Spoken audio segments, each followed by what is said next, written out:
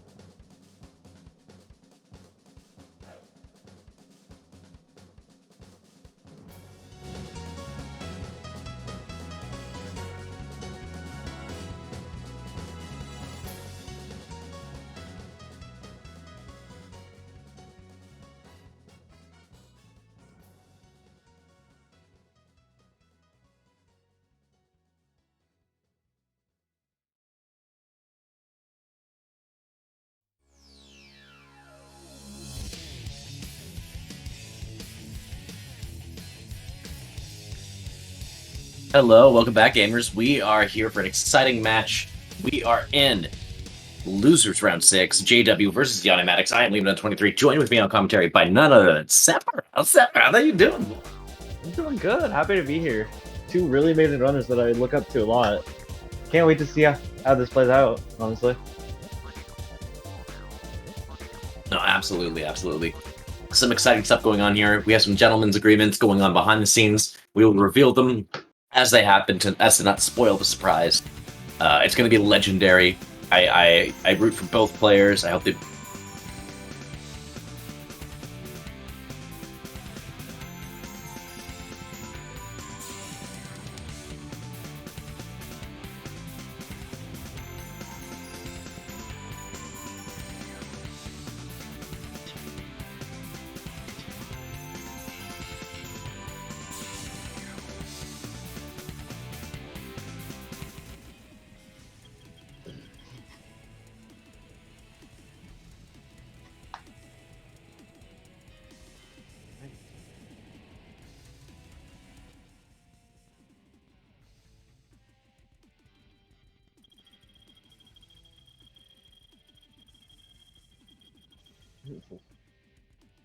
Liam dead? Sad. see anything going on here. There you go. Okay, all right. We got right up at the screen here. We're up at the story select screen. Some exciting stuff.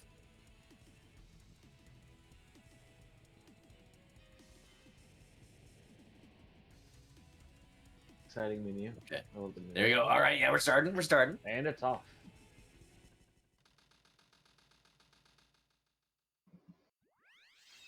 I'm very excited. Very excited. Yeah, I'm also very excited. Now let's see here. We got the first ramp for Yanni. We got the first ramp for JW. Second ramp for Yanni. Second ramp for JW. Third ramp for Yanni. And third ramp for JW. Look at that. Nice and relatively stress-free board section of both these runners. Ooh, Jan missing the rail section there. JW there. So having a little bit of difficulty getting set up for this section here. And Yanni is pausing. Gets City Escape Skip. Ooh. Love to see it. And JW missing it. Oh no! Luckily though, JW has done a lot of ILs for this game. So it's very familiar with the movement mechanics of every character, how to optimize every section, knows the IL routes and strats, knows what to do for these sections. Not going to be too far set back by this this difference here. Loop's not messing with him. We love to see it. Yeah, Yanni with a relatively clean truck section. Coming out with a 124 City Escape, 125 with the pause.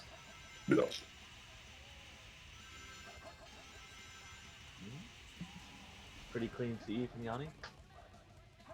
Absolutely.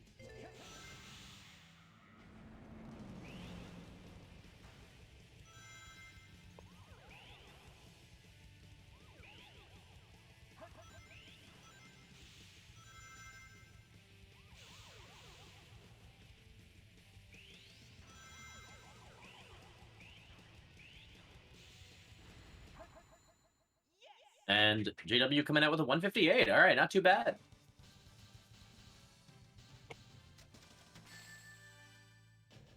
Oh, Yanni falling off the box. That's going to lose him a few seconds there in Bigfoot. This is the chance the JW needs to make up some of that lost time. Yanni taking a hit as well, too. Not going to... Ooh, that's going to mess up that cycle as well, too. And finishing out without too much more difficulty. That's going to bring Yanni to a 159. So I'll have to see what kind of RNG both these runners get.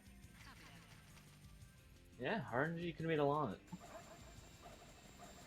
My eyes are glued. What kind of free pieces do we got, if any? Okay, we got in front of the double containers P1. I think I might have seen Pillar without the treasure there. I could be wrong, though. Sandy Path, okay. 2149 from JW for Bigfoot. Very good time. And what do we got? Oh, yeah. Is it? Is it? Yeah. Okay, I did see it. I did see it. All right.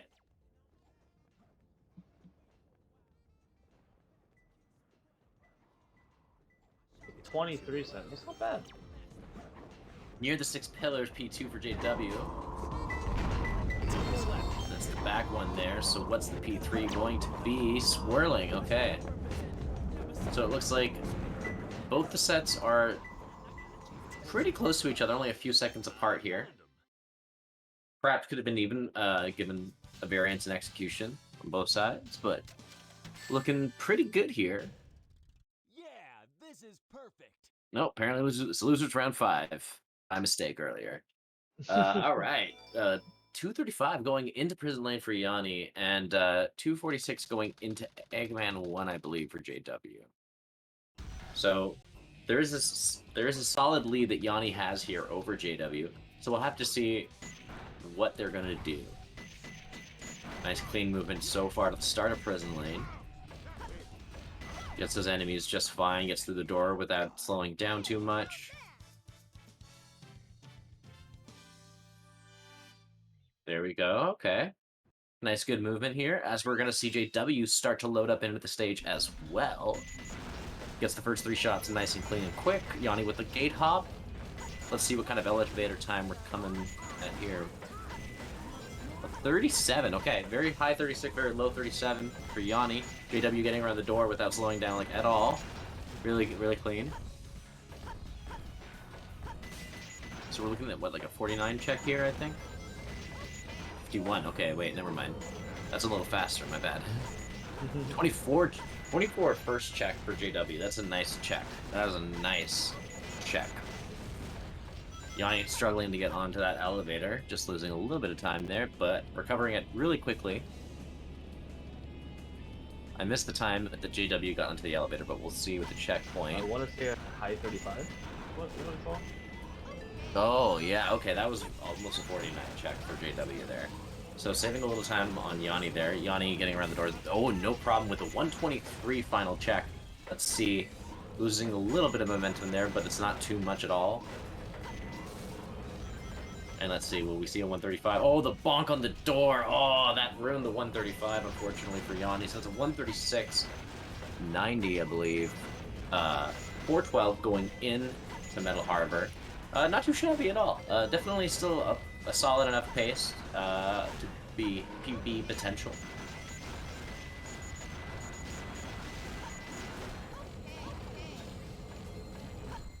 And, ooh, JW with the 132! Really 132! Okay, alright, listen. That's yeah, dude. That's a prison lane that a lot of runners really wish they could have. A lot of runners. Including? Including me. Do you want that time? Of course I do. What's up? I always wanted to get a better time in anything. But the question is, am I willing to put the hours in? That's a whole other story. Anyways.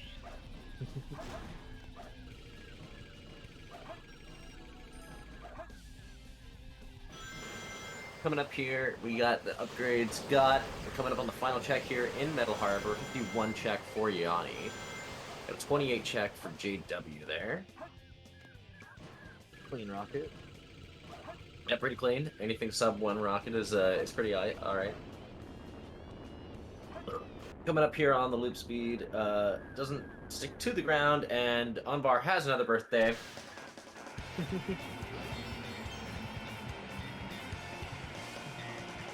JW with the 52 check, coming up on rocket skip here. Gets it, no problem. Cutscene brain takes over, mashes pause during the rocket. Yanni exiting Metal Harbor with 5:38 on the timer. Barely made it.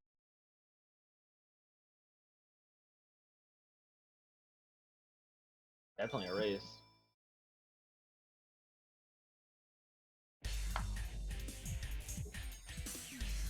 That always scares me. So far, so good. Seeing JW Hey, that's... go from the loop that low. Hedgehog again, of all places. I found you, Faker. On a Shadow one. I think you're the fake hedgehog around here. You're comparing yourself to me? Huh. You're not even good enough to be I'll my make you fake. eat those words.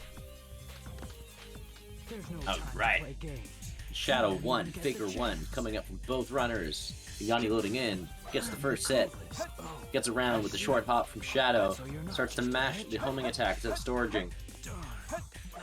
Impatient strats, but works out, gets a 1455, or sorry, 1454. Sub 6 going into Green Forest, always a solid time. And for JW, sub 6 going into Green Forest without City Escape, also really solid. Or without City Escape, skip, I should say. Better. What are you doing? Hurry and get back You're here the right better now around before the here. island blows Better. up with you on it. Blows up? I love that bit. That's great. You gotta get out of here. Find Amy and Tails. Right away. Alright, let's see some tech. Now, we know that Yanni's ahead, but JW has been grinding Green Forest like crazy, so we might see some next level execution coming up here. Whether we get a skipless time or not, we might just see a sub 130 regardless from JW's side. It's what I'm hoping for. Gotta live up to the name.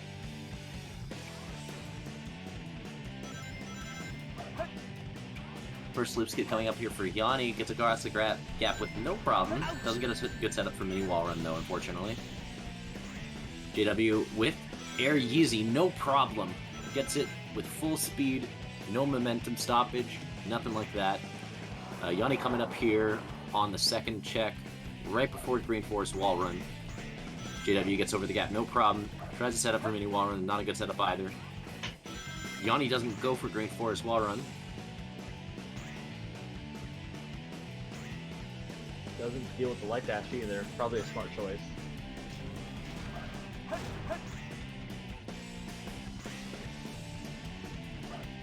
Have to go. JW not also not going for Green Forest wall run.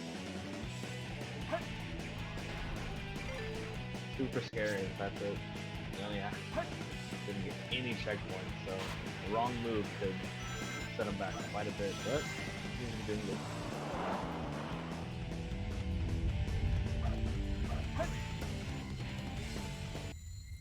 Yes! Yanni clutching out a sub 140 skipless time. Nice and solid, really clean. JW coming up on the end here. Huh. No problem. Looking like we're not going to see a sub 130, but we are seeing a pretty low 130 skipless time. 134. It's going to save him like 5 seconds there on Yanni. Now the difference is only 12.08 seconds. Where is the sound defense when you need him? I very much enjoy sound defense what he does. Master Emerald. Yeah, sound defense. They've been doing an amazing job keeping tabs of the score differential coming out between each stage. It's really, really handy for when, especially when there's a big RTA difference. It's closer. 2 more left. Let's see what we got there. Piece 1 Pumpkin Family, Piece 2 Tombstone near some grass. Looking like a really clean set so far. Double containers, P1 for JW, King of the Hill, P3 for Yanni. Unfortunate. Scarecrow protecting a container though. Okay.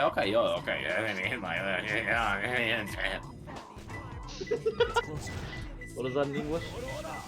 Yeah. Okay. Oh my God, King of the Hill. Oh, King of the Hill. King of the Hills. Oh, unfortunate. Yanni's still Yeah, getting this is an perfect. average time though for Pumpkin Hill. Clearly showing off how good the line between those three pieces were for Yanni at the end of the day. JW clutching out a 45 time on Pumpkin Hill. Still, again, maybe slightly below average time for Pumpkin Hill, but still really solid at the end of the day, given King of the Hill. Just goes to show these runners' skill level. This is true. This could either make or break. Cashing these buses, dude. Cashing the bus.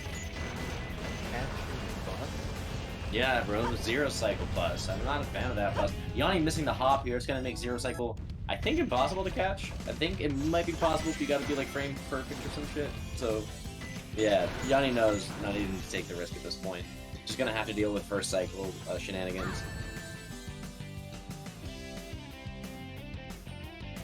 This is definitely a race. JW really pushing this upgrade. Actually, oh, just pushes it not too far, actually. Gives him a lot of room to make tiny little mistakes and still comfortably catch it. That's nice.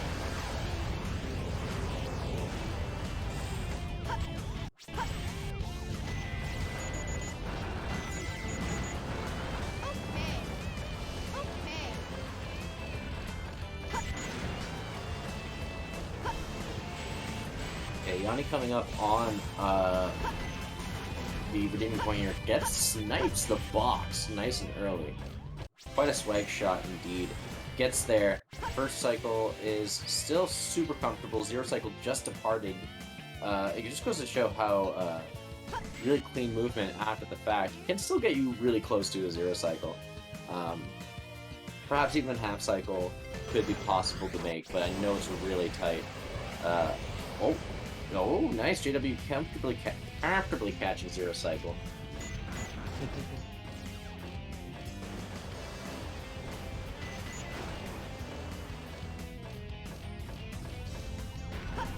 Whoa. Nice sliding down a bit. See that? Oh, so this is round 6. My bad, fellas. Get the program, man. Oh, I gotta get with the program. Yeah, there we go. It helped. I did it! 220 mission stream? Oh, oh my goodness. No way. No way. 10:35 for both of them going into Aquatic Mine, separated by only 0.65. That's the lead that Yanni has right now going into Aquatic Mine. What kind of pieces are we going to see? The RTA difference is probably a good 10, 15, 20 seconds. I'm not too sure at this point. Hard to say, but this is looking pretty fun, pretty exciting. And let's see, we get a yellow pig right off the bat for Yanni. We get any free pieces? Okay, we get near the back wall for JW. Any free pieces in the top room for Yanni? We don't see any, it seems. It's closer. 2 more left. Steel Skull Beam. Any free pieces for JW? Container on the shelf, P2. Water level height, P1 for JW. Gets the free piece. It's closer. Yeah, 1 more left. Brick room always underwater. Is Yanni gonna do the... Yeah, he's gonna do the rev clip out there. It's closer. Floating with goes. Yanni is out. 33 on the clock. Oh. So 11:08 total. Looks like JW is losing a little bit of time here, unfortunately. Yeah. And this is clips in a little too far, losing a few more seconds, unfortunately. Here we are, 11:14, 11:08, going into Route 101. There's still about half of the game to be played left, half of the run to be played left. This is exciting. Seth, what are your thoughts, dude? Oh, I'm really excited for especially this stage. What are your thoughts? This stage can be a lot of fun. It's one of those things where I think a lot of people wish that we could reduce the time on it a little bit until until we can figure out some major skip and somehow like load in collision on the later parts of the track earlier on. Then unfortunately we're kind of stuck. Oh, it looks like we're seeing the gentleman's agreement coming up right here. Right here, the gentleman's agreement coming up. Oh, and boom! There you go, JW smashing into that taxi. Yanni had a little trouble trying to get that first taxi hit, but coming up, boom, gets the taxi hit. There you go. All right, 1-1 score right here. Bumper cars coming up. JW gets the black car. There you go. That's 2-1 for JW. Let's see. Coming up here, we're gonna get. Oh, okay, and boom, the second hit for Yanni's, third hit for JW. This is exciting. I'm loving this. Let's see what we get here coming up right now. And third hit coming up for Yanni with the white car. Oh, Fourth hit coming up for JW, but misses it. Oh, misses the car there. Yanni gets the third hit on the wrong car. The fourth hit, there you go. Good boost. Interesting order for that. Yeah, very good boost. Okay, we're tied now. We're tied 4-4. Let's see what we got going on here. Okay, what's next? Next thing coming up right here. Okay, here comes a taxi for Yanni. Oh, that's 5. Let's go. And JW coming up on the taxi as well. That's 5. No, there you go. All right, what's coming up next? Let's see what we got next. 2 cars. All right, let's get these cars. Let's get the show what we're made of here a little bit. Get the boost real quick. You got to boom. They get the black car. Okay, JW coming up on the SUV. There you go. Boom. There you go. And the black car. And JW's in the lead slightly by 1 car. Yanni is trying to catch up to this car, trying to smash it to smithereens. Let's see. Boom. There you go. We get that car too. We're tied. I forget the score at this point, like 8. I don't know.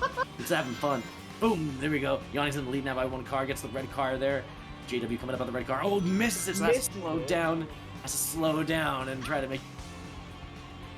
Sure. Boom! Yanni on the taxi. 2-point lead for Yanni. Okay, let's see what we got here. Coming up. Let's see. Okay, JW finally gets into the car. He clips into a little bit. Boom! 3-point lead for Yanni. JW struggling to get the car. Boom! There you go. All right, now it's a 2-point lead for Yanni. All right, let's see. Okay, 2 cars coming up. Boom! 3-point lead for Yanni. Easy. Okay, 3-point lead for Yanni. Oh, 2-point lead. flipped There it. you Oh, go, he got 3-point it. lead again. Right. Yeah, okay. Back to a 3-point lead. Okay, 2-point lead, 1-point lead. Oh, and boom, I think they're tied. I believe they're tied. No. JW's Yeah. far back enough. I wouldn't be surprised if another car spawns in, or maybe he doesn't, maybe he can't, I don't know. I don't think he can. There you go. Yeah, they're tied. There you go. They did it. They both successfully hit every car on Route 101 on their way to find the president. All right, this is what gameplay is made of. This is what excitement and dreams are made of in this tournament, folks. Melon skip. Melon skip. That'd be funny. All right, Seth, I'll let you take over hidden base. Oh boy. Hidden base. A lot of pause hover. Let's hope. There's a number of skips that we can do here. I have no idea which one we can do. It's like the safe strat with axle drop. For Yanni. Yeah. Very clean.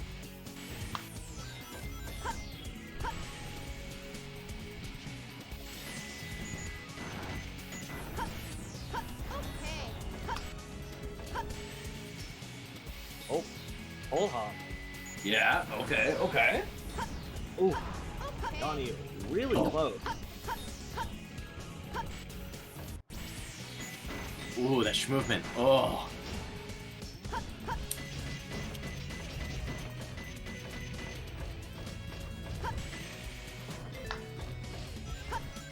Doing pretty good. Moving and grooving.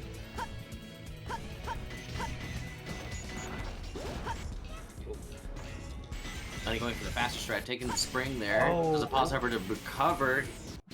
Another pause hover to get over the door. It looks pretty good. Okay, JW with the 51 check. All right.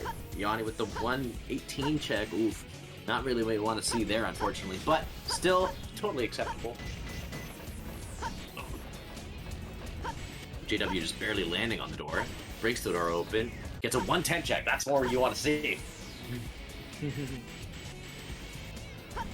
Ooh, okay. Schmoovin from JW.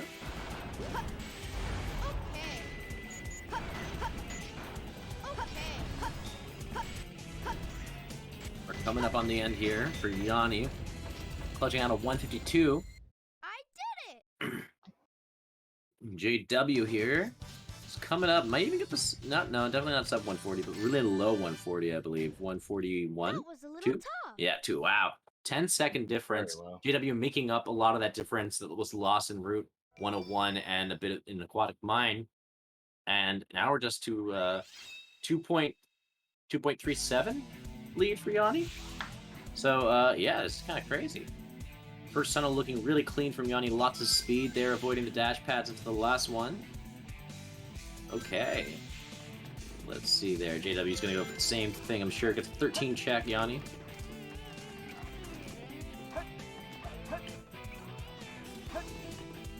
Cowbox, however, gets a little extra height than he needs, but it's fine, it's safe. JW with a 12 check.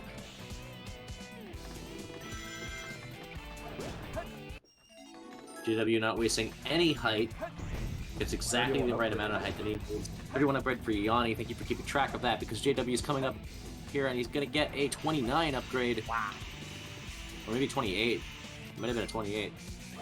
And Yanni coming around, setting up for first try door escape. Lands exactly on the spot, not wasting any time for the setup. Really clean. Second tunnel. Let's try to get that speed. JW is also going to set up right there, and boom, excellent. Oh, and misses the bounce on the hourglass, and gets a hug from a ghost. Unfortunate. 103 check for Yanni, dashes through, unfortunately. Sets up, boom. We're getting ready for snake skip. Better. Better. Oh no, Yanni goes too low. Ooh, but JW gets hugged again. Second tunnel being rough. Yeah, the second tunnel being super rough for JW. Yanni not even opting to take snake skip this time around, especially with free cam. For some people, it can really mess them up there. JW gets the snake skip, now slightly ahead of Yanni in the stage. Actually, this might be enough to pull ahead here. I do believe it will be, so we're going to have to see. Gets the bounce on the hourglass without any difficulty. Gets the super bounce there, skips the little loop part. Does not set up for the grass bounce. Understandable strat here. Yanni coming up from behind, also does not set up for the grass bounce. Gonna just clutch out time that is just 10.5 seconds or so behind JW as the lead gets swung back into JW's favor. I believe for the first time this race. I want to say so, yeah. Nice, It's pretty good lead. really close. It was half a second lead for Yanni coming into Aquatic Mine, I believe. So JW has clutched the lead now. It's up to him to secure a good Death Chamber set. Bugs Food, really good piece one. Blue Room piece, so you can Death Strat it, not a problem. No free pieces in Roasted Keys or Bugs on Patrol from these runners here. Yanni resetting, not liking his P1. Above the small flame is going to go this way, and yeah, it's not red, so this is going to be blue, which means you can check core, free piece, doesn't see one. JW gets set up for the Death Strat coming up right here, as Yanni's about to do the same, gets a blue box clip, gets right in there. JW with the first try Death Strat gets Bugs chatting. Yanni does not get the first try Death Strat, does not get Bugs. Well, the Scorpion used to be P3 for JW. It's over. So that's going to be one of the secret rooms. I always confuse the two names and confuse the two locations a bunch. I usually just figure out as I go along the way. Nice. Alright, so JW clutching out 48 time. This is excellent. Eggman's eye level for Yanni for the final piece. This is going to be alright. As long as we can get there with relative speed and ease. We are going to lose a little bit of time to JW here, but it's not going to be too much. We're only 15 seconds behind now total. So, yeah, this is looking still really, really solid, really, really close run between both these runners. It's going to be one of those excellent times.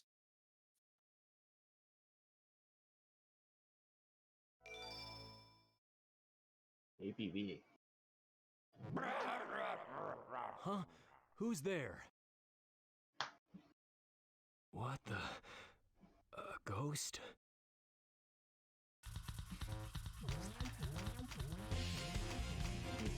Pretty standard fire for KV. Not really much to say here.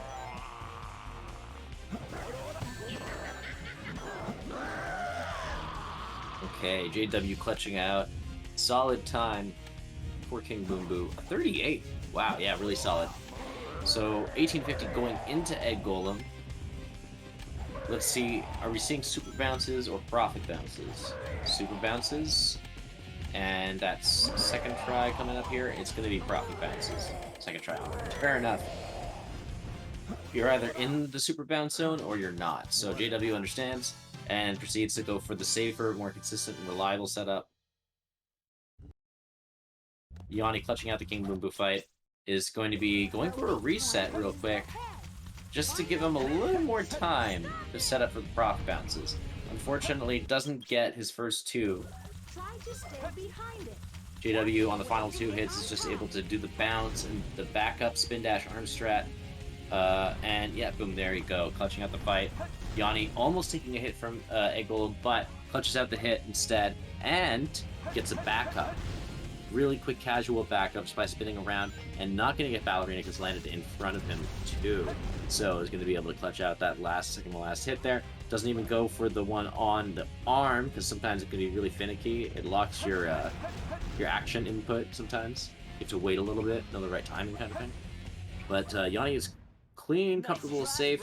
Gets out with the sub 40 egg golem time. Love to see it. Will we see a Quan? Hope so. I love sequels. Oh, almost. Didn't quite get it though.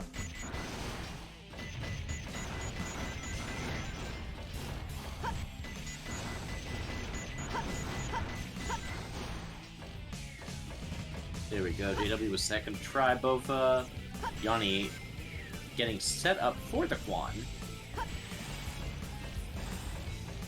Okay, I like the movement. I like the speed. No. Oh. Okay. No, I don't think you can get. Okay. Yeah. No. It's The dynamite packs explode. The colony will...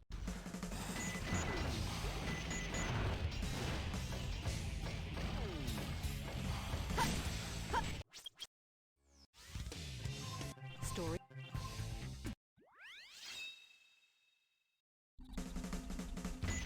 Yanni getting a game over? Unfortunate. This is unfortunate. This is giving JW just the lead that he needs to feel a lot more comfortable here coming up on the end game. Yanni's gonna have to hope for some really clean movement on his end, and hopefully, a Quan. Okay, we see a Quan. Yo, Chow Quan. Hey, which is Quantum Chow? Let's go.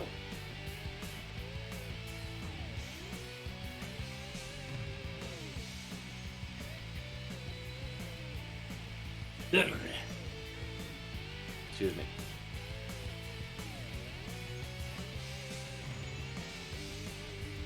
Alright, let's see what kind of set JW's going to get as Yanni pops off for his Quan recovery.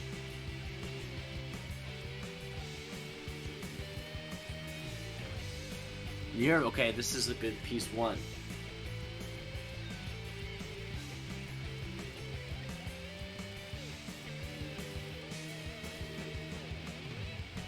Stars.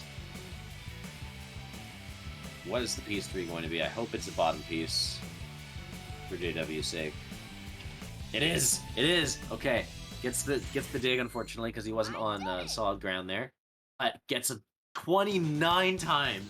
Oh my goodness. Wow. I got Yeah, it Yanni's better kind of next screwed time. unless he gets the IL set. This is insane.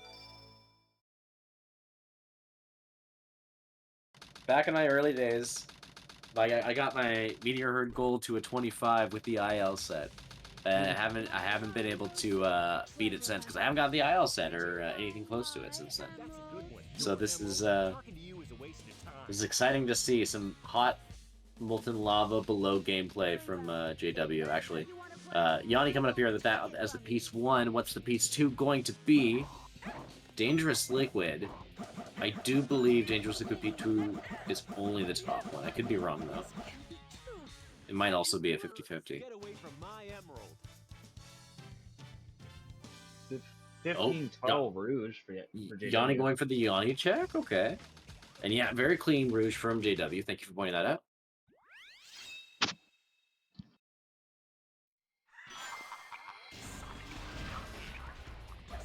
Team 2 or Team Beacon, so that's near jump from a star. Using the gravity control switch. Oh. Okay, nice recovery there, Yanni. JW getting set up in Crazy Gadget. Getting past the first checkpoint little thing there. Ignores the life, knows he doesn't need it, gets the speed he needs to get all the way over to the checkpoint with a 25 time. Ooh. And there we go, coming up. Oh, lands on that switch. Unfortunate, but not a big time loss. Free cam box hover, immediate setup. Not even a difficulty. Not even a problem for JW. Goes for the early jump, knows how much distance he has. He has insane distance. And gets a 48 time. I mean, I'm guffawed, I'm baffled, I'm stunned. That's seen him do this a couple times. It's pretty great. Huh. No problem. Yanni having some trouble with Rouge. Unfortunate.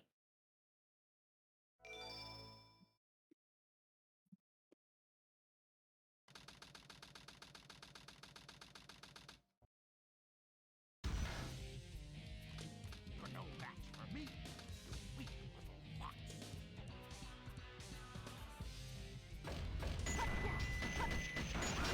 All right, no more no No, I can't lose to 1449 Eggman 2. Pretty clean.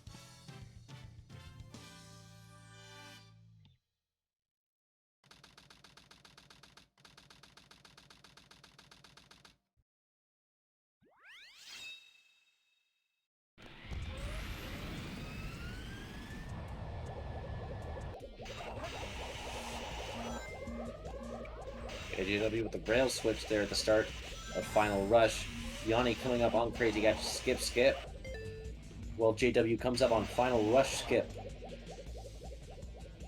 Oh, Yanni trying to go for the Deku camera.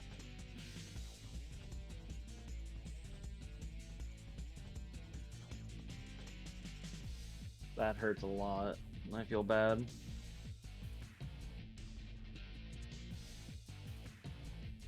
Okay, there you go. Okay, nice. A lot cleaner. We're out of bounds now for Yanni as JW is falling to the gold ring. Yanni going for the quick bounce. Attack cancel. Gets the height and distance he needs. He is out of Crazy Gadget.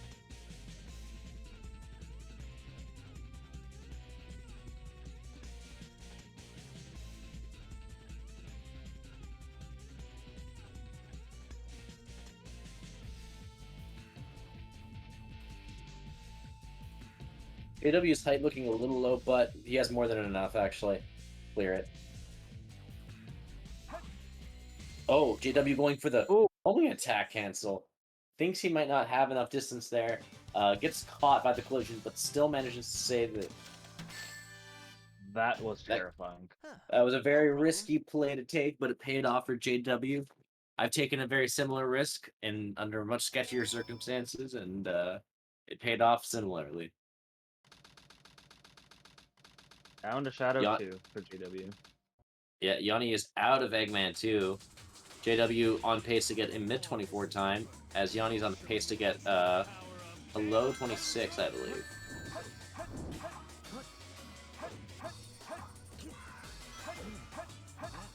JW coming up on the final 2 hits, goes for the bounce back up on the last 2, and he is out. JW with the 24-26. That is my PB. JW, GG on your victory. Let's go. Yanni misses the rail. What is he going for here? Ooh. GG. It was a very good race. Sonic, I did it. Yeah, that is only slower by my slower than my PB by 0.25 seconds. So GG, JW, that's an amazing time. Yanni is going for skipless.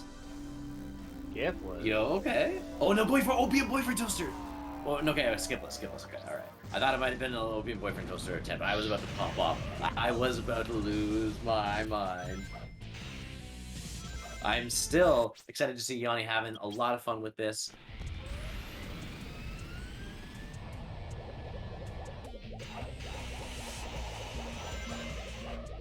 Oh, going for the IL rail. Okay. Grabs the life. Might be useful. Uses it.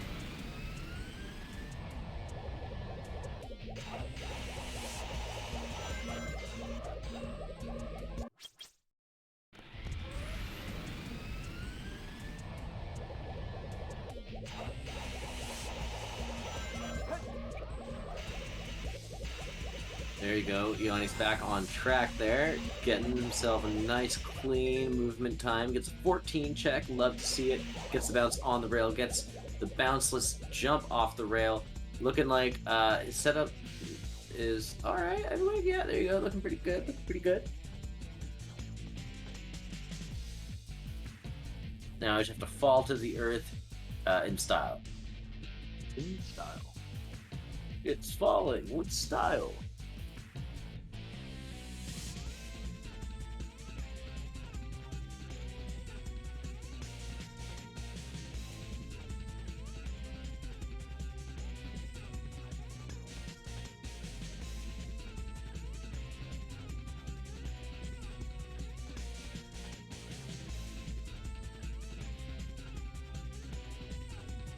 Okay, we'll find out momentarily whether Yanni has in a fight, and of course he does because it's bounceless. Yeah.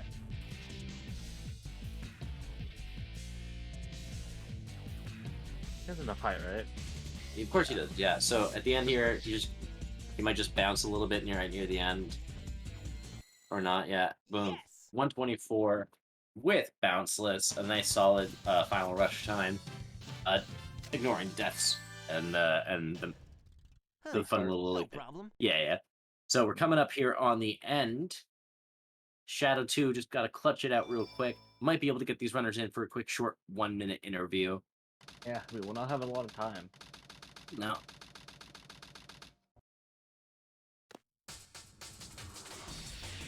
Before this is over, I'll show you the true power of chaos. That's first hit. That's second hit. That's third hit. That's the fourth. Last one. Oh, and GG to Yanni. 27-41-01. Shadow.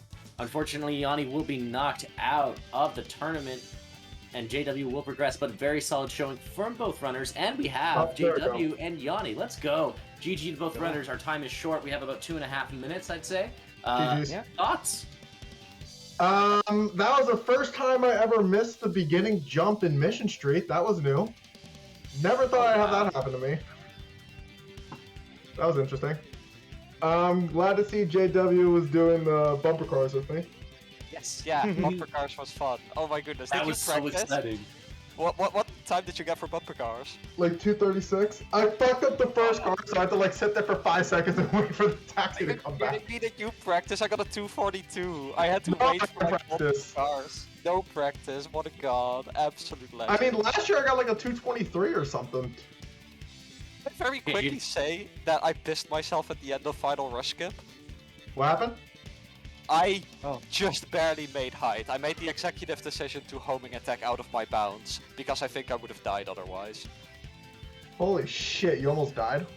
Yeah, no, I swore off homing attacking out of the bounds, but I was like, oh my god, this is death. This is definitely death. And then I homing attacked and I was like, oh. Yeah, no, what kind of sealed it for me was I didn't get second try Bofus, which was a game over and I had to reset. Oh yeah. Yeah. We only have a minute left of interviews. If you have anything quick to say it now. I will say, keep in tune for the SA2 Discord. I will be sometime in the next few months posting hunting mega docs, so keep those in mind. If you want to learn your stages like Cryptic, I will have info for you. No, there will be no Yanni checks. I'm so glad we got to do this again, Yanni. GG. Same here, honestly. GG's. I'm glad that I was able to race against you and that you were the person to get me out. Good luck against Dawn. Thank you. I definitely need it. But Well, actually, let me rephrase that. Whoever wins versus Dawn and Flood, but we keep talking about Dawn. But good luck to the winner of you versus whoever wins between Dawn and Flood. Thank you. I made top 8. Well, that was my goal coming into this. Very good. Sorry to keep interrupting, guys, but very good no job. worries. We gotta get going in. We gotta wrap things up. GG again. And yeah, good showing. Great work, guys.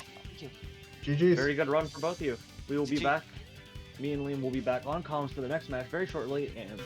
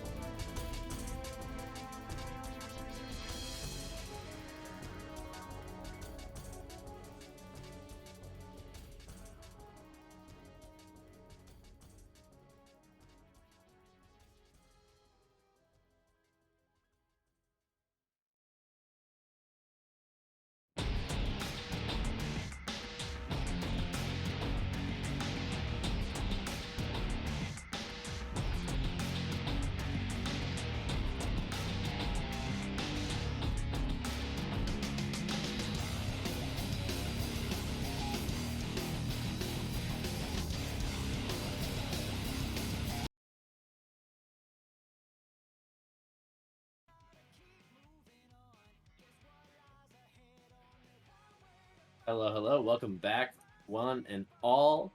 We are here for an exciting match, and I am Lehman23. Joined with me on commentary by Sephiroth. That was just Sephiroth. How you doing? Hello. I'm doing good. Last match was really fun. I was glad I was able to commentate it, and I said, why not commentate the next one? Because I'm crazy. So we have Imposter JW versus Imposter Jan Maddox coming up again. Rematch, grudge match.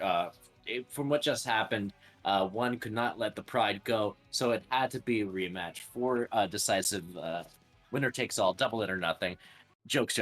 We got Dawn versus Flub coming up here. This is going to be really exciting, and I believe this is. Let's split it up. I'm going to check the browser. Oh, This is loser is round 7. no. No, This is no. winners I'm set. Winners something. So yeah, I'm dumb. don't mind me. Ramble. Winners. Options. Hold on. Dawn versus Flub. No, this is losers round 6. This is losers round 6. Okay. Schedule says otherwise. This is W something. I don't know. I can't read the schedule. I'm blind. I can't read. Select. Choose a file. So let's see. Looks like we're getting started here very shortly. We might even be getting started early, which would be kind of nice. Or unless I'm. No, I'm not. Okay. 12:29, 12:30 is coming up right now. We are on schedule on a really good pace here.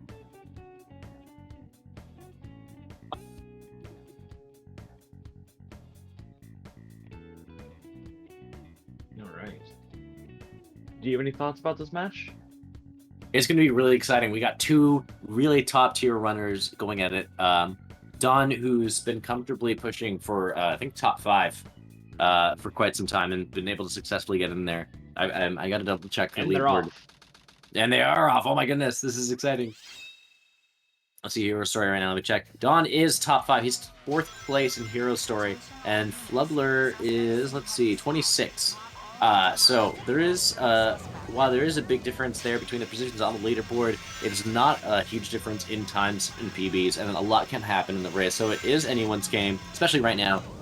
We got a nice, lovely RTA sync happening, which is oh so lovely. Okay, this is very exciting to watch. Where both of these runners are coming up. Flub pulling ahead slightly with some speed movements. Okay, all right, Flub, we see you here. Okay, pulling ahead of Dawn. Let's see what we got here coming up. Okay, 36 check. Okay, I'm happy when I get 37 checks, but Flub just gets 36 checks and a CDE skip. Oh my goodness, Dawn struggling to get first try, backs up for second try. This is a risky play, but it could pay off. And it is certainly faster than skipless. Oh, unfortunate. Dawn's just going to have to take skipless now. Okay, but the recovery is insane from Dawn, and he has great ground control, and he is moving like crazy.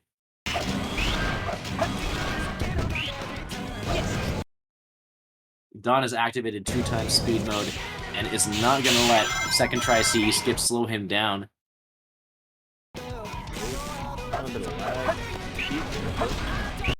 And Flubler with a solid 121 CE. Very solid time. Very nice time. We're about to see the recovery of a lifetime, though, with Dawn. Even with second try CE skip attempt, we're going to see what looks like it's a sub 2, potentially, CE skipless. So, let's see.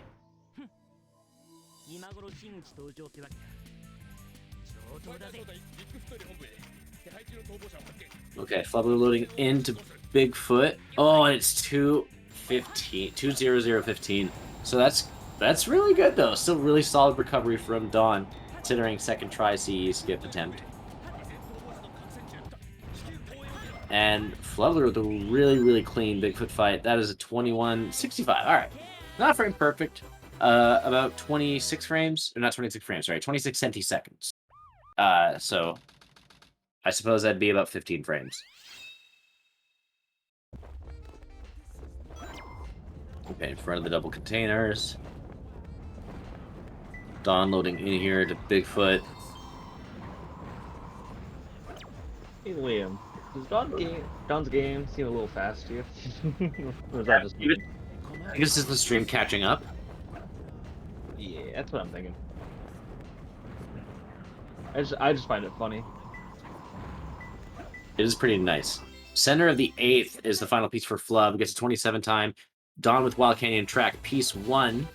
Going to use the wind tunnel to boost himself up to grab the piece. Yes! 完璧だぜ! Oh, and sees. Oh, okay, nice. Spots the free piece right there. That is excellent gameplay from Don. Oh, stream is cut out, unfortunately. So we're going to be focusing on Flubler here coming into Eggman 1. 211, 212 on the clock here, loading in. Let's see. Oh, and Don got a 19. I'm guessing, I think I saw Wild Canyon Track Piece 3 as well in that set. So if that is the case, yeah, no wonder Don got a really solid time with that set. Very, very good. Flub with a 1264? Or I couldn't really see too well. But loading into Prison Lane, gets the first 3 enemies fired off at no problem. Full speed ahead, Flub is going. And Dawn with a 1312 Eggman 1.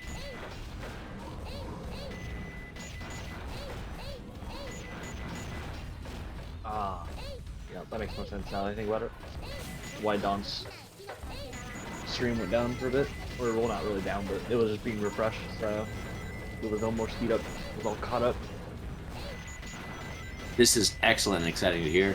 Let's see, Flub pulling ahead here, coming up with the 36 elevator. All right. Clean movement from Flubler. Don coming up here. First check's at 24. Nice. Okay, 50 check. Second check for Flub. And Don also with 36. Looks like it was slightly more comfortable. 36. Flub firing off on those enemies without difficulty, getting around the corner, jumps up. 49 check from Don. Okay, nice, yeah. Flub coming in and getting those enemies fired off, and all 3 of them nice and easy. Gets around the door with lots of speed. Very nice to see. 122 final check. Okay. Flub not losing any speed. Don waiting a little bit to get the jump off, but still manages to do it without getting hit by the enemy. Flub gets a 134 Prison Lane. Don firing off on all those enemies, no problem. Don with the 121 check. Okay, all right. These are checks that I only dream of, guys. Okay, share some of this saucy skill with us if you don't mind. I know it's all practice. I know it's all practice.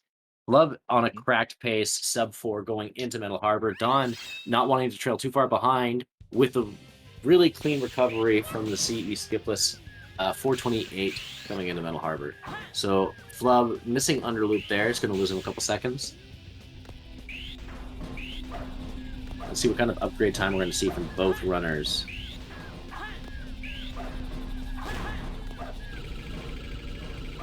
Okay, 2087 from Flub. Okay.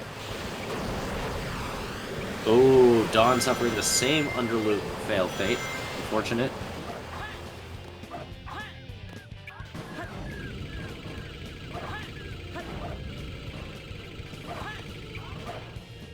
But nice recovery, gets a 2030. Nice time for Dawn, saving about half a second there over Flub.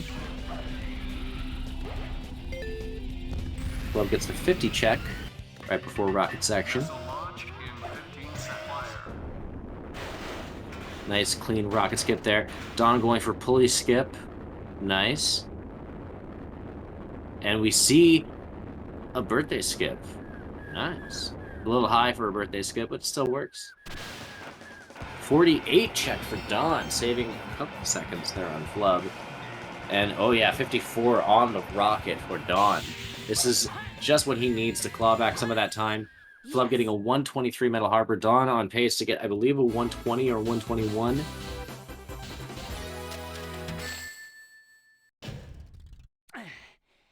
Not my day. Let's see. Jump around this loop. We get a 121 flat. Ooh. Really good time. Okay. ここまで来ればもう大丈夫だろう。あれはあの時のハリネズミか。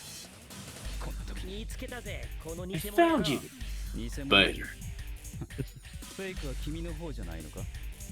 いや、 both runners coming up. Resisted. レベルが違う。I really can't. I really can't. Both runners coming up on the infamous Faker cutscene. 貴様と遊んでいる時間はない。 Really not much of a differential there between the two of them this early on, just 20 some odd seconds or so. There's still a lot of difference in strats, a lot of optimized movement from both runners' ends in their own sort of niches that can pull and swing this race in any direction. So I am excited. Flub 5:35 going into Green Forest, still a really solid pace. I believe this is 22 pace easily.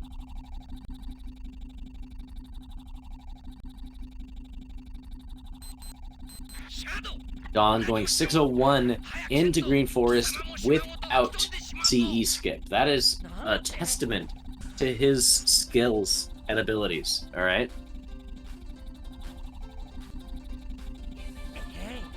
今は脱出が先だ。エミーたちにも知らせないと。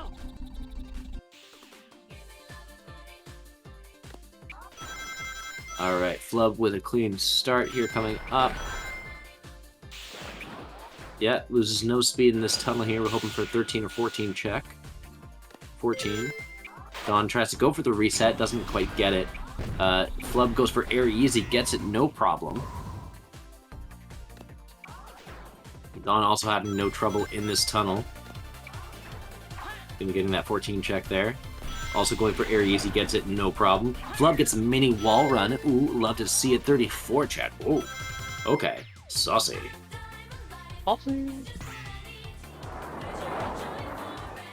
Don gets the first loop skip without problem, gets the camera to follow him, gets set up nice and comfortably. 4 mini wall run, but doesn't stick to the wall, unfortunately.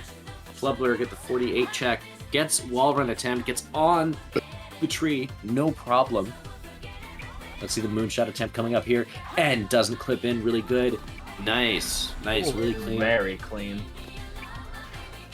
Don also setting up for the wall run attempt with the 51 check, so a few seconds slower than Flubler here.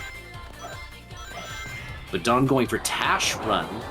Oh, unfortunate. We get a little Vertex moment, so Don has to climb up the rest of the tree now. Yes. Ultimately breaking even with a skipless time, or maybe even losing a second or two. And Flubber with a 121 Green Forest, a very, very solid showing from Flub.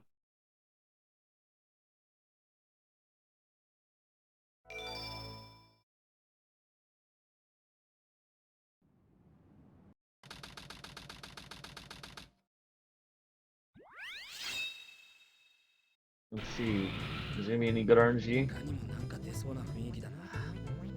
All right, Don with a very, very good skipless Green Forest, considering the wall run fail there. So, really, really solid time. Flubler going for Twin Skulls check. Doesn't see it. Turns, but doesn't turn. Piece 1. Not a bad piece 1 at all. Really, really good. Let's see what else we can get here. Oh, because they don't get along. Okay. What's piece 1 for Dawn? Skulls on left and right. Okay. Oh, Flub digging for under a chimney. And suffering from a stuffed nose. A really awesome piece for Flub there. Okay, 35, 36. Okay, yeah. Nice, nice. Pumpkin Hill for Flubler.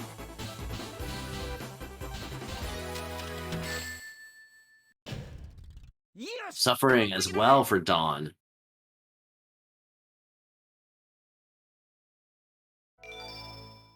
Oh, and they both clutch out a 36 time for Pumpkin Hill. Excellent showing from both runners.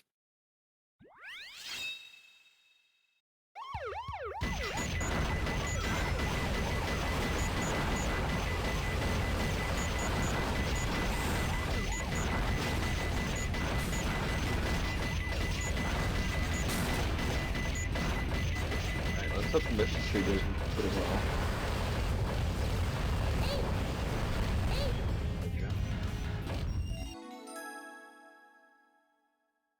Okay, Flubler pushing. Yeah, okay, doesn't push it too far. Oh, Missed missing his the boss weight jump. hop though. This is Don's chance to recover a good chunk of time. And Don, knowing exactly how far he can push it, pushes it pretty far. Probably to just about exactly where he's comfortable pushing it. So let's see.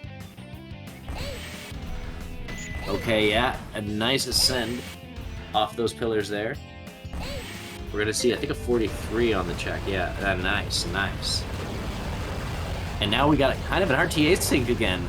So this is exciting. Oh, and Don gets that nice easy jump there. Just, I've been calling it Obama jump. Just gonna keep doing that. Don got Obama jump. Obama would be proud of that jump. Alright, Flub. Yeah, and Don getting there comfortably with no problem. Both of them taking the same strat to ride the weight up.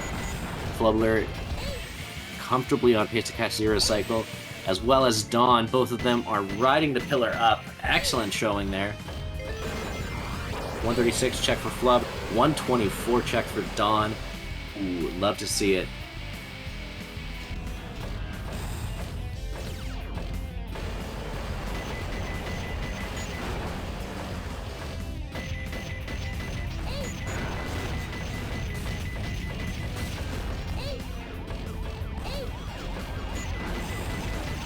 Wow, honestly, sometimes it feels like you're watching the same run just twice on two streams. Yeah. It's really exciting. These are the kind of moments that we live for as viewers. Oh yeah. 215 flat for Flub, and 202 flat for Don. Wow, nice round numbers for both runners. ちょっと手こずっちゃった And now, this is going to be a really fun chance to keep your eyes glued to the screen for cutscene pieces in Aquatic Mine. Let's see what we get. Don with faster loads here, it seems. Nope, don't see any. No, unfortunate. この鉱山中はこうなっていた Nope. I don't think I saw any for Flub either. ちょいと骨が折れそう And On the minecart tracks, no free pieces in the top room for Dawn. Flub with the reset gets the yellow ping. Oh, it's a top room piece, nice, so he doesn't have to check. Okay, Donnie with the back and forth on the minecart tracks. And the final piece in Ghost Room. この辺りか Oh, the 25 Aquatic Mine. Don really needed that. That is excellent.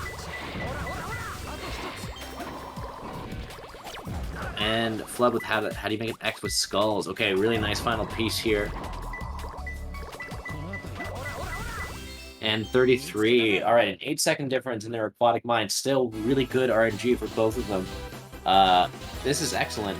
This gives Don the RTA lead and is giving him a nice, comfortable...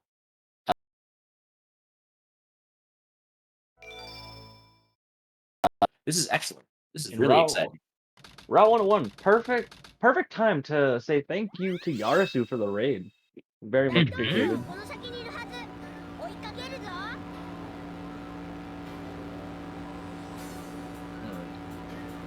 Sadly, no gentleman's agreement to hit all the cars this time. You hate to see it.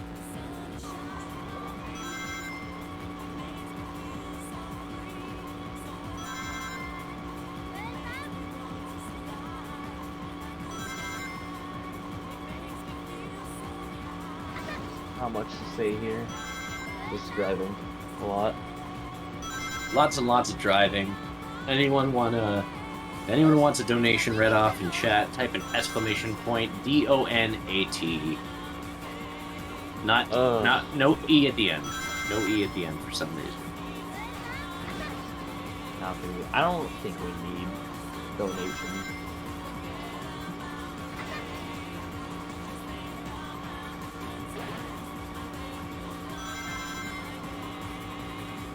Had to view during this run. Put my money towards Kill the Grub. Let's kick Frames' butt.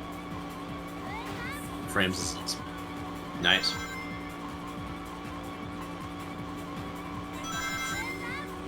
I do like frames. Okay, Flub on lap 1 got a 38, and on lap 2 got a 119. Dawn on lap 1 got a 37. And on lap 2, got a 119. Half a second lead in lap 2 there for Dawn. Let's see, coming up to the end here. Dawn's on pace to get a 214, it seems.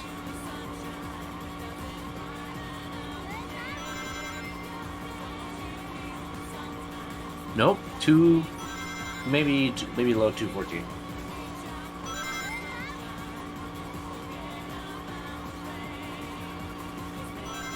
Yep. And Flub is kind of on the same pace.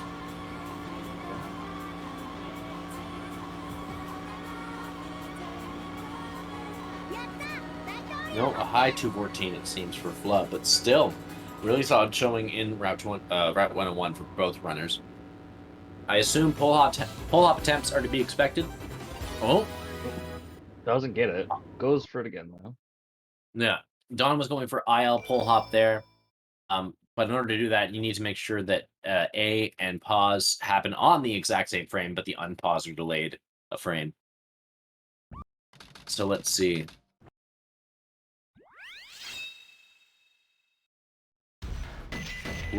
Loading into the stage. Don hoping to keep his full speed up and hover across this gap. Has the height, no problem. Excellent showing there from Don. Flub also going for pole hop. Doesn't get the height he needs. Backs it up with GC or... Yeah, GC. Okay. Don, unfortunately, losing a little bit of speed there. Lands on the door, gets the pause over the door, and gets a 112 check. Nice. Excellent to see.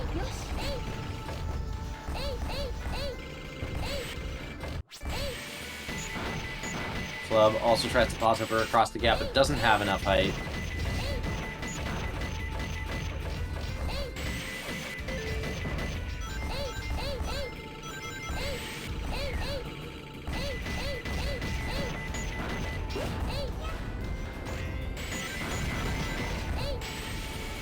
And let's see, Don coming up on the end here with the 145. All right. And Flub gets a 114 second check there, or final check anyways.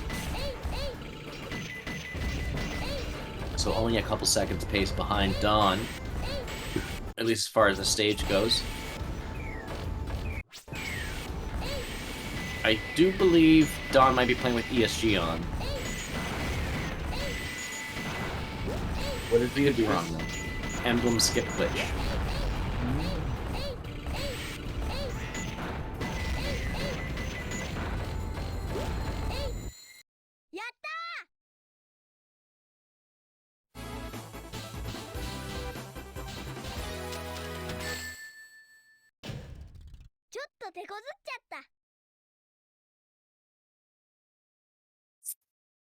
All right, nice clean movement from Don here at the beginning of Pyramid Cave.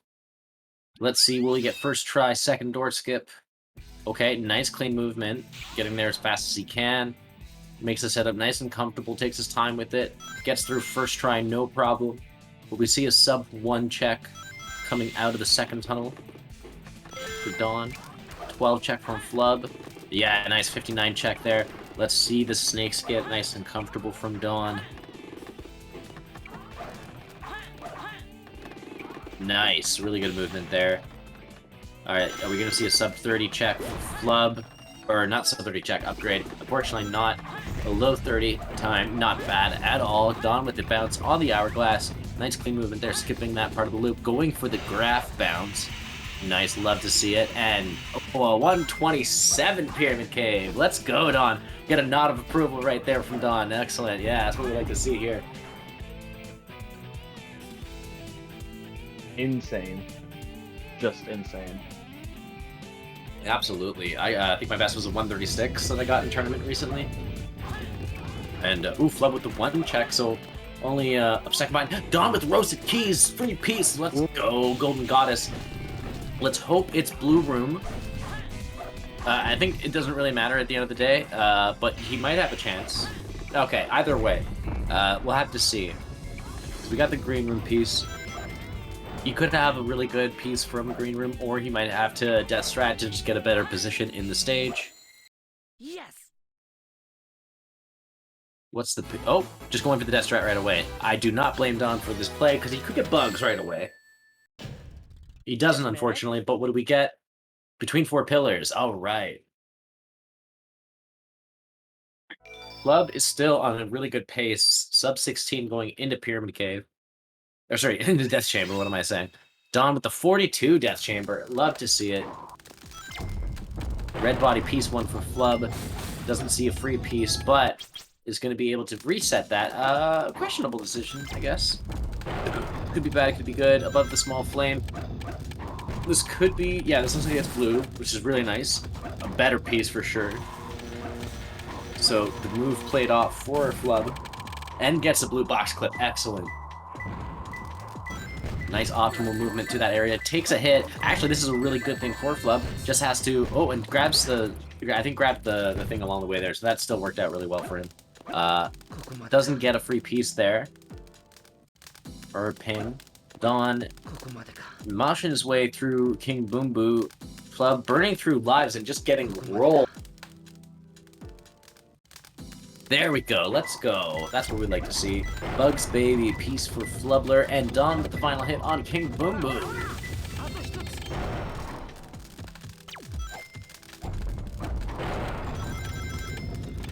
Okay, so this lead is much smaller now.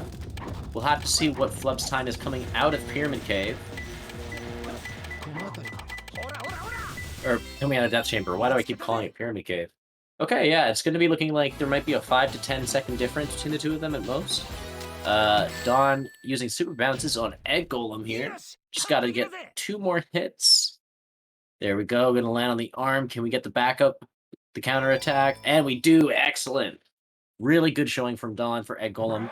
A sub 30 time. It's a 27 time. 18:11 on the clock for Don. Leaving Deserts. We'll have to see what Flub's time is leaving Desert as well to compare the two.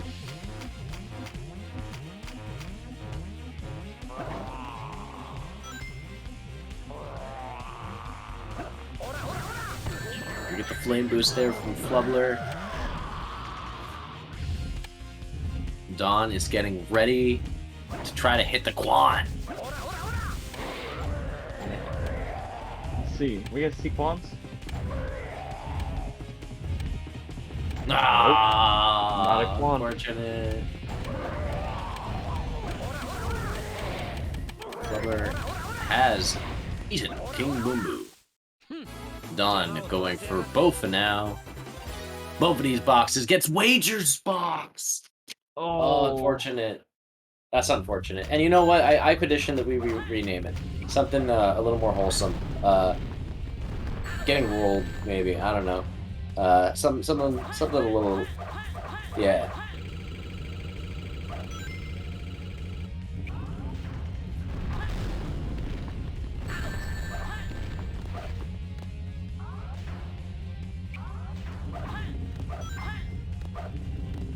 I was having a bit of trouble with Egg Golem. Shit happens. Don is out of bounds now, flying to the gold ring, and Flub unfortunately gets ballerinaed and is not going to be able to get the last hit off before the animation cycle finishes. And even if he does, he's going to have to wait for it to finish before he'll actually die. Unfortunate. All right, so maybe you can just take the counterattack from the head here. Yeah. All right. So Don is in the lead by a good deal here.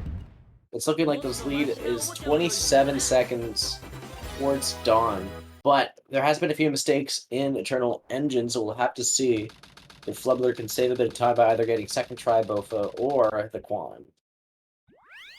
I believe.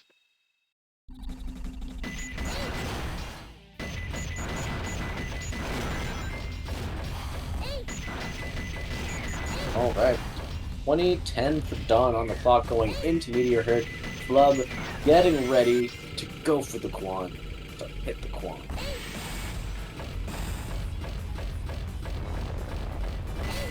Oh, unfortunate. It looked really good too.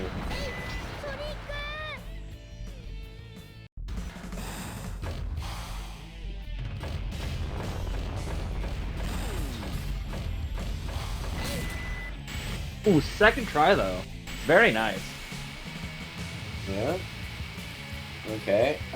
Don, unfortunately, not liking the first few P1s that he's been given. Dangerous Liquid. He's hoping that it's the middle piece. And it is. That's going to help him quite a bit. Checks for the free piece for in front of 3 tanks. Doesn't see it. Under a star, piece 2. This is nice. Doesn't really matter where your piece 3 is from here. Should the mini still be? Yeah. And Don clutching out a 33 Meteor Herd. Actually solid above average Meteor Herd time, for sure. Yeah, definitely.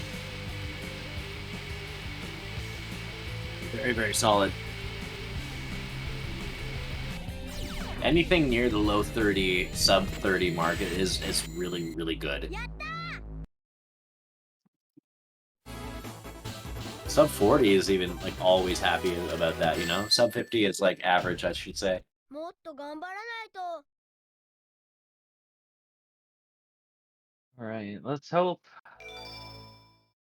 Let's hope Flub gets a good RNG, because he doesn't have a lot of lives left, so it's gonna be really stressful.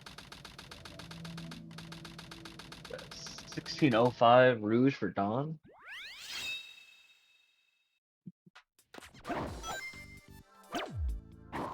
Drilling Oh, the tower. drilling tower, piece 1, okay. この辺りが2つ Dangerous Liquid piece 2. Yeah, Dawn, oh, almost missing. And, well, did miss, but almost fell into the acid. Luckily, that did not happen. Dawn recovering very quickly, though.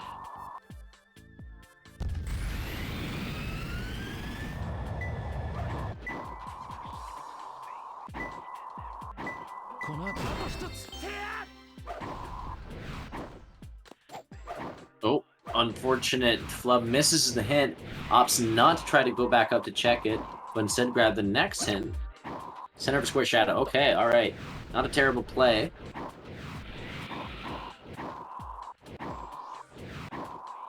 Dawn is out of bounds for CGSS, flying to the goal ring without any difficulty, has more than enough distance.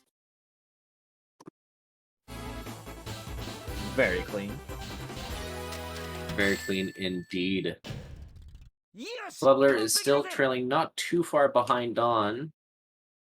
At least I think. Provided that CG goes really well. お久しぶりね。私のエメラルド、ちゃんと集めてくれたのかしら。 Oh, misses the second hit for the manip, unfortunately. さあ、私のエメラルド返してもらうわよ。 And Dawn is out of there with the 1772 Eggman 2. もう許さないって言ったい。 Last 2 splits coming up for Dawn. 私が負け And る Flubber is out of the root fight.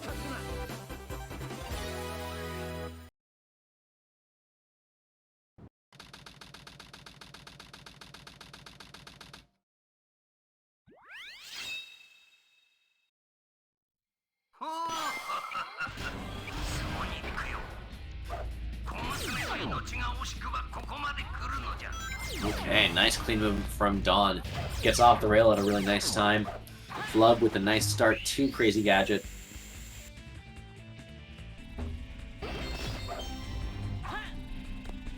Gets caught up in that little boxed area there just a little bit, but recovers nicely. Grabs the checkpoint for safety.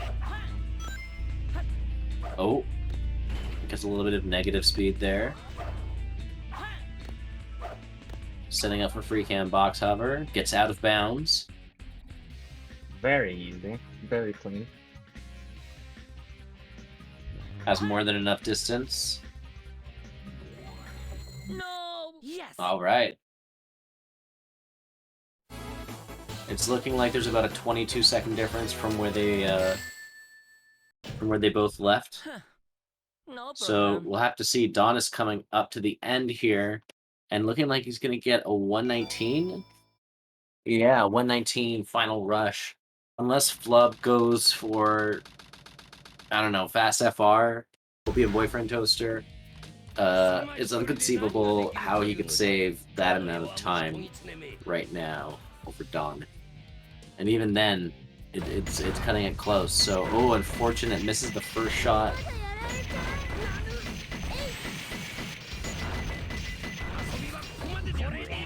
Dawn with the first hit on Shadow, second hit. Oh, Flub getting KO'd by Eggman. Unfortunate. And Dawn with the final hit. GG to Dawn with 2350. I-23, not a bad time. Absolutely. Oh, and Flub getting KO'd by Eggman again. This is so unfortunate. Flubler starting off with a really, really solid pace. Getting a little bit of trouble in desert there, and then in space as well. But it does happen to the best of us.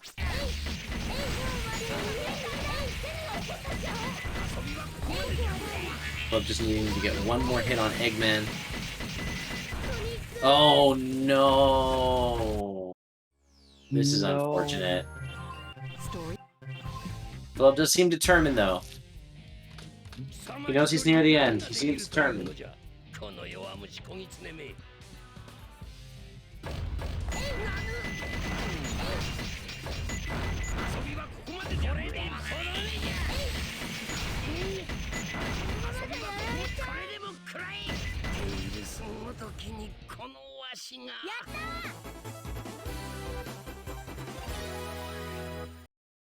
Okay, Flub is out of Eggman 2. Let's go. Flub down to his last 2 splits.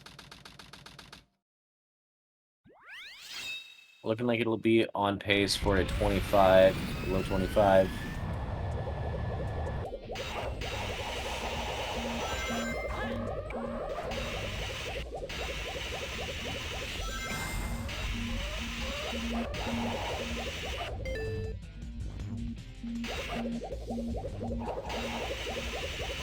Ooh, Flub is going... Is Flub gonna go for Fast FR? Or Open Boyfriend Toaster? That'd be insane. Okay. Oh, it looked like it... Yeah, I think it might have been a Fast FR attempt. Can I go for it again? Oh. I don't think that was the intention, but I think now he's gonna have to. Or skipless.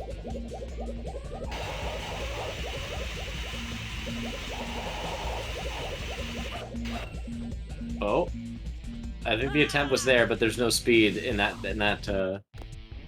way of falling with the rail switch, unfortunately. Okay, so ops into regular far skip. There we go.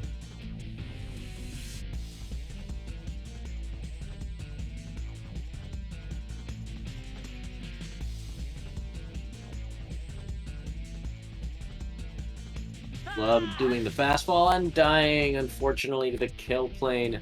Down to his last 2 attempts.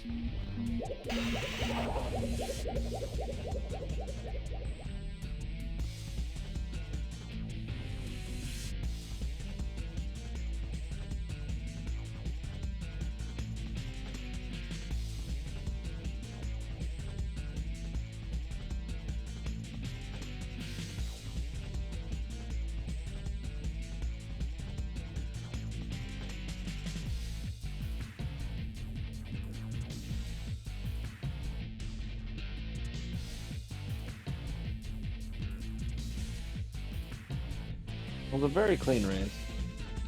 Absolutely. Very, very phenomenal execution and showing from both runners, keeping it nice and exciting, especially up to the mid-game. Flub is falling down to the earth now. State loading into view. We have more than enough height, it seems. Maybe not. This is good. This is good. We are just fine.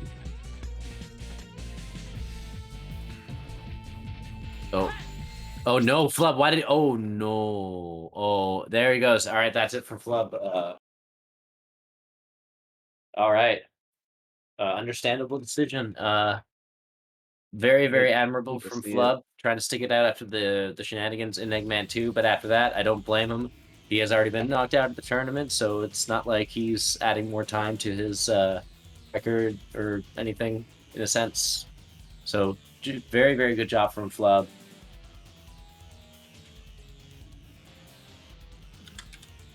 Don, welcome in. Congrats on your victory and GG on the match. Yeah, thank you. Very Yeah, cool race. I feel bad because I'm looking back at the VOD and like me and Flub were so close out of Eternal Engine, like seconds. Yeah. Sometimes space just happens. And I feel bad, but Flub has been improving so much. Oh yeah. Okay, he's coming in. What's up, Flub? Yo, Flub, Yo, GG. I tried so hard. You have no idea. Yeah, space is like that sometimes. Sorry about that, but you had a good run outside of that. Yeah, like I was even seeing a few people in chat mentioning the pace that you had going into like Mission Street, for example, like 7:33, I think, into Mission Street. Yeah. Yeah, very nice. I'm sorry for DNFing. I know you guys have a match very soon, and I want to leave time for this, and I don't know. I just didn't feel right with me to keep going in that sense because I don't want you guys to be hella delayed and stuff. So that's why I stopped when I did. You're Yeah, all good, Flub, and that was a really unfortunate FR. So that's totally fair that you don't want to keep going. Yeah. Yeah, no one. Yes, sorry. Go ahead. Sorry. I know DNFing is an awful move, but like in that case, because you guys have a match in 15 minutes, I gotta do it. If it was like bracket, like normal bracket, I would have kept going, but I was gonna say, Flub, never feel down if you've just been knocked out and you give it your best shot, but the next match is coming up and you don't want to hold people up. That's admirable. I don't think anyone's gonna ever blame you for DNFing during those circumstances. You've had your run and you can decide when to bow out ultimately, right? So you did a really good job and really admirable for sticking it out up until this point. You guys both played phenomenally. What are your thoughts overall? Because it was a really exciting match. I mean, in all honesty, like I was really nervous after Aquatic Mine because this was like a PB run almost. Like this was like really, really good pace. And so when I threw it after CGSS, that's when I knew like, oh my god, like this run was so good. Like I was thinking in my head that I might be ahead, but like at the same time, I was just like trying not to think about it too much. So I don't actually know if I was ahead. You were. Oh no way. I was having I've been having really rough like C skip consistency in the last couple days, and like basically the same stuff that happened against Drum happened here. Yeah, I missed C skip, went for it a second time, missed it again, and then I also fell off the wall during task run again. So it was basically similar to what happened during Drum. The difference is my mentality is I was able to like bring it back and play pretty strong. Like I was really happy about that desert section. The only thing that sucked was like missing the spring thing in hidden base. I lost like 3-4 seconds for that. Besides that, that was like it was like one of my top deserts for sure. Well, yeah, we saw the Pyramid Cave. You got a 127. You saw you like nodding in approval. And I was like, yeah, there we go. Yeah. We both got sub 130s actually. Nice, that's hype. Yeah, I mean, I was really happy about the 127, not even because it was just a 127, but it was like a 127 with me going for safe strats everywhere was the thing. Right, that's why I was so happy about it. Was because just like, I don't know, like even in runs, I rarely get times like that. And honestly, then in that case, we probably put on a good show. And for me, that's all that matters. To be honest, I kind of wanted to throw a little bit because I kind of want to be out of this tournament already because, it is a lot. Yeah, there's a lot going on right now and I want to take care of it. So, but yeah, that was a good race. GG's. Well, Flub, you've honestly, like, I just want to say you've improved so much, like, over the last couple of years. It's been really cool to see, and I'm excited for what's next if you're going to keep running Hero. Yeah. And who do you have to go up against now? Like... I think JW. JW won the last match, right? That's going to be tough. Yeah, it's not going to be easy at all. We don't have a lot of time here, so we got ended up. Yep. That was the race. A lot of good things happened, and we were the commentators for this amazing race. Very good to both runners, GG, and we have our commentate this. we have our first winner semifinals run next, M versus SMB. It's going to be a banger, so definitely stick around for that. Yes. All right.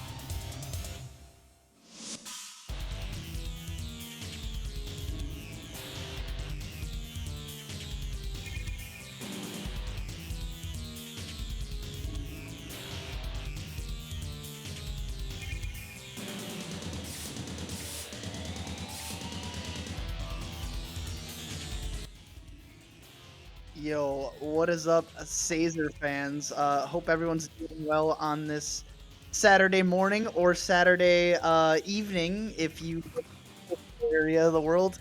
I am GURP98 here with Mikey Cool Money, and I hope you like us because we're gonna be continuing for the next 2 hours.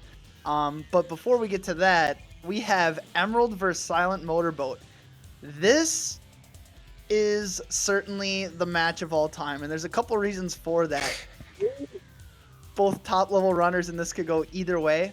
But B, they faced off in a best of 3 series a couple tournaments ago, and I think at the time Emerald was 12th and SMB was 13th, and now both of these runners are like pushing top 5. SMB is top 5. Emerald's close. So that's all pretty cool. I mean, I really think this is going to be a good one. Mikey, how you doing and how you feeling about this? Yeah, I'm doing great. I couldn't be more excited for this race. I mean, SMB versus Emeralds, part 3. They're actually in the same pool this tournament. SMB came out on top, but Emerald has been hot in bracket so far. 22-47 last round, taking down Ace, and now he's got SMB. This is gonna be amazing. I'm excited. Yeah, I mean, Emerald definitely is hot. I mean, you just look at his hair, and I mean, you mean his playing? Yeah. Yeah, Emerald's been playing really well. We'll see in a second when they switch the scenes. Right, totally. I gotta imagine that we will be starting very shortly here. There is less time in between each match at this point in the game, just because the average race time is significantly down, just due to the top level runners playing. So yeah, I can imagine we're gonna get going here. Emerald drinking out of his chug jug real quick. Shout out to everyone that was playing Fortnite in 2018, one of the best eras in human history. Shouts to Armada on the SMB camera. That's the same Armada picture from the KD 180 world record thumbnail, I think. I mean, you're probably also a little disappointed that we don't have the SMB cam, huh? Yeah, dude, the wide SMB cam went crazy. But I mean, at least we got the Emerald cam. Right. It's good enough. So yeah, I'm like really excited for this race. Both these runners, I mean, like, they've been so close their whole SA2 careers. Like, the 2020 tournament was before my time, but I know they were even at that point pretty much in terms of skill. And now Emerald finds himself about 20 seconds behind SMB PB wise, which is just like, wow, these runners are gonna give us a show. I'm really excited. And sometimes that 20 seconds is just a difference in RNG. I mean, so Absolutely. we're gonna see what happens. I don't think there was any gentleman's race mod or anything like that, which I technically prefer because it makes it more interesting. And also, like, I don't know. I mean, if you lose a race just because of RNG, like, what do you have to be sad about? Like, if you lose by 10 seconds and someone got like 30 seconds better RNG, like, yeah, losing sucks, but at the end of the day, like, if you really believe you only lost to RNG, then you have nothing to hang your head about. It's just how this game goes. A third of it's RNG. But yeah, we're gonna be coming up to the skip shortly. Bit of a not great start from both these runners. About a 38. SMB pauseless, doesn't get it. Emerald gets it with the pause. SMB's going for a second try though. We'll see. Here we go. Gets the inputs and no. My God. He's going for again. a third try. Oh my God. He's probably just gonna keep doing it till he gets it now. Yeah. Oh wow, this is a choice. This is an Allen choice. No. At this point, he's just got to keep going for it. He's invested way too much time in this. That's amazing that in 3 tries, getting the inputs off, it doesn't work. No. Oh, dude, this is really a wild way to start the race. Can we start over? Yeah. Please. All right, there we go. This is gonna dig him like a minute hole about probably. Yeah, this is gonna be about a minute. I just really hope he doesn't Ethmar pit here. That's the last thing we need. Oh yeah. I guess we'll see shortly what's gonna happen. Okay, yeah, we're not playing it extra safe there, knowing that the race would be 100% over if he Ethmar pit there. But yeah, I mean, SMB getting 4th try, but Emerald on the other hand, just like Kobe's wrist, he does not miss. True. So yeah, 120 from Emerald, very solid. Yeah, Emerald is sitting pretty comfy right now. Yeah, 50-second lead about to start. I mean, it's just obviously SMB can make up 50 seconds at this race. We all know that, but if Emerald is playing like he's been playing, it's going to be tough. It's going to be very, very tough for him to do that. This is Knuckles, and I'm back. I've been away for a while, All right, not but I'm back to kick some no free that pieces. great of a piece one. Wait. Oh no, he's trying to get down. I thought he was going to something. Oh yeah, this set is kind of shit. Okay. Yeah, it's looking like a pretty bad set so far. Oh, never we're mind. not. Never Wow. mind. Yeah, Emerald like, Wow. okay, well, is that even possible? like I've literally seen people like get those 2 pieces and they'll be like they won't even know they just glided right into the piece. They're like, oh wait, how did I get a piece? Was I going for the wrong one? Like, I don't know, whatever. Yeah, Good, 202 out of Wild Canyon's just great pace so far. Excellent for a race. I mean, 19 is still a time that SMB could save some time on, but we're gonna Oh, there's okay. that. It looks like he will. It depends on his piece 3. Oh, Gonna save about a second. nice. Big. Emerald with the 12.9. Eggman 1. So no time for SMB to save there. He's gonna have to make it up on Prison Lane, Metal Harbor, and literally every other stage. It's also going to be pretty tough on Prison Lane. This has got to be one of Emerald's best stages. He's very good at Prison Lane. Seeing consistent 33s, 32s, 34s from Emerald. SMB's really good at this stage too, but we'll see. And having been to prison, Emerald really does relate to this stage. I'm kidding. I'm kidding. As far as I know, Emerald has not been to prison. Maybe he has. I don't know. You guys can look into it if you want. I'm sure he hasn't. He's a good kid. He's in school. Yeah, he's a good kid.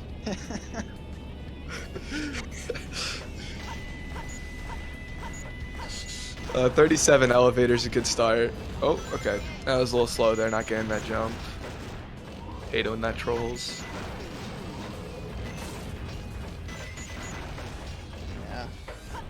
It's really, I mean, it's really unfortunate still for SMB in that CE. I mean, that was really a bad set in City Escape. Like, you just don't see those too often. Just bad pieces. It's one of those sets that you just can't do anything about, you know? And I don't know. Yeah, I don't know why C skip wasn't working. I mean, could have been the wind. I'm not sure. Could have been Anvar playing tricks with his game again. Alright, there's a 133 from Emerald. Solid time. Yeah, At most, SMB will save 2 seconds on that, but perhaps probably 1. It's good. Yeah, 133 and even a technically low 133, I guess. That's a very nice time. So if Emerald keeps getting like high consistent times like that, I don't see anywhere where SMB can make time up other than RNG. Yeah, he's gonna need some Emerald fuck ups. That's really all he needs. Yeah, this game is very much off the start Emerald's game to lose. But we'll see. It's very easy to do that in SA2. Absolutely. Oh, and there we go. Wow. Okay. Oh, no. Missing the pulley there. 18 seconds off the bat. That's going to help a lot for SMB. I am definitely very sad about that and definitely didn't want a closer race. No, I honestly, I would really prefer that. I'd almost rather prefer that like Emerald just keeps playing well than to have a closer race. I can't wish bad things on people, especially these runners, because I like both of these runners. I like all the runners, to be honest, but... Can't wish bad things on Emerald. He's going to rewatch this on stream and call you out in front of all his viewers, man. Yeah. Can't do that. Yeah. Alright, much cleaner start from SMB. Looks like an 18? Yeah, 18 upgrade. Very nice. Emerald did not do pulley skip, I don't think. Understandable. 52 checks will get him like a 123 probably. 122 maybe. Solid SMB time. will definitely go for pulley skip. No, also not. I guess that makes sense. I mean, he probably doesn't want to dig himself any deeper. Given obviously he probably doesn't know that Emerald lost a good almost 20 seconds there in Metal Harbor to a death, but certainly a nice chunk of time, an unexpected even amount of time to get back in this stage against someone like Emerald, who is honestly really consistent. 25. SMB is definitely on pace to beat that. Very clean rocket grab. 49 upgrade. Looks like this would probably be a sub 120 if he did pulley skip, but he didn't. But it's still gonna be a very solid time.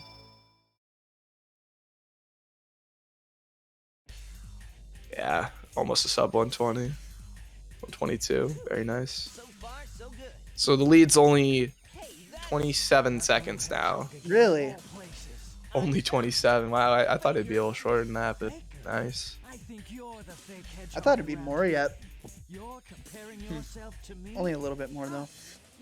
But yeah, sub 6 going into Shadow 1. Take that. But geez, wow. I mean, yeah, this could easily still swing in SMB's favor if he has a clean Green Force and Emerald gets like, I don't know, second try and falls down. Once again, I hope that does not happen. I don't want that. But I'm just saying that's what it would take just to swing this lead already, which was once almost a minute lead in early game. But we'll just have to see what happens. Certainly possible. Emerald is a known hater of Green Forest. Known moonshotter also, so just one Vertex could, you know, swing this race a little more. But we'll see. He's been very good in Green Forest so far this tournament.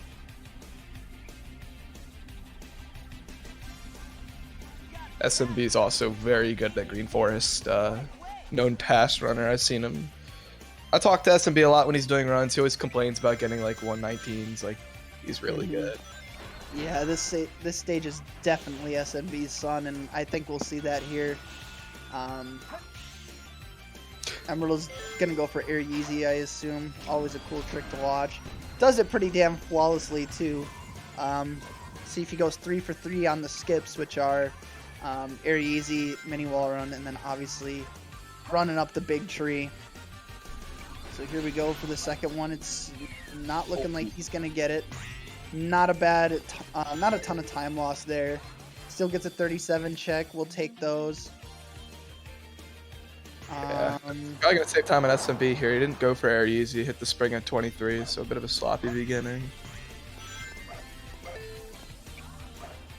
Here we go though. It's time. Wall run. See it? Oh, okay. See if he dies. He goes for a second try. Opting for the death. I don't hate that decision.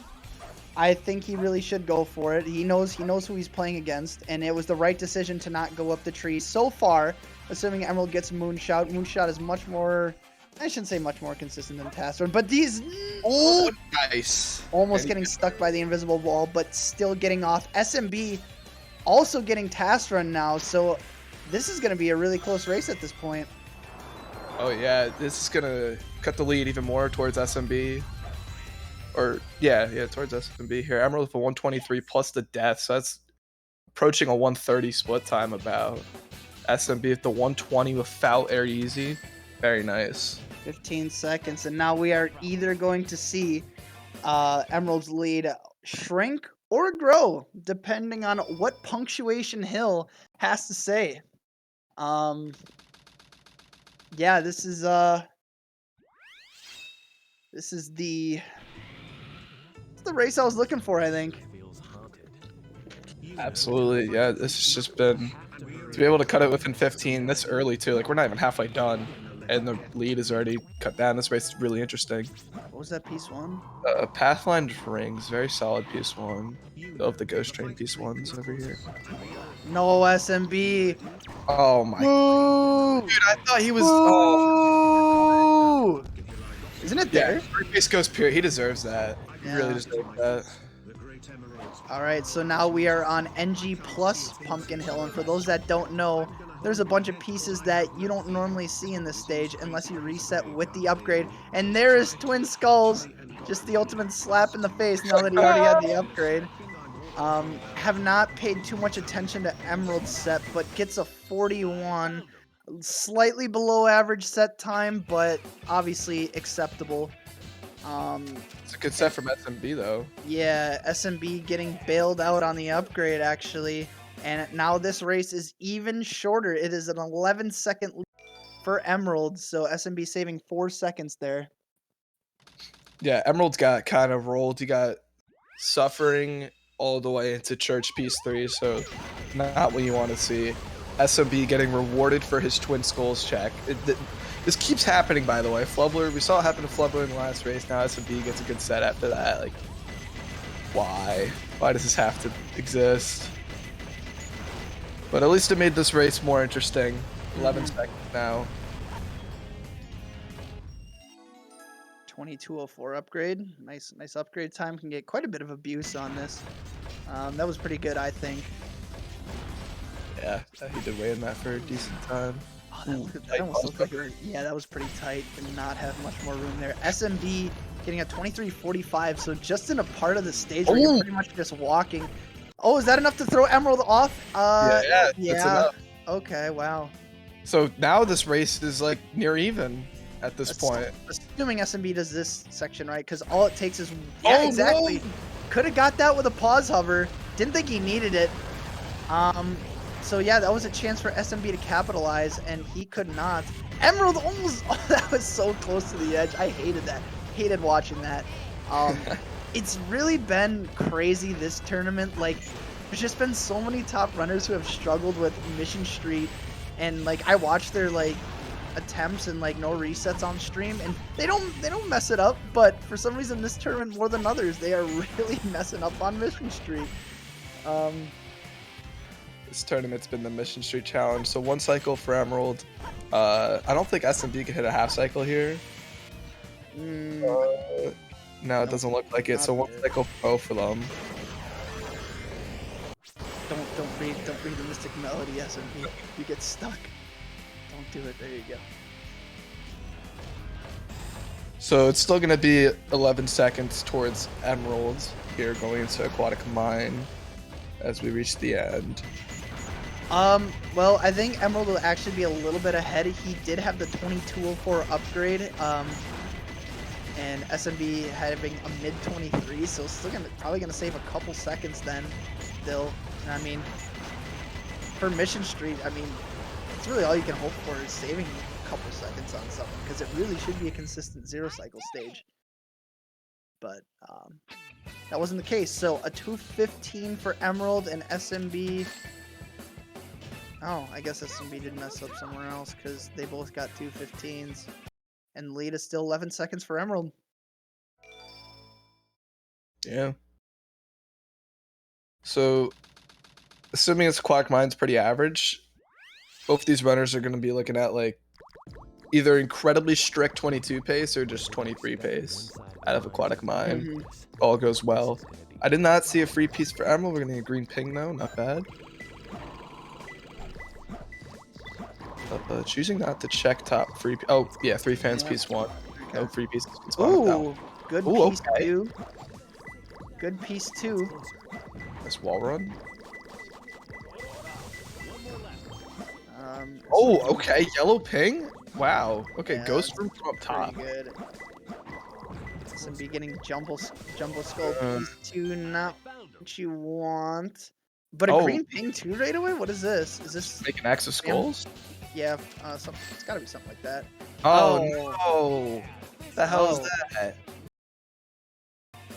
Yeah, that's just garbage. Yeah, this is one of like those Yanni check pieces, the checks that you shouldn't do. But Emerald now having a 22-second lead. RNG just stretching it out for him, just like that. Can always happen. Yep. Seems like the RNG has been honestly close to even this race. SMB with the better Pumpkin Hill.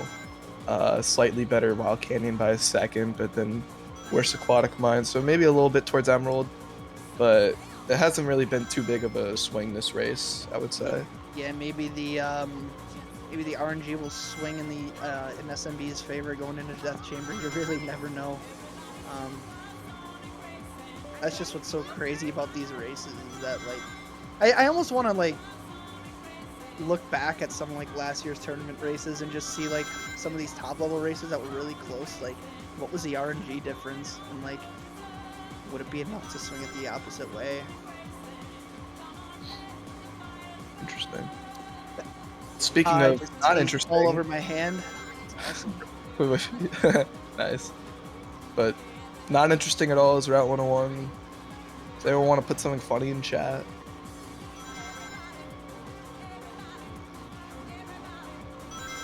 Yeah, 101 just not interesting, just like a Savic Dark Story stream. I mean, we are just not getting any valuable content here. We are just waiting.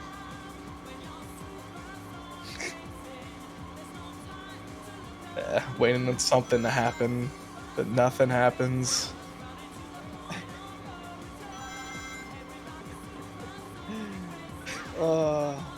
Think anyone's gonna say goodbye to their balls in Route 101? I think we're still yet to see a Route 101 death this tournament. I don't think it happened last year either. I think it happened in the Dark Story tournament. I think we saw a 280 death. But there has been no balls said goodbye to this tournament. Unfortunate. By the way, very solid Route 101 from Emerald. It's probably a 214 that you want to see.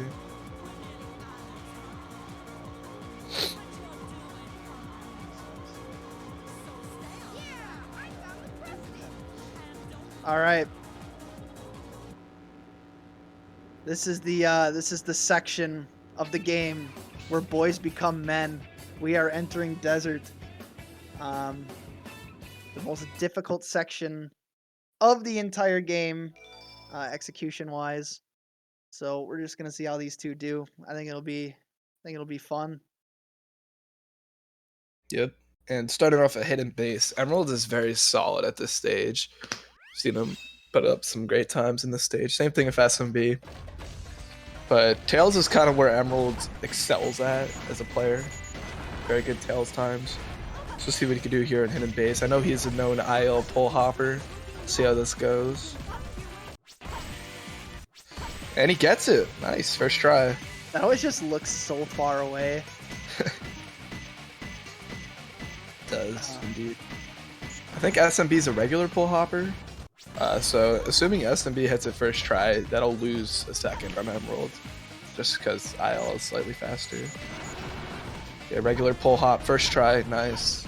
Yeah, we got a double first try. That is just 2 slaps in the face to Aura Ace 66. Someone who's not a big fan of pull hop. You know, I can come back to this game after 4 months and get pull hop first try every time. Shit's free, open source. Yeah, it's just a pause for me. Come on, man. Is SMB gonna get the jump here? Yeah. Tight jump, nice. Gets it. Emerald did not get it, so he's looking to get probably a similar check time because of the IL pull hop Emerald had. I think they were both would have crossed it at 50 if they hit it.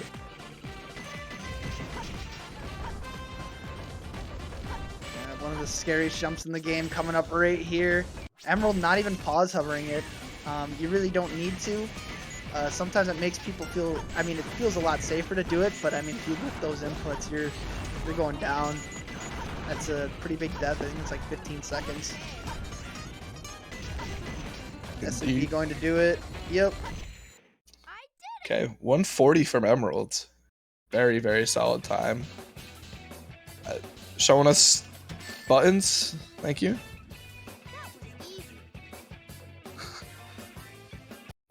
Similar time from SMB. Also 140. Okay, 2 really good times in hidden base. Didn't they just have the same Route 101 time too? I mean, given it's easier to have the same Route 101 time than a hidden base, but yeah, this race has been what I expected. I mean, I know it wasn't the closest series a couple tournaments ago, but I mean, these runners are closer than they were before in terms of skill level and consistency and all of that. So, I mean, this is really living up so far. We got a lot to go. Yep. 29 upgrade from Emerald, very nice. I know Pyramid Cave is one of the most practiced stages for SMB. He's very good at this stage. So he hopes to save some time on Emerald. Yeah, and Emerald missing the rail there. Missing the rail there is very slow. The backup kind of sucks, so it's going to be unfortunate. He's probably going to get like a mid 1-0 check, if I had to guess. Ooh, that spot did not look good. One of the hardest skips in this hero story right there. First try door skip. Facts. There we go, SMB. Okay, so SMB is probably going to get a sub 1 check. Emerald with a 109, not what you want to see.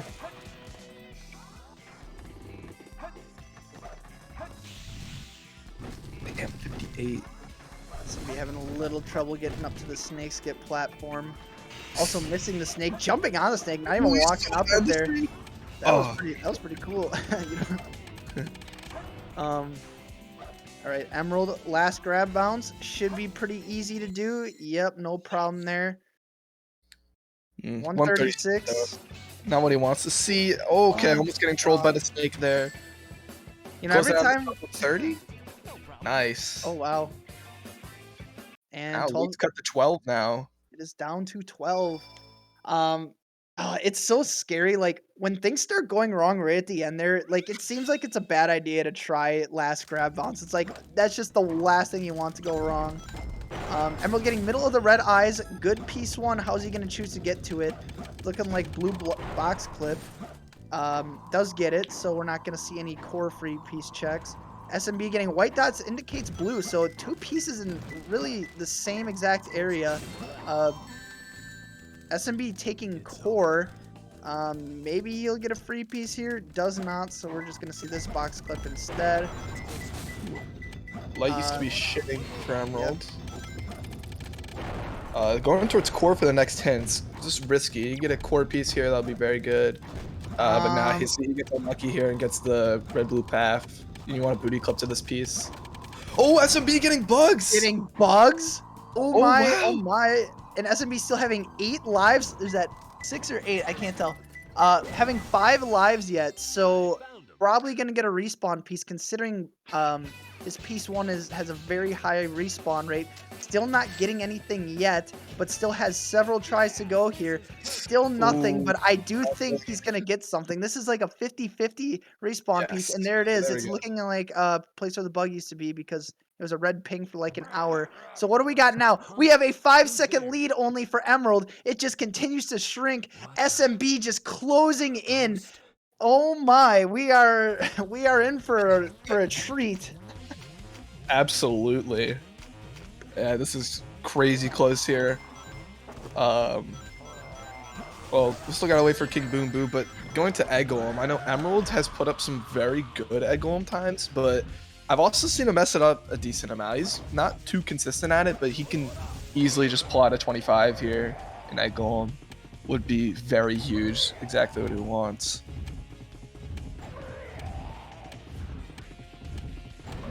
And a clean KBB fight for Emerald. Really can't ask for much better than that. SMB also going to get cat boost here. And this lead was only a cat boost differential, really, just to show how close it is. So, oh no. This is. When he gets the punches here. Yeah, he's going to have to be pretty quick on these punches. Gets that one. He's got to be really careful here because, let's see. And still, nice. Oh, wow. That SMB taking a deep breath there. That is absolutely incredibly clutch to be able to still get that bite off in time. Ooh, the greed bounce for Emerald, will this hurt him? Oh, okay, no. Almost. Solid Egg Golem, though. There we go. It's going to be like a 33 for Emerald. Certainly beatable for SMB, but not if he's restarting like this. SMB not having a lot of having some issues here. Down to 0 lives, so he's going to for sure lose time to getting more going into EE, assuming he does realize he has 0 lives. Hope he does. Nice. There's 3 there. Emerald got a 34, so plus the restarts. I'm not sure how this is going to go. He's going to have to wait for Egg Golem here because he restarted 2 times. Yeah, it'll be close. Gets the jump. Nice.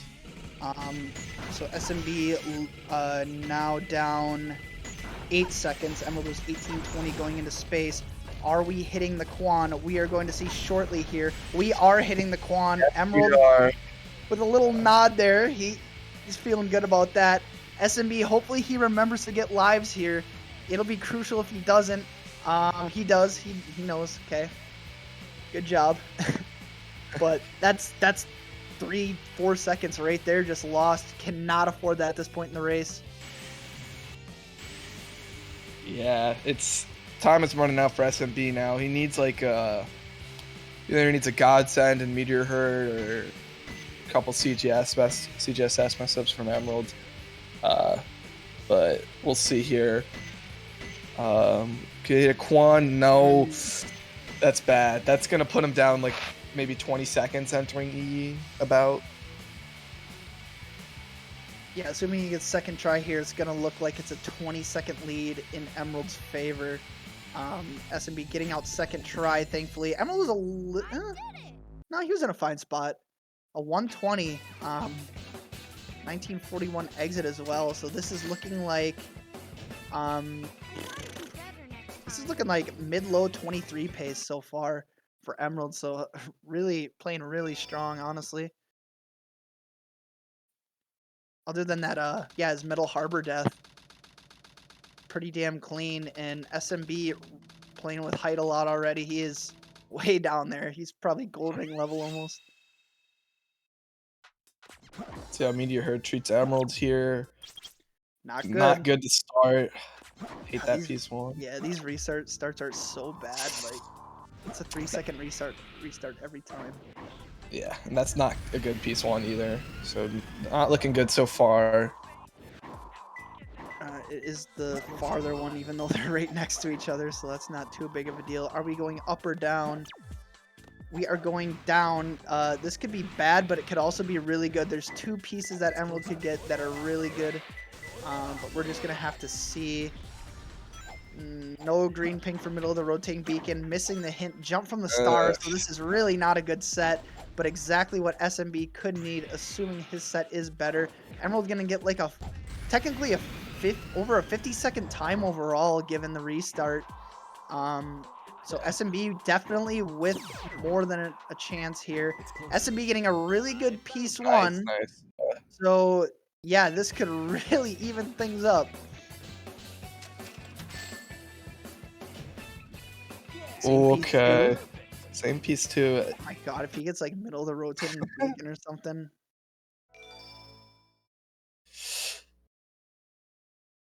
Okay. Still gonna be quite a bit better though. Still gonna be quite a bit better. Similar set for sure, but he didn't have to restart in a way better piece one also. So Emerald only gonna be ahead by less than 10 seconds now? Assuming we don't... Yeah, it was pretty close. 8-second lead for Emerald. So SMB right back in this game. We are less than a CGSS attempt apart. Just to put it into perspective here. Anyone's race, really.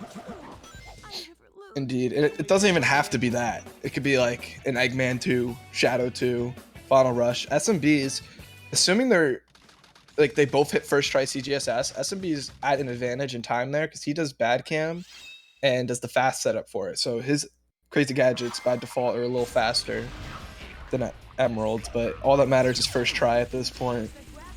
Can he hit it?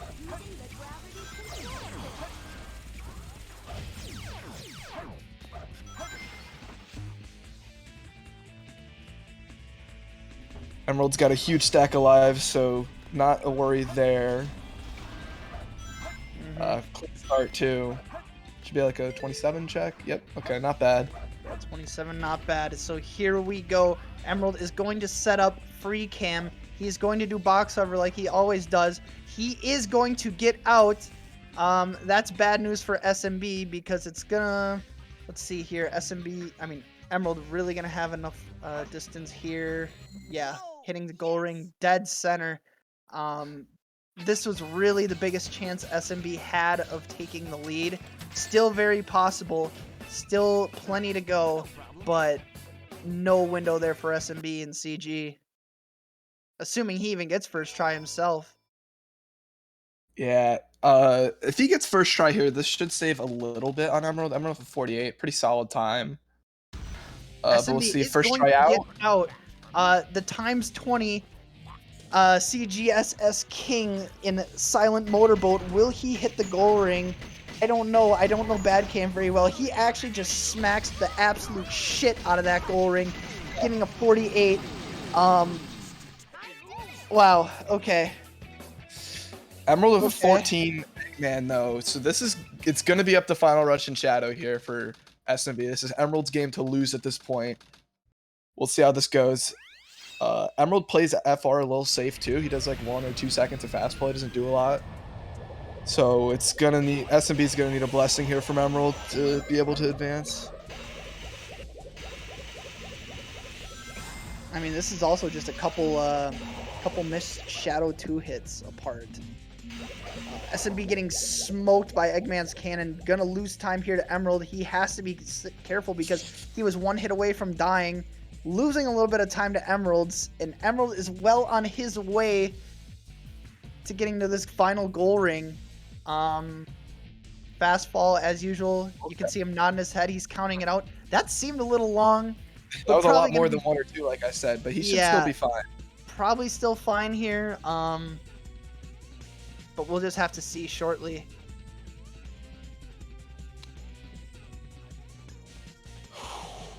Yeah, this race is so close. Oh no! SMB missed the rail! Oh, too far away for a fast FR. Oh my god, is that curtains for SMB? He's like, where's the kill plane? Where's the kill plane? Emerald is going to be fine here. That is most likely curtains for SMB. Unfortunate. And now rail switching. Oh, this race did just not go his way here at the end. But Emerald is going to advance. Yeah, it's, you know, the final times here are not going to reflect what this race actually was, because it was neck and neck all the way through. Really just until this last stage. So that was that was a really good one, I can't lie. Yeah, absolutely. And after the Shadow, Emerald will advance to face the winner of KD versus Drumbasher. Emerald a 2 seed to begin this tournament also. 5th best PV out of everyone. 2 seed. Now advancing to winners final, guaranteed top 3. GG's to him, 23-32. Very solid time. Throws his controller. Hopefully he'll have it fixed by the next race. And you know what? If he's just pulling out a 23-30 like that, he doesn't even need it fixed. Throws the controller backwards with the shrug. Damn. Hopefully he'll have it fixed by damn. race. That Wow. was that's tough, Michael. He doesn't even need it fixed. That is tough. The series is now Emerald gets his first win against SMB. This is the 3rd time they've ever met in tournament. Emerald now first win in probably the most important race they've ever played, for sure. They could still meet again, obviously, in losers finals or grand finals. Yep. But just great stuff from Emerald. I mean, he's able to come up here 22-47 against Aura, 23-32 against SMB, 2 runners that have better PBs than him, and comes out and beats them and advances to winners finals. Just great stuff. Yeah. Wow. And still only a 28-second difference at the end. That's crazy. Yeah. I mean, first try C skip would have swung this towards SMB, but besides that, SMB probably did get the better RNG. Actually, definitely got the better RNG. Yeah. So interesting race, very close. Way closer than 28 seconds, that's for sure. And here are the 2 runners. GG's. GG's. Oh, God, so fucking bad. I got a 209 City Escape. Yeah, 209 City Escape and still getting a 24 flat. That's pretty good. But yeah, this race was very, very good. It's crazy because it was a 50-second lead for Emerald right out of the gate out of CE, and then obviously Emerald had the unfortunate Metal Harbor death, and it just kind of closened up then from there on out. You guys both got 1 cycle in Mission Street. RNG was honestly pretty damn even. You guys only did better than each other in like maybe a couple stages, but it flip-flopped, so it seemed pretty even. But yeah, honestly, just a really good race. 5 seconds apart out of Death Chamber, and then 8 seconds apart going into FR. So I mean, it was right there. That was a good one. Yeah, it was about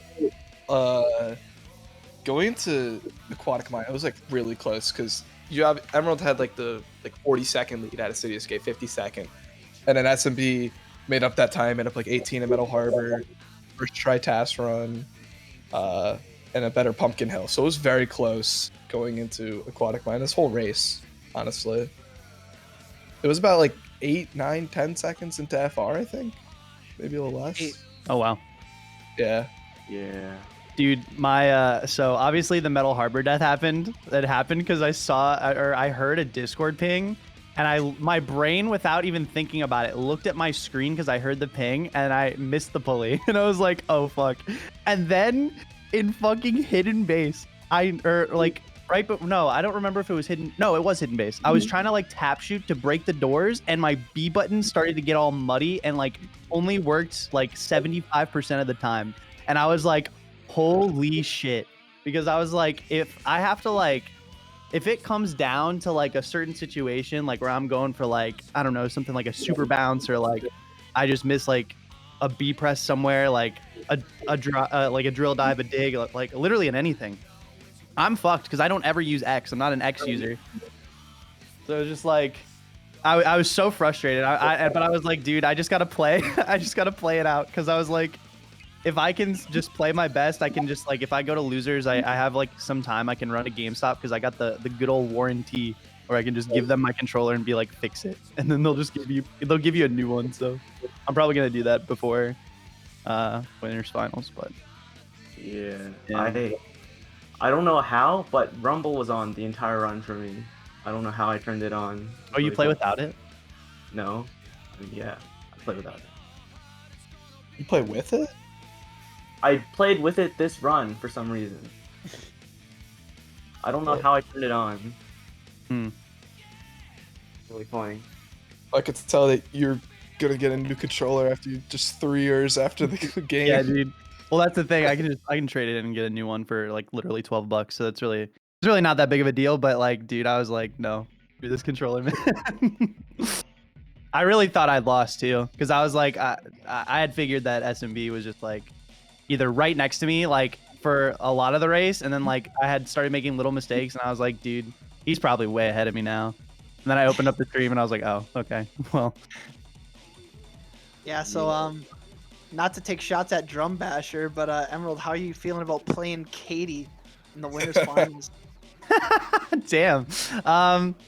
Well, you know, there's only been one run that I had this tournament, and that was against Aura. That was better than only one of her times, and that was probably like her worst time in the tournament. So, the odds are stacked against me, but you know, they have been for the last like 2 or 3 races. So, I'll just keep playing the way that I want to play, and not really try to worry about my opponent, and just play my best. Yeah, I mean, Drum's been playing really well. I mean, one Katie slip up and Drum could take that one actually. So that's true. So sorry, Dave. But yeah, and then SMB, you are going to be playing next, I believe, right? Isn't that how this works? Yep. No. There's one match, and then it's SMB. SMB's gonna play the winner of JW and Dawn.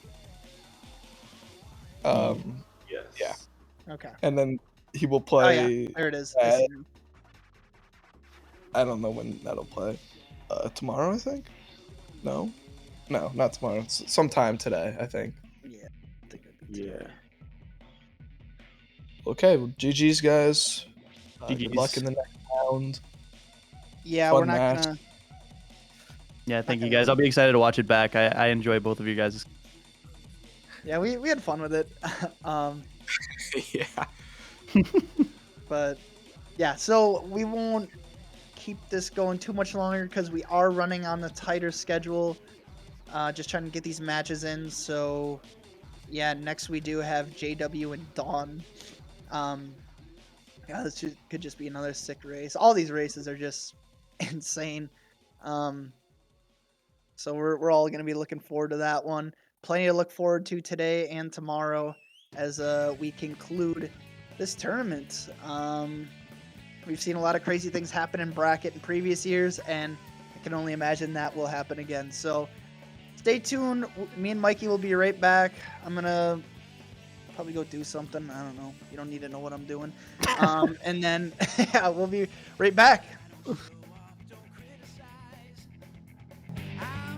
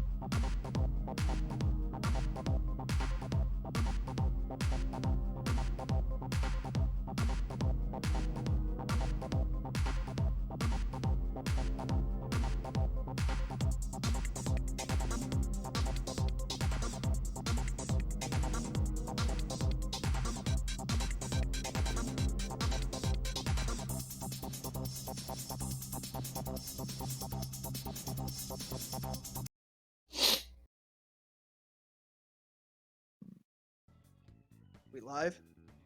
Yes. All right. Well, Gerp and Mikey back to back like Jordan 96 97. Yes, sir. Doing to comms again here. So if you thought last match was good, this one is just going to be equally as good, if not better. We have JW13 versus Dawn 96. JW being one of the best ILers of all time, and Dawn being one of the greatest story runners of all time. This could be a show here. Looking forward to this one just as much as the last. Absolutely. Yep. We got Kobe and Shaq in the booth going back to back 01-02. This is going to be great. I'm excited for this one. Both these runners have an incredible like ceiling to hit. JW, we know his PV is cracked. He's got like a 23:05 without CE skip. Dawn is 4th place in the leaderboards. He's really good. We all know that. Assuming these runners play to their best, it'll be crazy. Like, this race is gonna be so fucking good.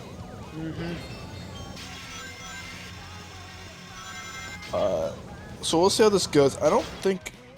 So Dawn has been actually pretty cold with CE skip recently. He missed it in both his last 2 matches. I think twice in both of them. So we'll see if he can hit first try here. JW, I'm not sure about CE skip. See how this goes. Dawn going pauses here. Misses the inputs, so he's going to go up for a second try. JW gets the inputs and gets it. Okay. Early lead for JW. And Dawn 96, hopefully getting it here, does not. How to get this is like the 3rd race in a row. He hates to see this, but good thing for Dawn is that he is insane at Cityscape skipless. He got like a 2 flat with this same exact thing happening in the last race, which if you don't know is really good with 2 attempts to CE skip. Yeah, you gotta feel for Dawn. Gotta feel for Dawn as you just saw the look of disappointment on his face, almost disbelief actually, that it's just happening again. But honestly, JW is going to want this cushion here. Dawn just has done so many hero attempts and just so good at the category that JW might need every second he can get here. Because, you know, Dawn is not letting off the gas just because one stage did not go his way. Yeah, absolutely. Especially because from Dawn, you sort of expect better Knuckles times because he is very good at Knuckles stages. Probably, if I had to guess, his most practiced play style. He's got a great Senti time. He's really good at Knuckles. JW, perhaps a little more unfamiliar with Knuckles. Obviously, he's really good at it. He's got a great time. But he doesn't do a lot of X20s in hunting because he does mainly ILs. So it'll come more natural to Dawn for sure. So JW's gonna need every second he can get, especially in the Tails and Sonic stages. Too easy. Piece of cake. Starting off of a 28-second advantage. He exited at 127. So 28-second advantage. Certainly something Dawn can come back from. Absolutely. We'll see how this goes. We saw him do it in the last race against Flubler. Stone Statue Quartet can be quite good. A lot of these beats, Wild Canyon can be pretty damn good. What are we gonna get? Where the wind blows, not checking for anything. Oh, I saw a Wild Canyon track because my eyes are better than everyone else's. Saw that moving around on the side. I'm sure other people did. But 21, good time. Good time. We'll take that. It's not the 16-second cryptic average, or it might even be at like 15 now. I don't remember. But beatable for Dawn for sure. For sure. Dawn is very good at Wild Canyon. So I wouldn't be surprised if he beats this with a worse set or a similar set. Oh, okay. Good piece too.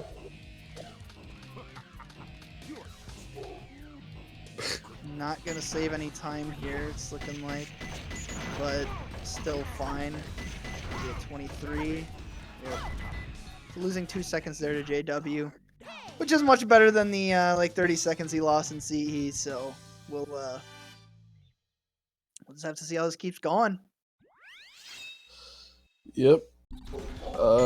Prison Lane coming up. I know Dawn is very good at Prison Lane. JW is good at this stage too. Dog is barking. This is great. Your dog watching this on the TV in a different room can't even contain his excitement. Big JW fan. A bit of a rocky start though from JW. Missed the rail hop here. 26 check. Yeah, okay, so pretty decent, I guess. Yeah, JW's doing alright. It really is just crazy, like, knowing that one of these two runners is done after this. Like, these caliber of runners, like, we're at that point in the tournament that they're getting knocked out. It's wild. Truly. And both these runners got something to prove, too, I find. JW, I don't think... He's got to prove that, like, he can compete with these top story runners, you know. Last year, JW's run was cut short through DNF. We already know that Dawn can compete with top runners, but I'm sure he wants to see a top 3 at least, especially because this tournament's a lot better than last year's tournament. So he's gonna have to make a bit of a loser's run to make that happen, but he's 100% capable.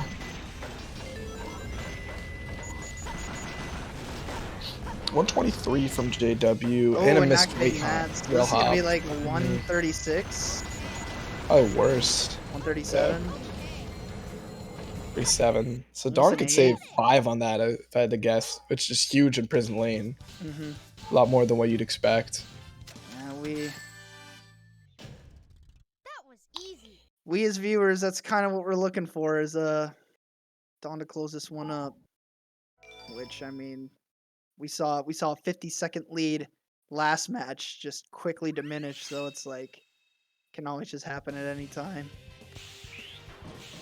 Oh, 122 check. So his check is only a second faster, but didn't plus fall like off the elevator. Yeah, rail hops like +2 there. 133. 4 seconds.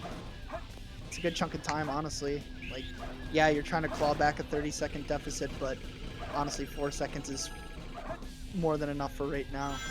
It's all about chipping away. It's not all in one stage, get it back. Can't expect that from yourself. It's really not possible. Not when you're facing someone like JW.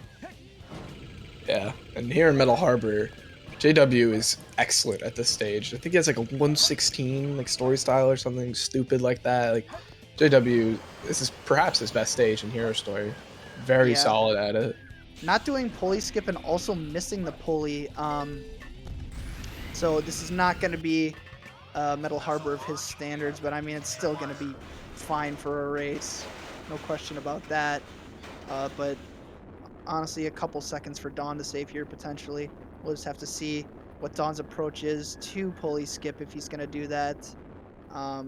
Is going to go for it. Does get it. We're going to get a clean underloop, and we do. How about birthday gap? Let's just add it on. Not really, but honestly, still fine. Gonna save some time over JW here, assuming we finish pretty cleanly, and the end of the stage is not very difficult. Just one loop skip to go. Yeah, I think he's looking to save about 4 here on JW. He got a 47 check, JW got a 51. So we'll see how this goes. There's just some more time there, so 3 in the last, 4 in this one. That's 7. Working away at that deficit gradually. It is a marathon, not a sprint. Good stuff from Dawn. Yeah, 119, nice. Dawn doesn't have ESG on this race, right? Wouldn't think so. I think it'd be close to RTA if he did have it on. Right, that's what I was thinking. And ESG is typically a gentleman's thing. And, okay, yeah. We do not have it on. So, I mean, yeah, ESG is fine, but really, as long as they both do it, because, yes, this is an IGT category, but RTA is still really cool. I mean, we all love the RTA things, right? For sure. I mean, Dawn's just lucky we didn't DQ him after having ESG on for the last race. Not Flubblers. Could be Flubbler here in losers round 7, but, you know, you're welcome, Dawn. Mm-hmm.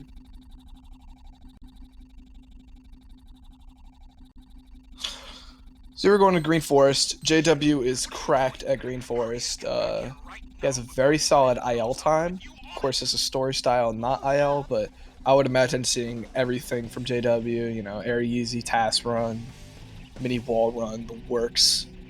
Perhaps an Air Jordan.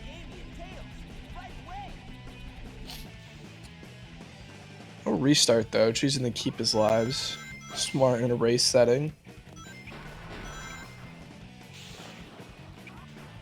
Yeah, I mean, I never restart this this stage, and honestly, especially with the timing change we unfortunately experienced about a year ago now.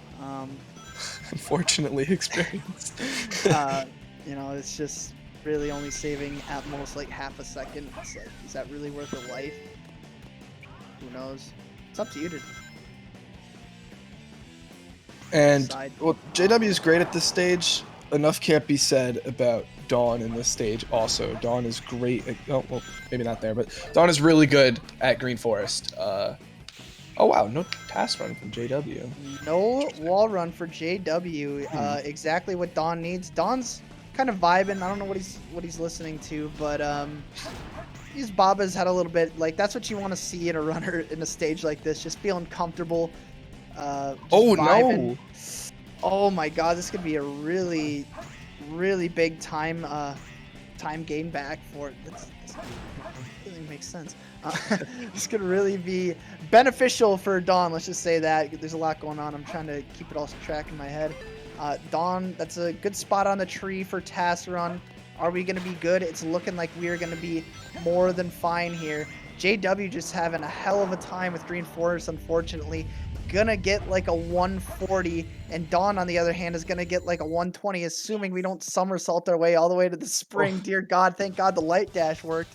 So JW with a 141 and Dawn with a 122.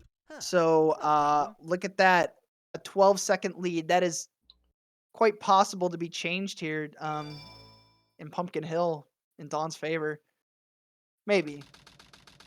Pumpkin Hill's variance is pretty good, so I guess I wouldn't expect a lead change, but we'll see. We'll see. I still think it's really interesting that JW didn't go for task run, especially against a player of Dawn's caliber. But he's going to choose to play it safe. Maybe he knows that he's in the lead right now. Ooh, double containers. Oh, but does guess right. Does okay. guess right. All right, so this could be pretty good then. Taking his next hint down here. Dawn Pumpkin piece 2. Ooh, very piece good piece 2. Yeah, we like sleep behind the pumpkin. What's Dawn's piece 2 gonna be here? Pumpkin triangle. Yeah, those are 2 pieces right in the same spot. Both very good piece 2s. Oh wow, excellent set from JW. Love the sad-eyed piece 3 from there. Oh, yeah, much better than that. Yeah. It's still not bad though. It's not a terrible set. No, sure. it's really not. But I mean, you want better than a 40. Assuming he got to versus dig, it would have been better than a 40, but it's not. So what are we looking at now?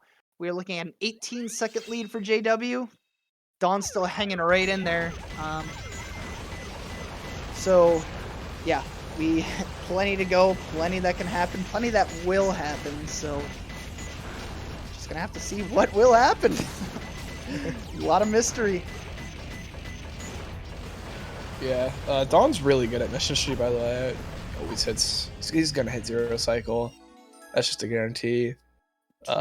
21 upgrade.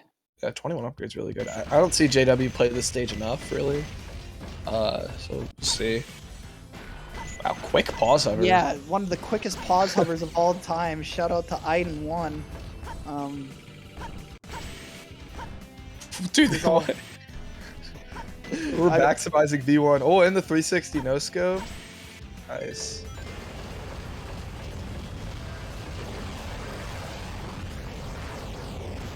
Yeah, these pauses are just saving a lot of time on Dawns. Dawns aren't necessarily slow, but just in comparison.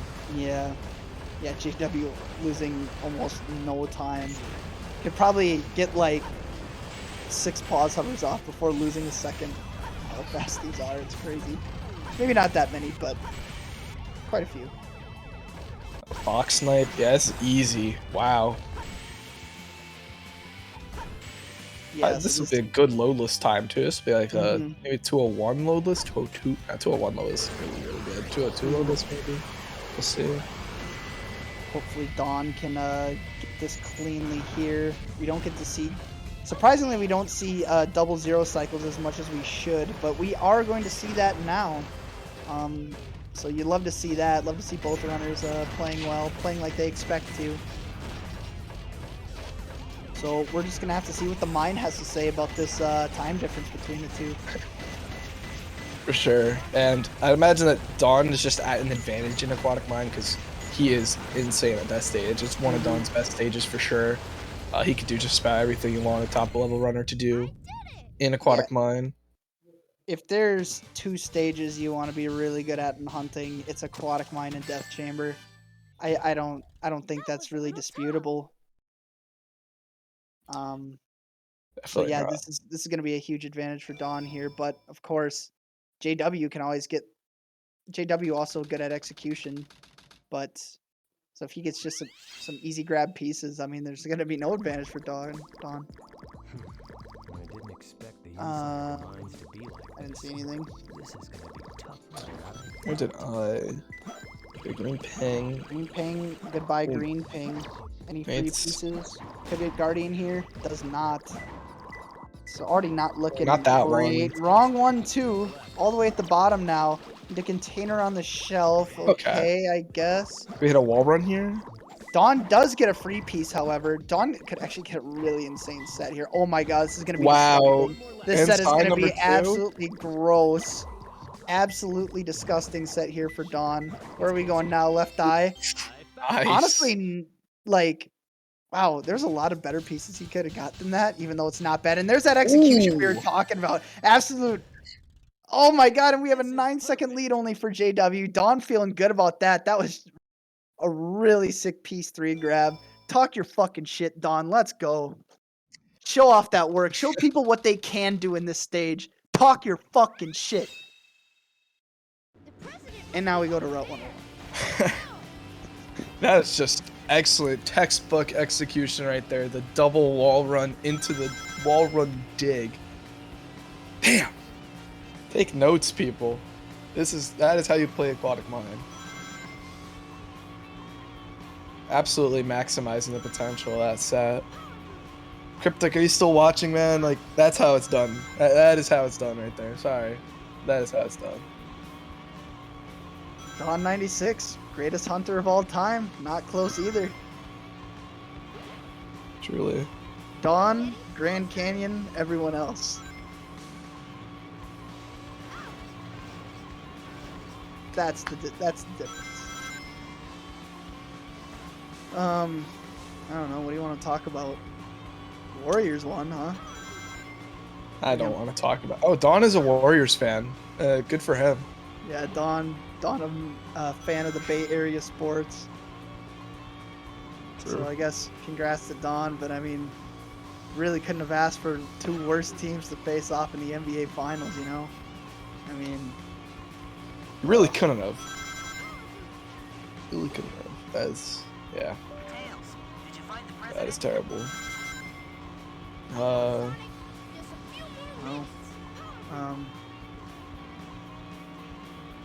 quick door fact. The price of stainless steel is skyrocketing, so the door markups for stainless steel doors, which is what you would see in like a kitchen setting or pharmaceutical, the markup is skyrocketing. And something actually happening in Route 101, Dawn getting the spin out in like the one place that you can spin out. So yeah, something actually happened. I slept on the stage and look what happened.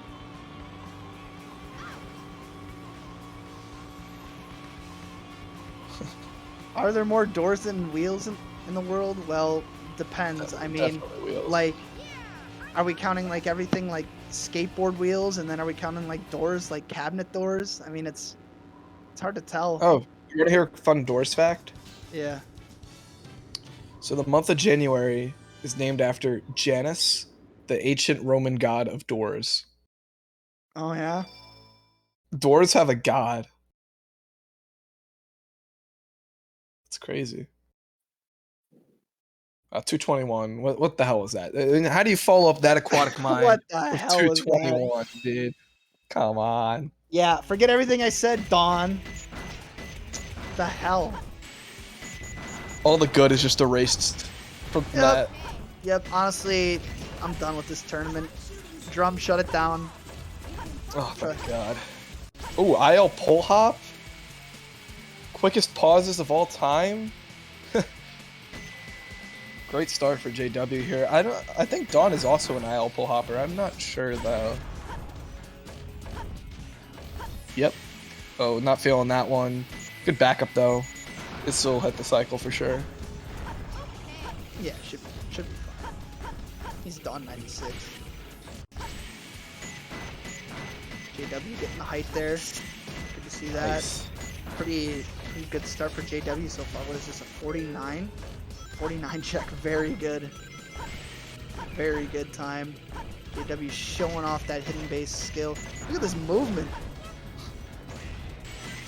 Also, just to throw it out there, I believe JW to be on PB pace. Even after that Green Forest, this PB does not have CE skip, so...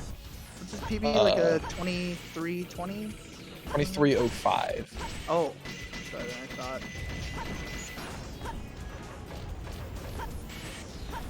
I forget what his pace at of Aquatic Mine was. Maybe it was like 1030 something. So it's definitely doable. Yeah, JW just absolutely shredding his hidden base. Oh yeah. Absolutely cruising through there. Dawn not doing bad either. Not even close to bad actually. So what do we got here? 140. It's a solid time. 140, and Ooh. with those JW patent and pause hovers, that's a good loadless time too. Yeah, Dawn not getting over the ledge there to get out of bounds. And you know, for some of these races, it's like you tend to emphasize some of these mistakes more than, you know, in some of the other pool matches, because like you just at this stage you just can't take stuff like that. It's just all is like crucial. Yep. Oh, JW flying up. What is this, a 14 check? Is this even JW? No, there's no way this is my JW. God. This is Matt Merps. About to say, JW is excellent at this stage. So is Dawn, by the way. Dawn is great at Pyramid Cave too. Consistent 130s. That's what I usually see from, or sub 130s. I usually see from Dawn. But JW, what the hell was that, man? Come on. Yeah, you don't want to see the 14 check, just knowing who JW is and what he's done and what he can do. Just did not want to see that, but I mean, can still get a very nice time. I mean, it's not even close to the end of the world. All the things that can go wrong in this stage.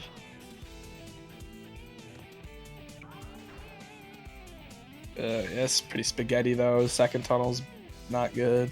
Yeah, we're gonna be getting a 104 check here. Not ideal for someone like JW, just gonna be honest. And I think he would agree with me, so not, you know, not hating on him or anything, but I mean, except for that 14 check, I hated that. I mean, I just hated that. Come on. Yeah, he missed a lot of the bounce hourglasses. I was gonna say a lot of the hourglasses aren't going right. Dawn 3 seconds ahead of JW at the snake skip check. Huh. JW also opting out of last grab bounce, getting a 135, 1603 out of Pyramid Cave. Dawn hoping to stay within 20 seconds here of JW. We'll just have to see how this ending goes for him. Oh, that was really almost not good to snake watch. troll.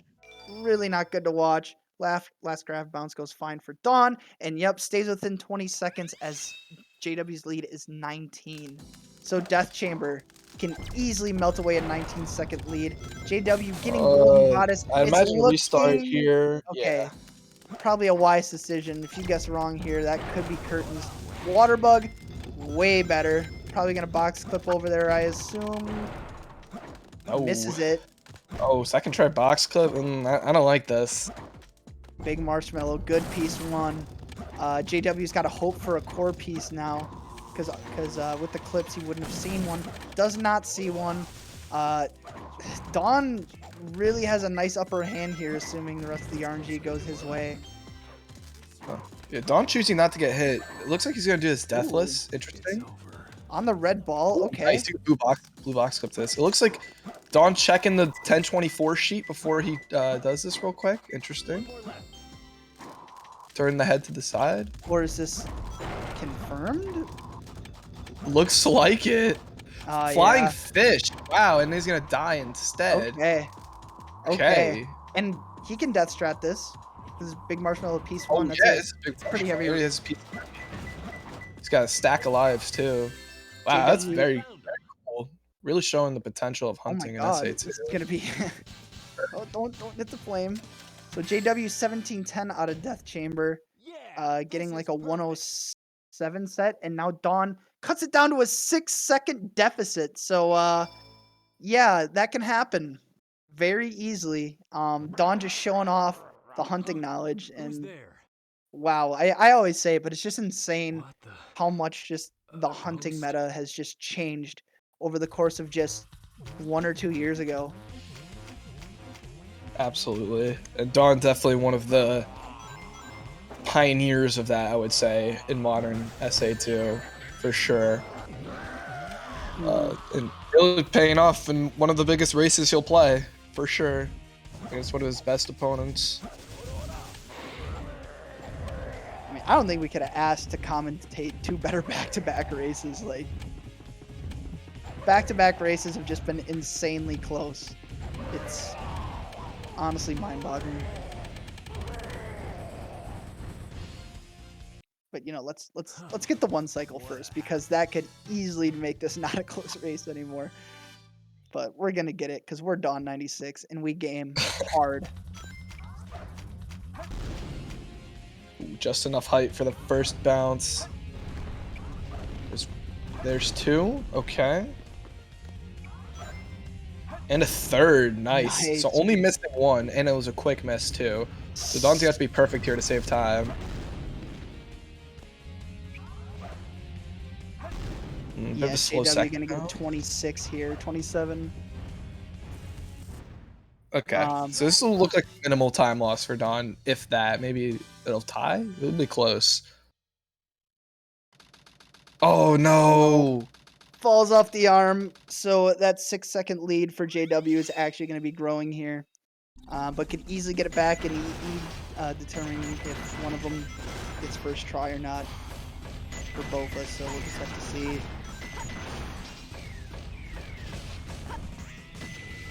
I didn't see what JW's out of Egg Golem time was, but whatever. We'll just see what the out of EE time is. So we're lining up first try.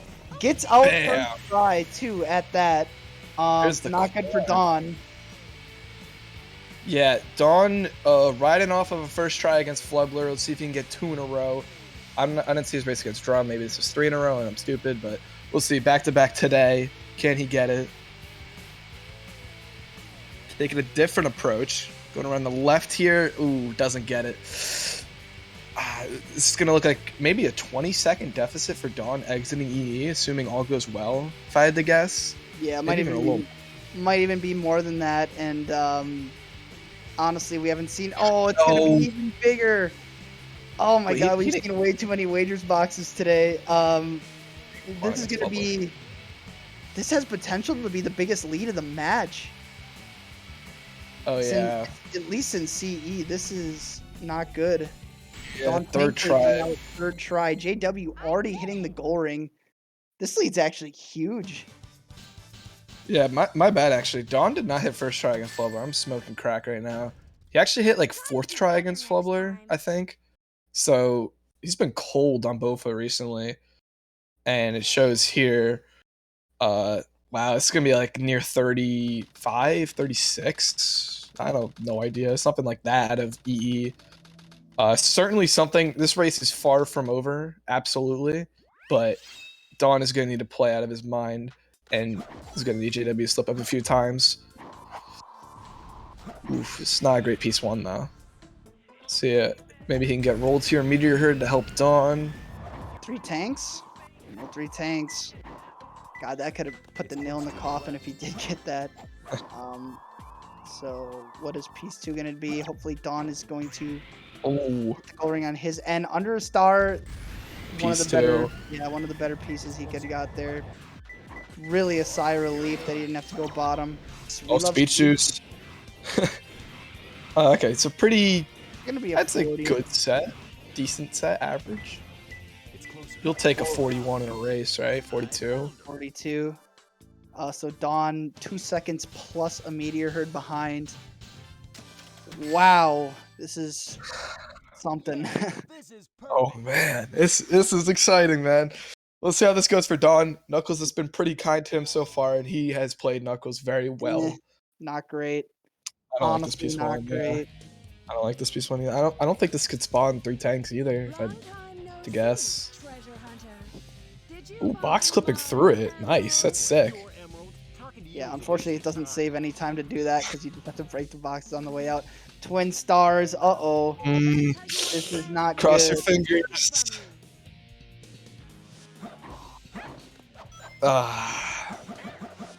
Yeah, honestly. Could have been worse. But bottom was really the only thing that we could accept. I guess it is the lower one, but considering you got to take the rocket all the way up, you can't rocket cancel. If only a Sonic Adventure game was made that had a rocket cancel and they, you know, translated it into the sequel game, that would have been something, wouldn't it? What an idea that would have been, Sega at Sonic Team, bitch. Anyway. JW's really good at CG, by the way. I'm not sure about CGSS consistency, but I've seen him throw up some very low 40 IL times. So yeah, he is cracked at this stage. We're just gonna see it. Wow, excellent movement in that middle section there. Only a 25 because he messed up the start, but could have been a lot worse. Well, here we go. This is, other than missing the FR gold ring, this is Dawn's only chance if JW messes up here, and he does not. Once again, we have stated many times that JW is quite the Sonic ILer, and it's looking like JW is going to be in completely the right spot here. Yeah. Right there on the goal ring. Yeah. And time is running out for Dawn. CG and 2 seconds behind. He's going to need an FR mess up, it looks like. No problem. This is JW's game to lose. Yeah. I mean, this is really insane. But I mean, if Dawn gets knocked out by someone like JW, there is literally no shame in that. It's, you know, you get one chance. I mean, it's just like the March Madness tournament. Upsets happen all the time. And JW obviously a very skilled player, so if he's able to close this one out, he's gonna feel really good about this. It's starting to look like maybe even a. Yeah, I mean, it's pretty close to, like, you know. Wow. This is like a scoring wouldn't even be enough. Yeah. Yeah, probably not. JW is also a king at Final Rush. We all know that. Yep. Lots of Sonic stages. This is patent JW setup. Yep, the late jump, high angle. This is the JW setup at its finest. Yeah, I mean. And yeah, Aura pointed it out in chat. Only okay, loses gravity. Like that. Okay. Well, that makes things a little bit interesting. Yeah, now the pressure's on for JW. He can't afford another death. Feeling it there, he does not transition on the rail properly. But, you know, once again, going for his strat. Dawn getting the Eggman 2 manip on his end. 14.75, very nice time. Giving us a nod there. Really gonna do his best to finish this out. JW now in the fast fall portion. Turns, does not really spend too much time there. Probably trying to ensure that he does hit this. And I would be surprised if he doesn't. I would be too.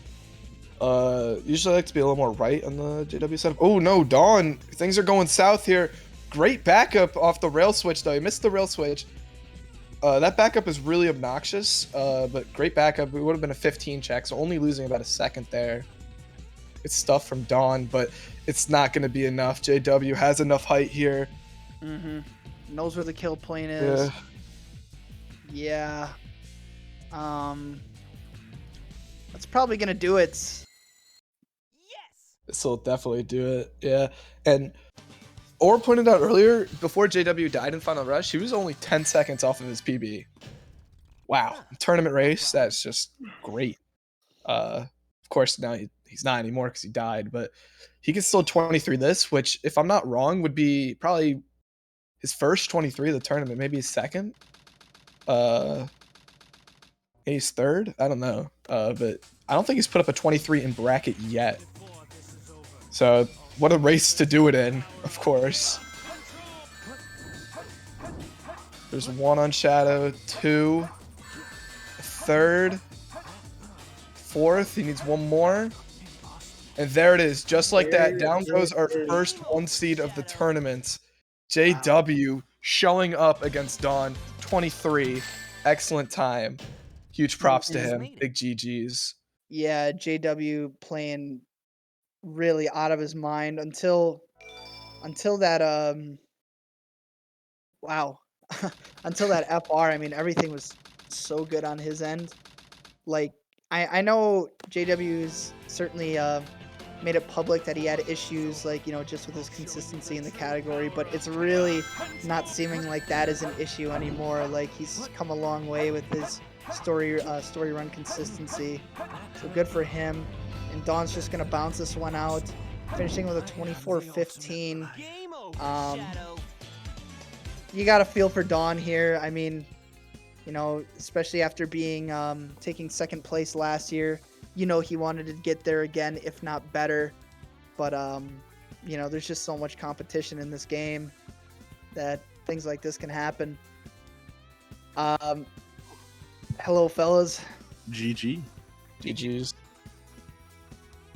You yeah, sick, fun race, really fun race. Yeah.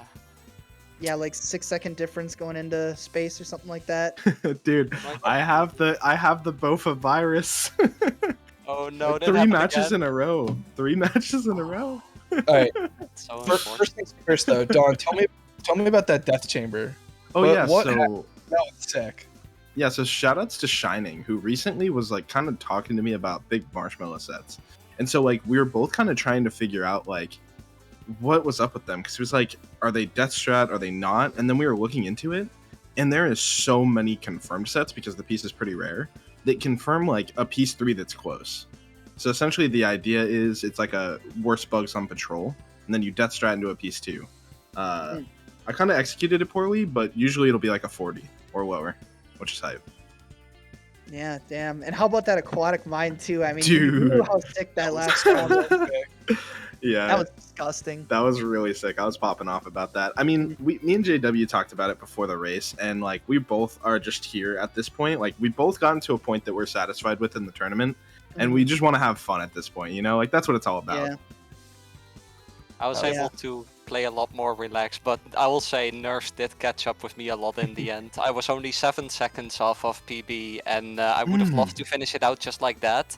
But I got nervous, like my head was so full and so cloudy that I reset my gravity to 1 second too early again. Ooh. And then I had to restart and take the 30-second time loss. So I did something I don't normally do, and I checked the stream a couple times during this run, and I saw that you were slightly ahead at a death chamber, and I know how well you've been doing in space lately. Also, did you guys see what happened on Egg Goal?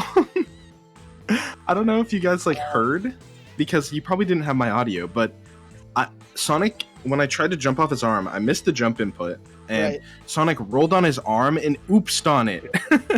Oh, really? He like bonked on his arm while the arm was moving or something. I don't know. It was so weird. I was like, what just happened? I was just laughing because it was just so absurd. Like, yeah. But yeah, I'm pretty happy that at least for my last race, I got to show off some really cool stuff. Like that aquatic mine. As soon as I saw the piece, I was like, I gotta pull it off. I have to do it. It's tournament. Like I gotta show off, you know? And then when I saw Big Marshmallow, I was like, please give me one of the sets. So I'm happy at least I was able to go out with that. That's awesome. Yeah, no, I noticed that I got CE skip for the first time in this tournament finally, and I was like, yes, now I can really go out without regrets. And I just kept playing well. Green Forest, I had a 10-second error in Green Forest. I was supposed to jump, but I pressed X. No. You're not supposed to do that. Dang. Yeah. That early game was very reminiscent of the last race, actually. Like, Dawn, the early disadvantage, and then gained time in Prison Lane, Metal Harbor, hit Task Run. JW didn't even go for Task Run. So, yeah, that was very interesting to start for the race. You guys both had 0 cycle, too. It's crazy. Yeah. JW, why are your pause hovers so fast? I've never seen those before. Oh You my pause hovers God. so fast, Fastest man. hands in the West. Yeah, I do overhand. Fastest hands. Oh, and so does because I compared them to Aiden's because Aiden just has insane pause advancing, and I know Aiden also does overhand, so that might be it. Want to get your pause hovers faster, then maybe do overhand. Interesting. And then yeah, so JW, I believe you've done several Heroes Story tournaments before, and I believe this is the farthest you've gone. How did you approach this one differently, or what have you been doing differently other than, you know, just kind of getting more consistent, or is it like just a mentality change, or? It's well, it's a little bit of both. I want to race with pride. I want to finish every race. I want to perform well every race. I want to race closely with my opponent if my opponent pushes me. Most of all, I have just been giving more attention to consistency, and I have been playing stages over and over and over again, especially the space stages. I think I've done every space stage 100 times over since this tournament has started, and it's really paid dividends. It's ironic that Final Rush, the stage, the consistency of which I pride myself most on, has been going wrong in this match and my match against Katie, and almost in my match against Yanni. I've just been really nervous about it, and it's definitely been affecting me, but I'm really happy with how I'm doing currently, and I'm really proud of myself for winning this match. Winning this match is not something that I had to do for myself, and I think that's exactly why I played so well. Yeah, that's awesome. It's been great to see you play this well, and thank you. Unfortunately, this is the end of the road for Dawn, but thank you so much for all the super gamer moments you've given us, because I mean, you provided a lot. So, you know, yeah, this is a really weird tournament for me. I to get this weekend off, I had to work like 8 days in a row, right? and I am honestly exhausted. I just woke up today super sore, but I was like, I'm gonna try my best, and I feel like I played pretty well considering. And I've just been super. I don't know what's going on, but the last 3 races, like City Escape, Green Forest, and Eternal Engine all went poorly. This was the only one that Green Forest went well. I don't know. Like the rest of, I don't know what it is about those 3 splits. The rest of it was fine. I was actually really happy with how I did for the rest of it. There was some funny things, obviously, but yeah, I don't know. I'm kind of fine being out of the tournament because I'm kind of just glad I get to actually watch this time. Last time was so exhausting and stressful. As fun as it was, I'm glad I get to watch a lot of this stuff unfold, and happy to see my best friend M popping the fuck off this tournament. Definitely underestimated. God, I'm just remembering now because like, yeah, that final that like last day of the tournament last year, like I did 7 hours of commentary. You played all day, and I just remember like when we wrapped up the VC after the tournament, like when we went offline and everything, we're all just dead. We're all like, I don't want to see this game for like at least 3 days. Like, I have had more than enough SA2. Everyone's just drained, but it was a great tournament, and this one's been great too. So, like I said after last race, there's still more to come. What's right after this? Is it? It's so after versus SMB. Yeah. Okay. Well, it was an option select. But one last thing I gotta say. Sorry to M. Before this tournament started, I said we can't drop out until one of us plays each other, and yeah, I failed. Sorry, buddy.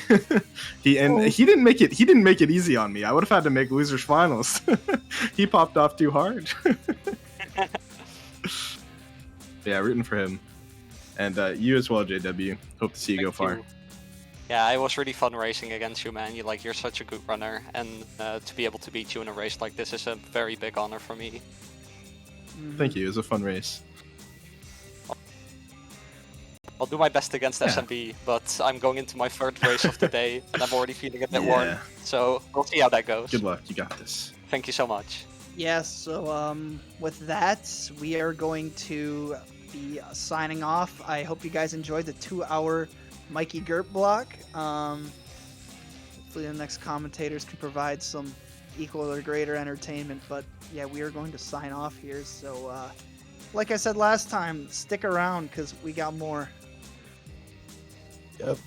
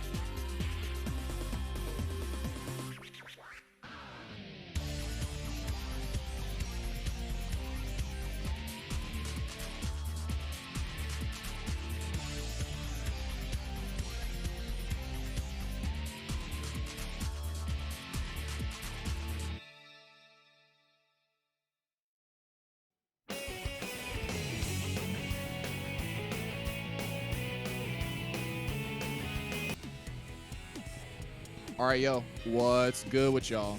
How's everybody doing? We got JW back fresh off the win against Dawn, against SMB. I'm Superior, hopping on Millie Jazz. How you doing? I'm doing great, and yeah, it's going to be an exciting race. These two are really, really good runners, and yeah, just can't wait to see what happens. JW, of course, playing more consistent, like not going for Green Forest Wall Run, but still popping out like a lot of 23 times. Hopefully that's all he needs. Silent Motorboat, though, definitely 23 capable, definitely 22 capable as well, so... 21 capable? yeah, even 21 on like a really good run, yeah, could happen. Yeah, it should be exciting. This should be exciting, and now we're off, like, out here on the City Escapes. Hopefully we do not see a similar SMB City Escape to the last one. That's generally, those seem to be an anomaly, so we'll just, won't say any more about it and just let it rock. See how these City Escapes go for our two runners. Did SMB just get right onto that rail? I think he did. Yeah. Really fast start. And he hits the skip. JW missing the skip. Oh, okay, so that's gonna put SMB in quite the lead. 25 to 30 second lead right off the bat.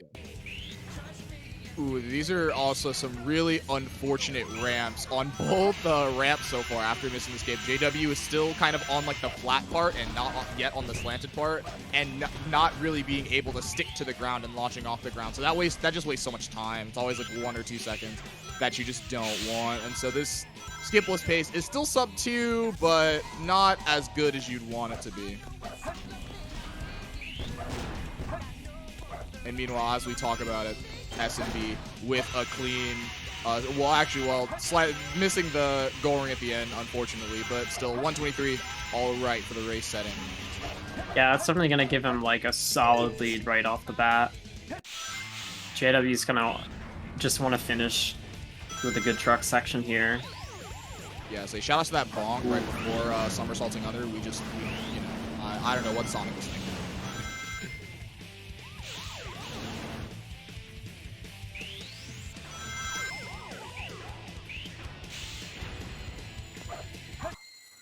Oh, just barely with the sub 2. But yeah, he's over 30 seconds behind. Too easy. Piece of cake. This is looking like a frame perfect fight. I don't know if he lost any time on that. Yeah, 21:39. That is the frame perfect Bigfoot. Can we see double frame perfect? JW? Tag is boring. I'm out of here. Finally decided to show up, eh? Okay, bring it on. Bird box. Suspended ceiling. And then he gets beginning room. There we go. And then near the 6 pillars, one of the back ones. Gets it immediately, and he's just gonna go up to Sandy Path because that's where he's likely to get a piece. Bird box in the shade, though. Still not bad. Definitely an above average set for sure with the 16. 100%. And while we were looking at the Wild Canyon set, JW did mess up Bigfoot a little bit on the last hit, having to get a 27 instead. Having to wait for a cycle. Unfortunate. We don't need more time lost for this as we head into Wild Canyon. Hopefully it's nice to JW, though. Yeah, he gets Bird Box. Bird Box. Treasure, 4 stone statues.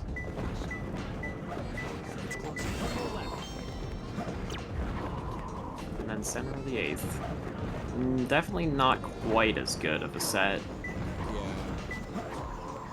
Connor rolled on this P3, but still not too bad. It is unfortunate. We do love our favorite move, Spiral Upper. Whenever we see our Bird Box P1 or P2, and then you go back, and then you turn the control stick a bit too much, get the spiral. You love to see it. Yeah. If you go around clockwise backwards, then you're less likely to throw out a spiral like that, but when you're in the moment, you see that, you're not always thinking, oh, should I spin clockwise or counterclockwise? You just go towards it, and then that kind of stuff happens. Yeah, no, it's hard in that moment. It's just kind of like something that you almost have to build like a muscle memory for. It's true.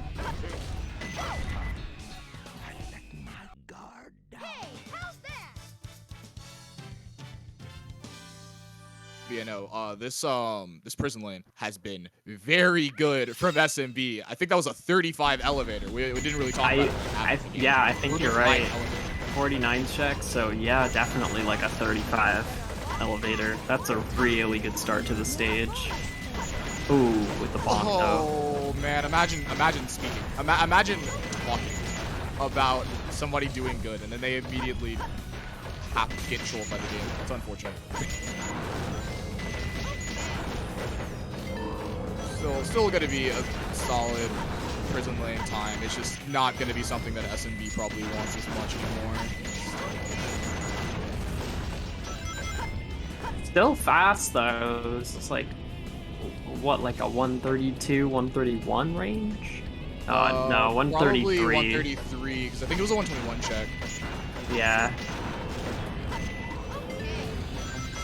Yeah, about 1 second behind, one second behind on the elevator for JW. Did get a 36 elevator instead of 35, but again, can save a bit of time from like a bit better after elevator movement. It just says SMB had a bit of unfortunate movement going through.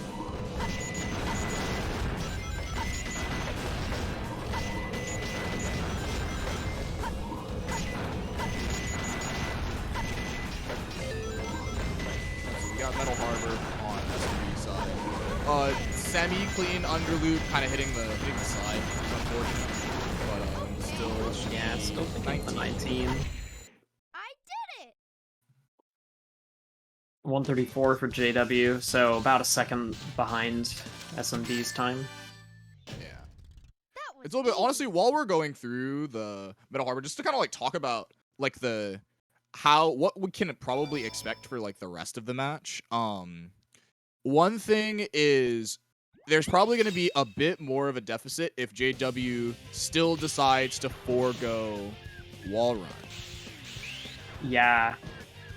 He did miss the CE skip and he's got a lot of time to catch up, so he might want to consider going for something like that, something a little bit risky that can claw back some time. Yeah, it's like taking the risk for this match just to like try to claw it back. He knows he can do it, but it's just about, do we want to take that risk? Because like this SMB lead is going to grow, and this Metal Harbor is looking a tad bit unfortunate for JW than it was for SMB, as SMB gets about a 122 Metal Harbor, and JW probably still in line for that. But if things mess up, if more things go wrong, then it's more gonna look like a mid 120 instead. He does get the better birthday gap there. Yeah. But it's still, with the 52 check, that's kind of like 124 pace almost. Yeah, that was like 50, like high 58, low 59 rocket. Yeah, it's about 124-ish. So again, gonna lose time here.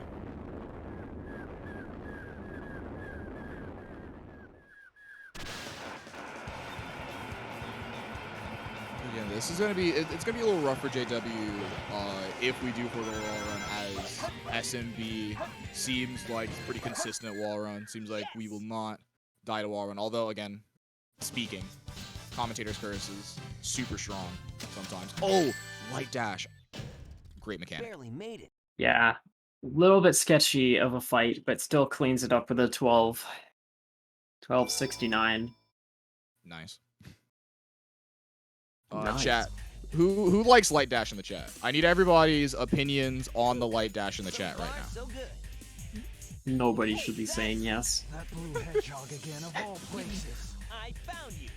Terrible. Oh, someone said yes. Oh, Biku? You know? How could you? I respect it. You giving your opinion when you know that a lot of people don't like light dash in here, I have respect, I must say. Talk your talk. Light dash is really cool, fun, and sick. Fun and sick. Oh, I see. So you're not just a head dog. Alright. Also a 12 from JW. Yeah, Shadow doing a full hop. SMB not going for the easy, just gonna take that nice and safe. So that's a potential for JW to save about 2 seconds there. Yeah. Shadow, what are you doing? Hurry and Okay, clean me wall run. Still 37 check. Again, with area easy, that is 35. It's a very solid green forest base so far. And again, we're gonna see what happens on this wall run attempt coming up. Yeah, if SMP manages to hit the wall run and then JW decides not to, SMP could really take his lead and run with it. And that's looking good. Okay. Yeah, that's looking like a really good task run. Yep, very good. Still using the pause advances to set it up too. Just very solid, very clean task run coming through. Just the end of the stage, this is looking really nice for SMP. Yeah, coming out with a 119. That's faster than I've ever done. Yep. Me too. I have a high 119, but not that. That's pretty good. Yeah. So JW coming up to where he has to make a decision, and he's deciding not to. Yep. Still not going like to. we expected. Yeah. Yeah, clean storage still coming up on the. Oh, I think that's interesting. So JW, before landing on the spring, goes right before it to get rid of the storage. I actually think that's kind of interesting because I kind of like the being able to like do the somersault jump immediately when you land and hitting the robot and then homing attacking afterwards to go up the tree. So I'm kind of curious that JW gets rid of the storage to not. We're seeing Ghost Train Station P2. Not a great piece 2. Yeah, we'll see what it gives us from here. Hopefully it doesn't roll SMB too much. No problem. But yeah, we're gonna run off the side of this hint. Center of a triangle, it's all right. Not too bad. Definitely. Yeah, and by the way, JW 128. Sorry to cut you off. JW 128, no wall run. 128 no wall run is actually really good. It's very good. This place sure feels haunted. 36 though, that's a good time. I have to hurry and find the Yeah, master. no, it's very solid Pumpkin Hill time. Not getting rolled too much, which is nice. 3 Skull Brothers, potentially getting rolled for JW. Also, trying to glide reset and digging on the side. Yeah, that movement was a little shaky at the beginning. Three Brothers Tombstone, piece 2. Yeah, he's gonna have to approach this from below, take a wind gust. Where is the ghost? Oh, this ghost is such a troll. He even approached it correctly and it just decided to... Wow, this is really unfortunate. And then suffering. Oh my SMB goodness. missing weight hop though. Yeah, SMB missing weight. Okay, I was really scared of this. I didn't want to say it because it was out loud. So actually, JW played in a race against me in winners round 4 a few days back. I got this set versus JW. I got this. So when I saw 3 Skull Brothers and a 3 Brothers Tombstone, I got really scared. And it happened to JW. SMP actually just getting rolled here, like he got hit by that bomb robot while he's on the platforms, got knocked off. Yeah, he's probably on like second cycle pace right now. Oh yeah, this is second cycle. Dude, the robot sniper actually just like I locked on with the reticle and just shoots the bomb up to him. It's just so mean. Well, this is a great opportunity for JW to catch up. Yeah, he's gonna need all this time save after that terrible Pumpkin Hill and after missing CE skip and not getting the wall run, so... Like, even with the second cycle, like, SMD is gonna be pretty far ahead after this.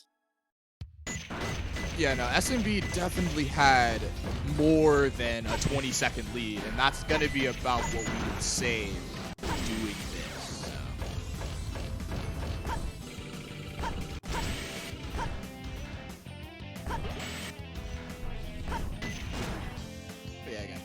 Getting this cycle clean enough. Ooh, I like. So if you notice, JW waited on the second to last little hexagon cylinder and jumped on it as the last one was driving, so that he could have good momentum for the pause hover going up and immediately kind of like getting onto it and keeping the momentum and going through. I like that. I might actually steal it.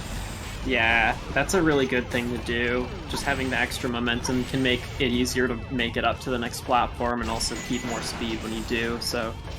Yeah, because generally what you'll see a lot of people do is you'll see a lot of people like take a step beforehand. Like you stand on like the edge of it, and you'll take the step and then do the pause upper. But that one, I like that one a lot more. I might try it and see how much I actually like it.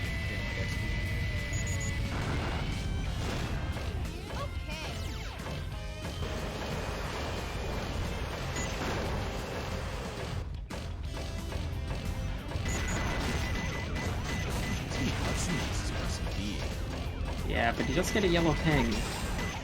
Tracks the broken minecart. It's nice. Oh, no! Oh no! He's gonna be. What is he doing? Yeah, he's gonna be clipping out for it, I guess. He's actually gonna be grabbing it. I did it. Yeah. This is the worst piece in the whole game, I'd say. At least for Hero Story. Yeah. It's one of the. What's the last piece? Under the flattened ground. This is actually like gonna be something like 40 seconds, even with minecart dumping area. Yeah, I do like that it was doing the sign, like hitting the water level 2 and then sign clipping off of that sign. Feels like it's like a little difficult, but like man, that's again 41 is just so rough. But yeah, pretty all right considering that it was minecart dumping area piece 2. The strategy, yeah, it's interesting to point out this sign clip after Switch 2. That's a really fast way to play that. Like, I'm gonna have to steal that one. Yeah. Because I've definitely heard, like, doing water level 2 and then, like, sign clipping to it would be fast. But I, like, when I think about it, I wouldn't think about doing it straight off of the, like, sign number 2 right there. I would think to do it, like, you know, where, like, people would leave Ghost Room and go to, like, Dented Ceiling Path to the Abyss, like, right next to it. I would think to use that sign. Yeah, speaking of Dented Ceiling, that's what we have on JW's end. But yeah, no, I was thinking, like, I would think that sign. But yeah, doing it straight off the sign number 2 is kind of, is really interesting. Yeah, this is perfect. So SMB's first lap, 38.06, it looks like. That's pretty fast. Yeah, 38.06, quite fast. We have our PP skips on deck. The president must be over there. Let's go. I doubt JW does, by the way. Actually, if we talk about PP skip, I actually do not think the JW. Yeah, I didn't see the little thing shoot off. He might not have reset his game. He might be losing a second here. I don't know. Yeah, or just losing straight a second. Because I mean, like, if we really think about it, like, JW just played against Dawn, and so it was like, so we get off of that race, and then we basically immediately shoot into the next one. Like, I don't think you have that much time to close the middle of the game, unless you did it during the credits, but the credits were rolling during the interview. Yeah, I don't think he got it. Well, he does get a 38.71, which makes me think maybe he did. Maybe he did get it. Looks like. No, I just think that's a good time with no PP skin. Maybe. Yeah, I don't know. Not too. Kind of hard to tell. Either way, we got Route 101 come through. Our little break. You know, a lot of people don't like Route 101. They think it's boring. We should think of it as a nice break as we head into like a very, very difficult part of the run. We've gone through this run. We have to deal with the BS that is SA2 and this dumb, stupid game. And now we have just a break, a moment of respite before we head into our favorite desert and space stages that can do so much to your mental. Yeah, definitely. You could think of this as being a bit of a calm before a storm, because the desert stages are very known for being really tough to play well. Kind of lethal at times.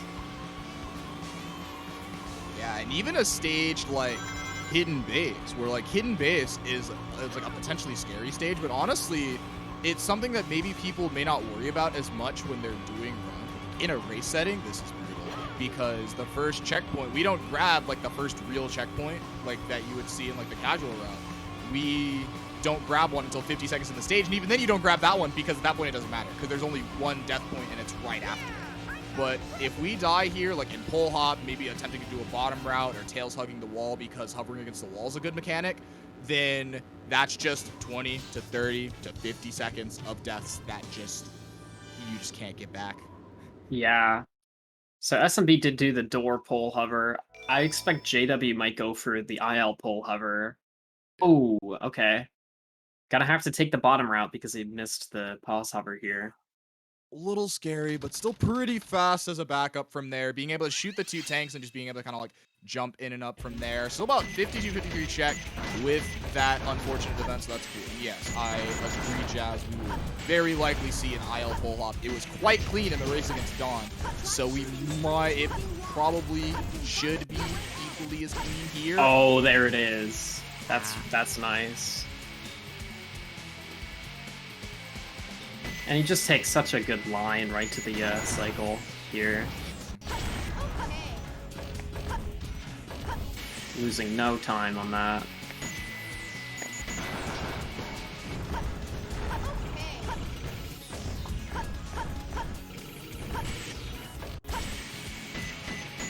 Also very good pause hover. We should be able to make this, saving a bit of time there. So 141 though is actually a really exceptional time considering he lost a few seconds at the beginning. Yeah, very good. And also we did see 48 first check for JW. This is crazy hidden base pace right now. 48 is super clean, especially from no bottom route. That's just like 6-second check. Yeah, 106. He's definitely on pace for the sub 140.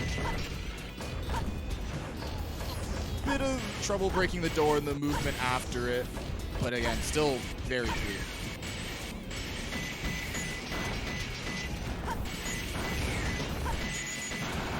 Gets those early locks. That's the next set of locks. Alright, yeah, this is looking like, well, S&B probably with a 29 check here. 28, actually. Yeah. 28.45. It was almost an 11 first checkpoint. It was like barely. It was a super low 12.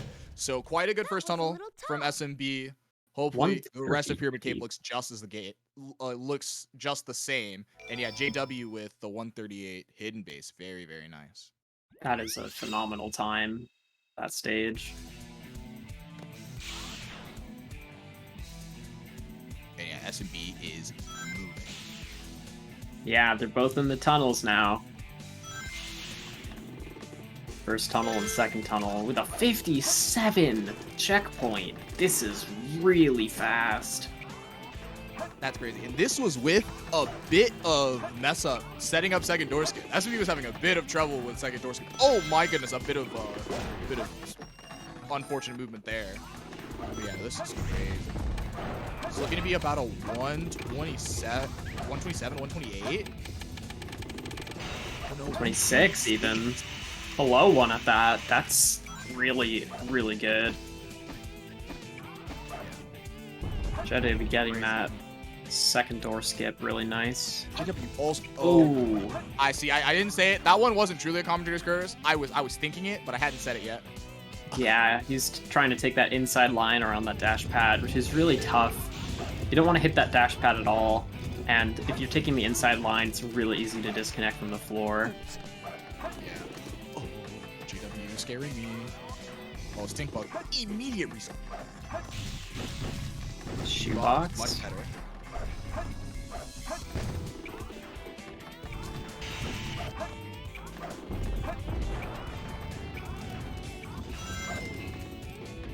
JW hasn't been going for this grab bounce at the end, and he still isn't in this race. Getting a 137. Yeah, 11 seconds. Back to SMB as we're sitting here doing death strats. We got back of core death strats. Back of core death strats. Not as good as Blue Room, but he does get a piece. Yeah. Could be, yeah, it is. It's Beauty and the Beast. Very short red ping on spawn, so that's how you know that it's Beauty and the Beast if you are doing the ping reads. Yeah, area 4 Scorpions are looking at. Let's see. Okay, no blue box, so just heading straight to it. running straight there. I wonder how fast this would be, say, compared to like a booty clip of just like running there versus booty clip. Because I think I would generally, like, I feel like just like in my mindset of how I play the stage, that I would like go do that I would booty clip there. But also S&B is better than me. And so I'm just like, you know, I'm curious about like what the timing for that would be. Like, I just don't know. It's over. Yeah, I'm thinking red box clip would be the fastest, but I'm not really sure. Oh, I think red box clip is probably definitely the fastest. As like, but specifically versus like just running straight there from like red room to portal blue room versus booty clipping there. Just because again, when you're like on the ground, it is just faster than when you're gliding. Like you want to be on the ground most of the time if you're gonna be trying to move fast in this game. So it's like, I wonder how much distance that can, or difference that can make, like running straight there. Because it probably doesn't seem like it wastes that much time, like one or the other, depending on the decision. It's just what you prefer. S&B having no trouble with King Boom Boo. JW, I just want to point out, had a really fast booty clip to get that last piece. Yes, very, very fast setup. Yeah, it was super good. And now we have everyone's favorite boss. Who's there? A Golem. What the? S&B getting 2 super bounces right off the bat. Sorry, I'm gonna mute my phone. All right, no memes, chat. I need you guys to be honest with me. Whose favorite boss is this? Whose favorite boss is this? And actually, and if this isn't your favorite boss, what is your favorite? 26 though for the Golem, pretty good fight. Yeah, that's like fairly clean. If you're not doing any greed bounces, then that's like a really good time to get. Yeah, it was just super clean, just like 3 clean super bounces, just straight off rip, super good.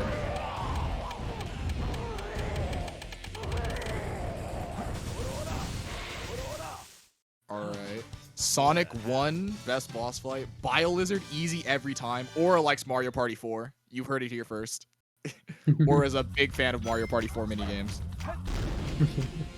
Alright, S&B coming up to the Quan, hits the Quan. Definitely going to be keeping his really commanding lead here. Yeah, that's not what you want to see for JW unless JW also is the Quan, because then it's just no time save. But JW really wants to see a meltdown right now. JW just struggling with Egg Golem here. This is sometimes just what you see, like Egg Golem can throw even like really top runners for a loop sometimes, and he gets the ballerina as well. No, and we can't kill him fast enough, so even if we hit the super bounce here, we have to sit here and watch Egg Golem spin around, spinning around. If there's any spin emotes, somebody put a spin emote in the chat. And then we get to watch this death animation too. Yeah, don't die, JW. It's never safe to take a death strat, okay? Oh my goodness. Okay. Never safe to death strat after a... This boss fight is so cool, dude. It's just such a cool Oh, S&B with a 119 though. That's pretty good. It's a pretty good time. Yeah. I know for you, that's probably the the worst of what you'd accept. You're pretty happy with the 119. Yeah. Like, yeah, if I hit a Quan, I'm really aiming for 117s, 116s, but 119, like for most people, that's really good. we head into Eternal Engine for JW, and a little bit of move messing up with the enemies at the first one.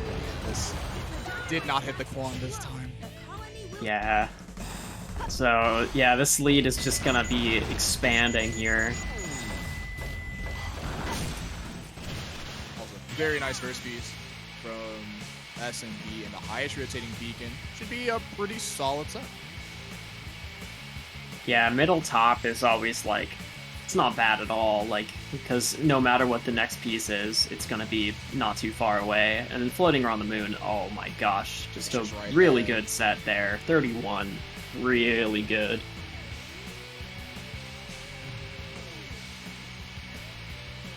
Yeah, no, this is just nice and clean.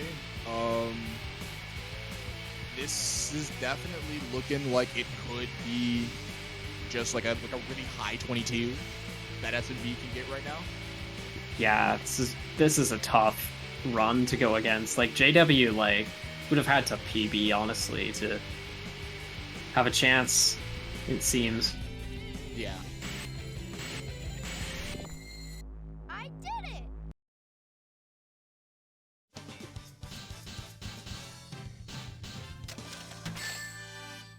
You know, 128 with the second try. It's all right, but yeah, at least it's just looking so rough. It just like actually needs the meltdown of a lifetime, just like over a minute of difference here. Yeah, he definitely needs a huge meltdown to come back, and SMB is definitely not having a meltdown. Like, he's just playing on point. He's been playing on point for the majority of this run. You know, we are saying words right now, and while I agree that we probably won't see a meltdown, if we speak it into existence, we're going to be wild. Oh, we're taking in front of the weight elevator. Shocking. In front of a weight elevator, and then the first stage. Pretty high likelihood of a piece 2 in the middle here. Floating around the moon, yeah, exactly. That's in the middle. SMB not getting the first try CGSS though. It's closer. I found him. All right, let's see. Setting it up again. What does try number 2 look like? Yeah, He's out this time. With the bad cam as well. Yeah, this is perfect. I am not good at telling if bad cam can make it, as I don't do this trick. This looks good to me. Yeah, this looks fine. It's good, yeah.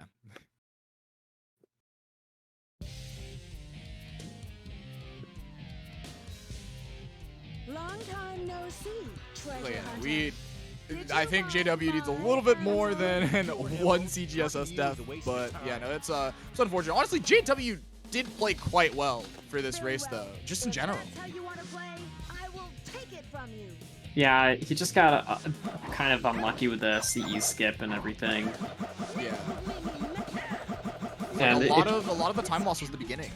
Yeah, if you're missing CE skip and then just not going for wall run, like that's a lot of time that you have to make up somehow later. That's like at least 45 seconds of time to make up, and that's not always possible to do if your opponent is just playing on top of their game, so... And then also, by the way, SMB having Beast, one of the scariest egg gameplays you'll ever see.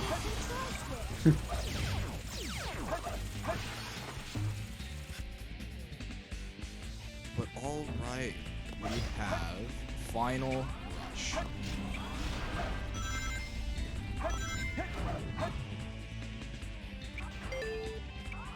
Oh yeah, JW hitting the checkpoint. Everybody's favorite checkpoint, by the way. I want to say that is everybody's favorite checkpoint in Sonic Adventure 2. Because we can't stop talking about it. Yeah. We just can't stop talking about it. So it has lives to in be our heads, rent-free. It's true. This looks good for JW. Gonna get a first try with a 47. Saving time over SMB, but it's not enough at this point. SMB just, you know, doing the turn after FR skip, and he's probably gonna be coming out of the stage after the first try. Yeah. I have to agree. This is definitely, like, unless we see these buildings, the SMB turned extremely late, and we see these buildings, and they're, like, 5 light years away. I just doubt that, but I just don't think that's gonna happen, and the height looks good. Yeah, it definitely looks fine to me. Looks like he's got it. Could be coming out of this run with a high 22. Yeah. This is 22:37. Yeah, this is 100% can end this with the high 22.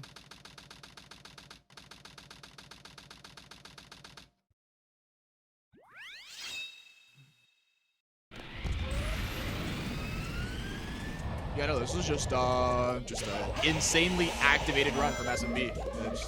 It's hard to compete with this, and I mean, as long as Shadow 2 goes well, this is above JW's PB. So I mean, at that point, then it's like, how bad can you really be? JW again, just generally is satisfied with his placement in the tournament. He's really happy with how he's been playing and stuff, and so he's probably not too mad to end it off here. But it is unfortunate. Well, there goes the 22 for SMB, unfortunately.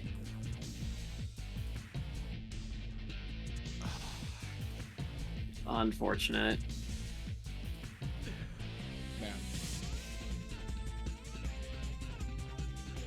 Sorry.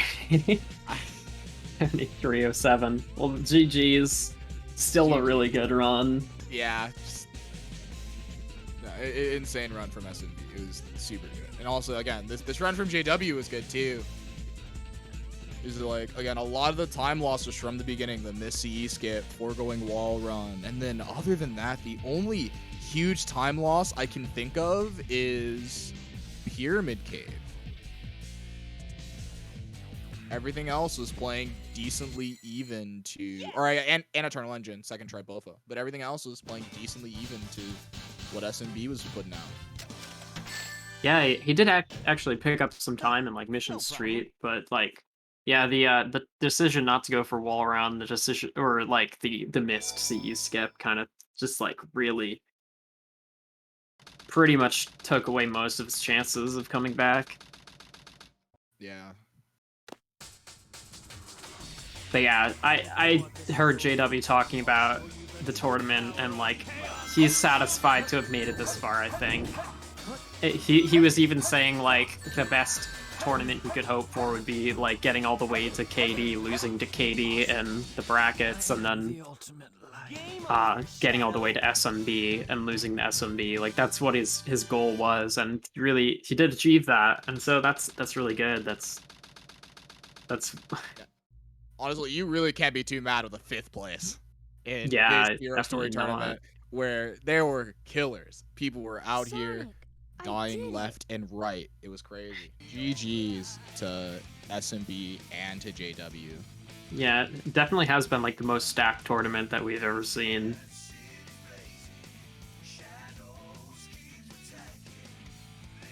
Welcome in, runners. Congrats, SMB. GG. GG. Yeah, good job to finishing that run as well, JW. Thank you. I'm done. I did it. Oh. Dude. I'm so glad. Dude, after I hit C skip, I felt so good until Mission Street, and then I felt good again. You know, that's very fair. You were playing amazing, man. That was so sick. Yeah, if it went for Mission Street, CG, and Shadow, that would have been like a 22-20, I think. My goodness. Yeah. That's incredible. Your run was crazy. Yeah, GG.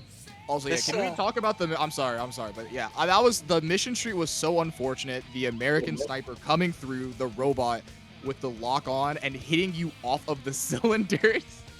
Yeah, that was really funny. After missing Weight Hop was just so sad.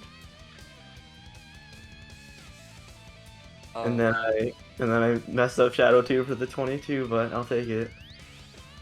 Yeah, that was really well done. I would not have beaten that. Not on a great day.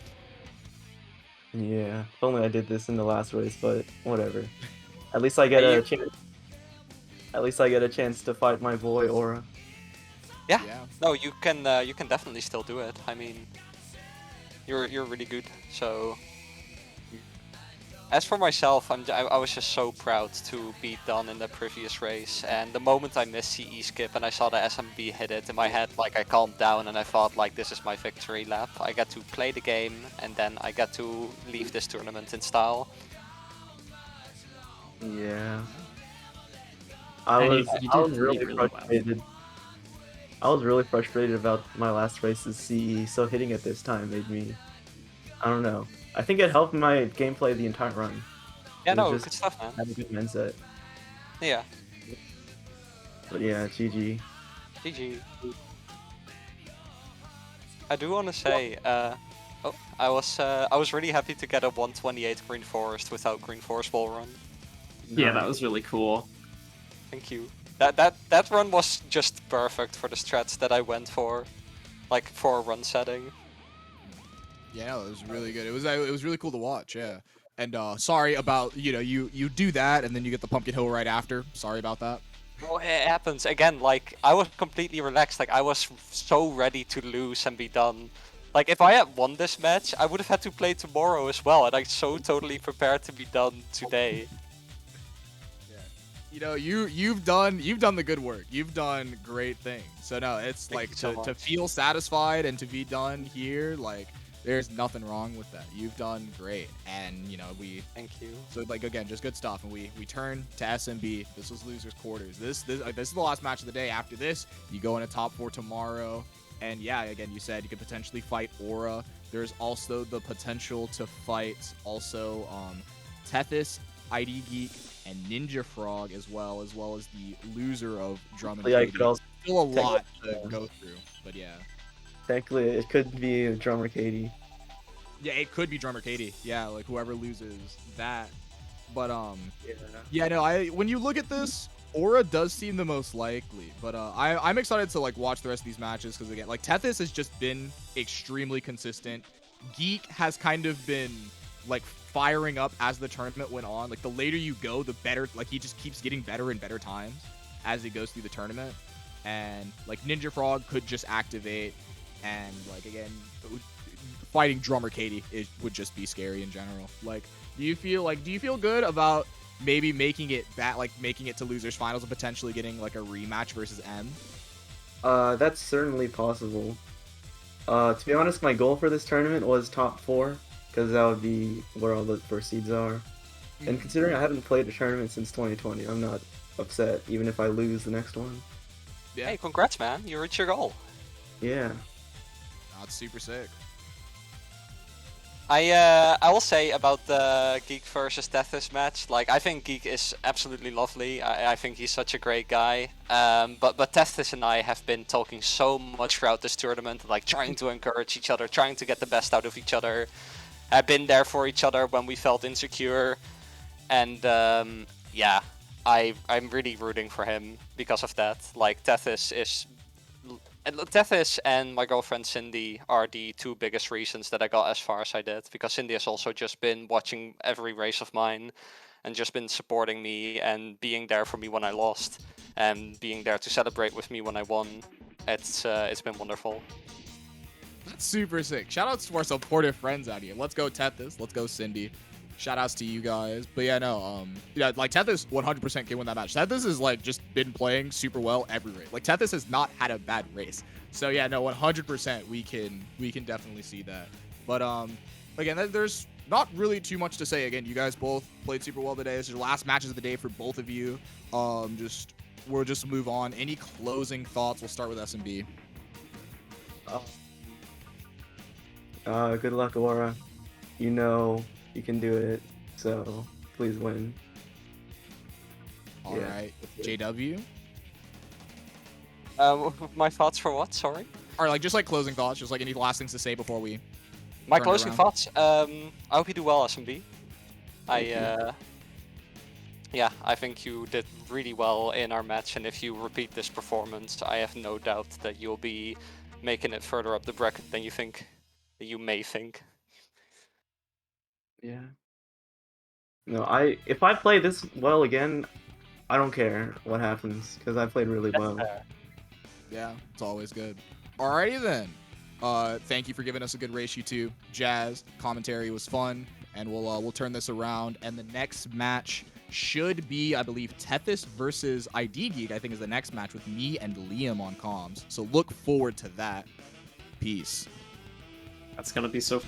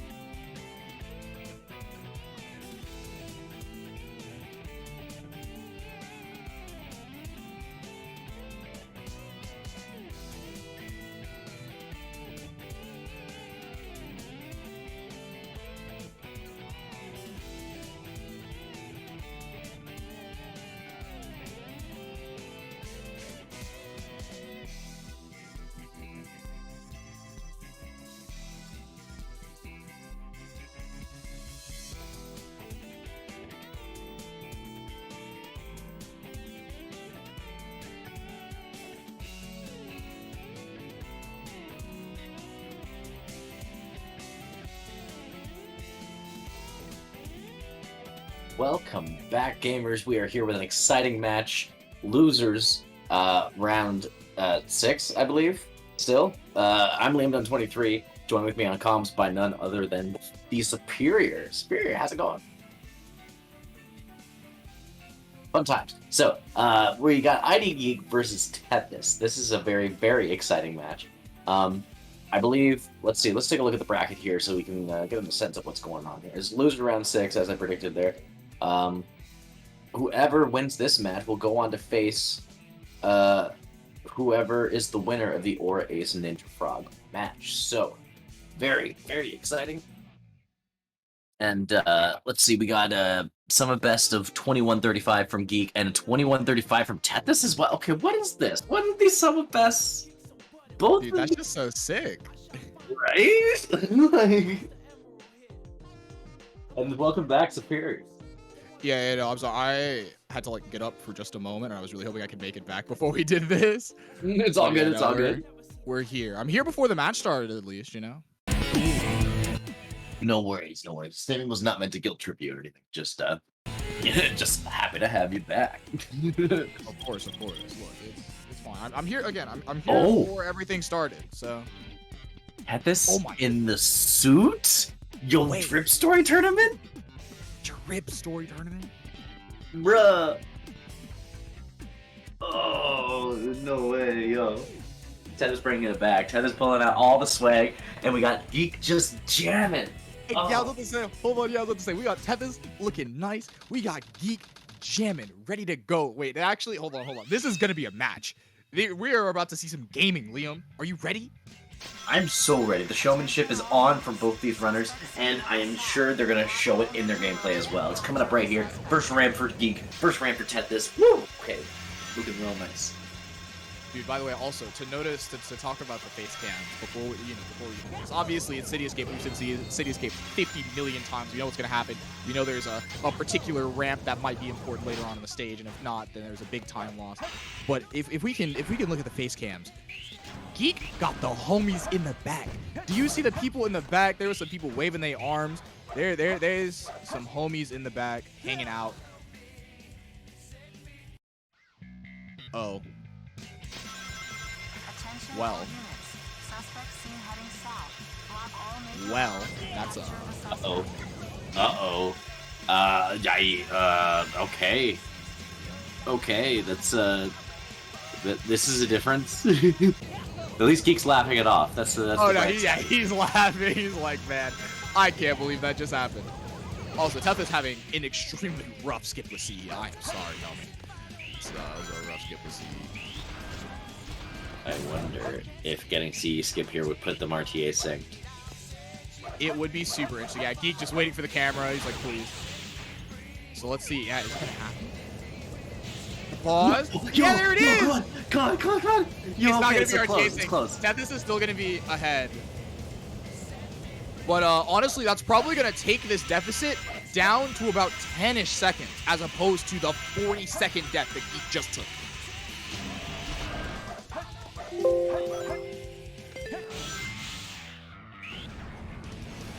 Okay.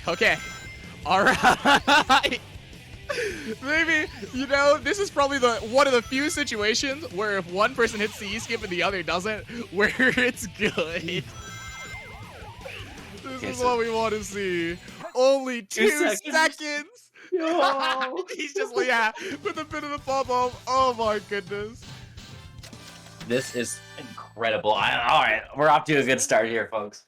Oh yeah, this match is already about to be a banger. Everybody buckle in, because there might be some moments where you just want to get out your seat. This game of tag is boring. I'm out of here. Finally decided to show up, eh? Okay, bring it on. Bigfoot reporting to headquarters. Speaking of getting an extra seat, Bigfoot is starting up for both the runners. Tethys about to get over to the front box. Let's see what we got here. Geek's about to jam out of his seat. This is Spider Troop Bigfoot. Bigfoot to headquarters. We've engaged the enemy and we're hedgehog. Tethys finishing with a 22:07. Geek looking like a little quicker. Yeah, 21:44. Yeah, okay, just a few frames off. Frame perfect there for Geek. Geek knows what's up. Yeah. Alright, looking for free pieces. Double containers piece 1 for Tethys. It's closer. 2 more left. Okay. Solid piece 1s for both of them.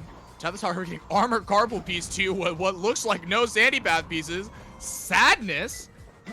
Big sadness. Geek getting Sandy Path, the last piece. And orbiting above. Oh, wait! Orbiting above is basic! Oh, no! It's closer. Oh, my goodness. Oh, and Geek has the lead! That's 2 seconds to Geek now. Yeah. What an amazing lead. All right, so it's switched already. That's the first switch of the lead today for this run. For these two runners here. Forget today. Now, even. Well, we're probably going to see a bunch more of these.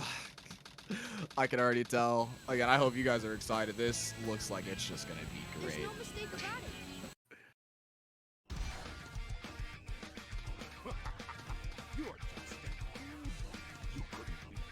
Also, that was quite the run. Oh, wait, that's right. I forget. Geek does do this version of it. A bit more active. But yeah, no, it's interesting. Oh, turning back, talking to the friends, talking to the homies. That's right. That's Making right. some gestures. Okay. Let him know he's about to like jam out, but also like get a really good time on the stage. Yeah, no, I just wonder what they're talking about. I think this is hilarious. I'm curious. Like, I mean, he he might do an interview, but maybe not. But yeah, yeah, tagging in the homie. Shout out Classic Box in the chat. Yeah, he's just like, you want to take the controller?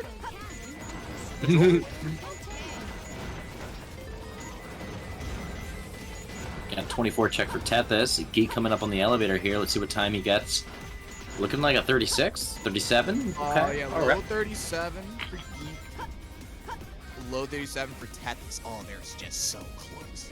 They're just so close. They're just this is gonna be a race of 2 gamers gaming. It's just I hope Geek's homies start like rocking out like Rock Band in the background or something. That'd be really sick. I was about to say, I just need Geek to just like stop listening to SA2 for a moment. Just get out the speakers and just put it on the speakers. Just put it on the big speakers. He still has headphones in, dude. The homies can't listen. The homies can't listen. They can't hear how well he's playing. I was about to say, you know how well Geek's playing by how much he's jamming out. Alright, 123 check. Probably, it could still be a 135, but the gate didn't really open up as quickly. So we may see 136s from both runners due to the slightly better ending movement from Tethys. Oh, yeah. Okay. All right. Yeah, it's crazy. 441, 443. It looks like they might even be pulling up his match on the TV in the background there. I'm not too sure. Yeah, they're about to. Dude. He turned around. He's like, okay, hold on. This might be a banger. Put it up. Put it up. Put it up. That might have been, maybe he was telling earlier, you got to go to twitch.tv/Chaser_events. That's where you got to find the channel, all right? Yeah. Ooh. Nice underloop. ID Geek. Tethys. How clean will it be? Cleaner than ID Geeks. Okay. All right. What will our upgrade times? Will we see probably low mid-19s, I expect? Oh, yeah. Low 19 from Geek. What do we got from Tethys? Also a mid 19. Okay, all right. Yep.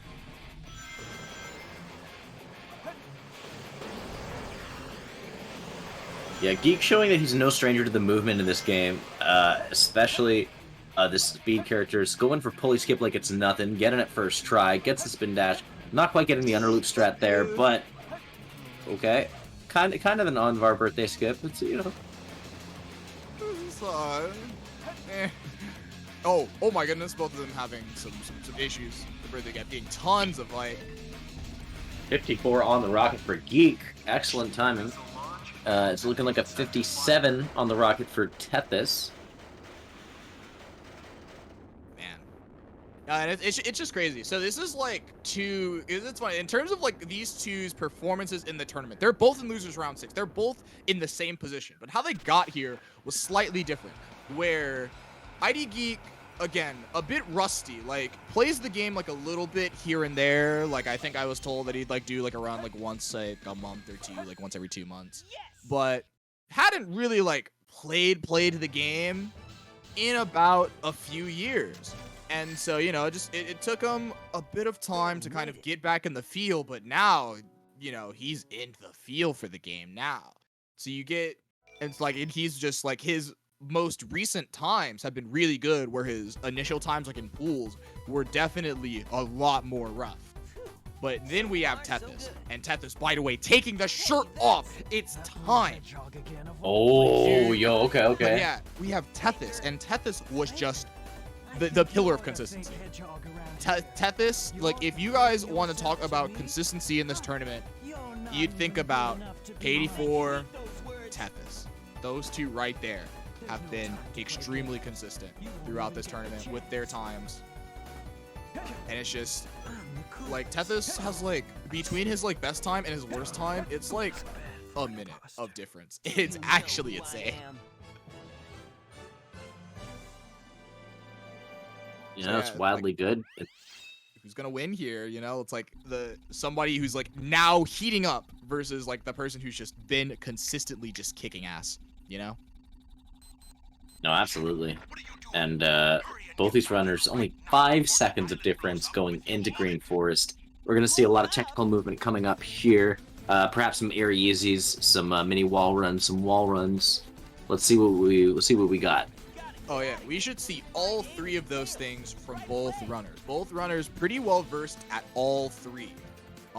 However, the variant of wall run that each of them will do, I am curious about, because in the last race I saw Tethys do, I believe I watched Tethys do wall run into bungee skip, as opposed to a moonshot or a TAS run.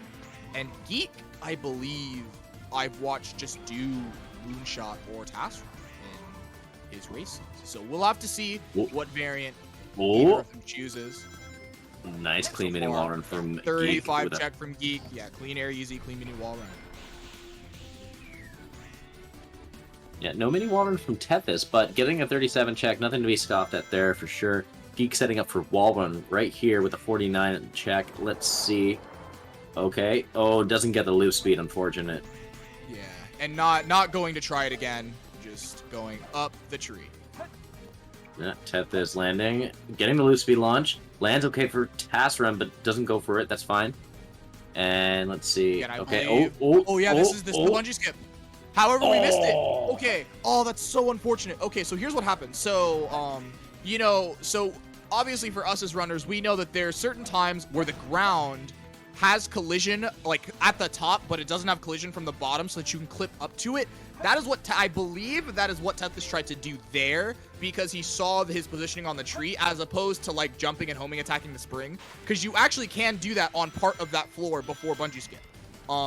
However, he noticed too late that he couldn't do it and missed the spring. Sonic did funny thing look on the funny look at the ledge and couldn't actually make it up to the spring and fell down the tree, which is super unfortunate.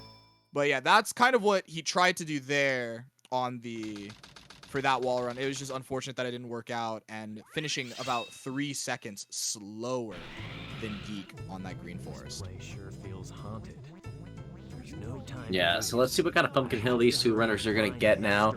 It's you know, RNG stages, always a chance to swing the lead, especially when it's this close. Very high up, piece 1 for Geek. What do we got from Tethys coming up here? It's closer. 2 more left. Under the chimney, piece 1. Under the tracks, piece 2 for Tethys and Geek, respectively. Wait. Geek, please. Okay, so that was really unfortunate for Geek. Geek reading the hint and just taking the rocket to Pumpkin, reading that it was under the tracks, and he's just like, oh. Oops! And now we have Suffering piece 3.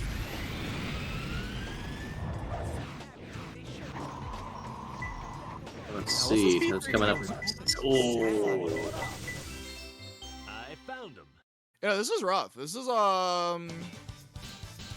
like, don't really know exactly how to play this, but yeah, this is just like this is a rough set. This is perfect. Under the chimney into Lonely Tombstone into Sad-Eyed.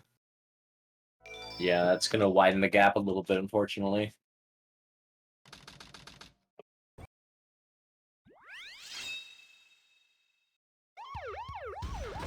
But with a 12-second difference, you know, that is a cycle's difference away, so there is a lot that's going to happen here. It's interesting to see if we'll get a close match again.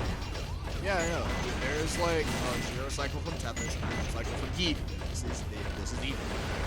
We are a cycle away from this being an even race, so we'll have to see. Although Geek 0 cycle has been quite consistent from the matches that I've seen him, even in his rough D-Rust matches.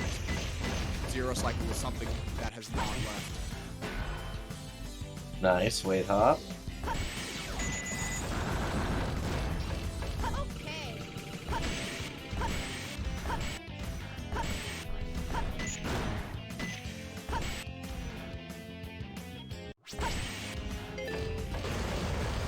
Okay, clean way hop from Tethys as well. Geek duty schmoovin. Let's see here. Gets the pause hover nice and clean. Tethys coming up on the first checkpoint here. 45 check. I will admit, I did not really get to see what Tethys is up.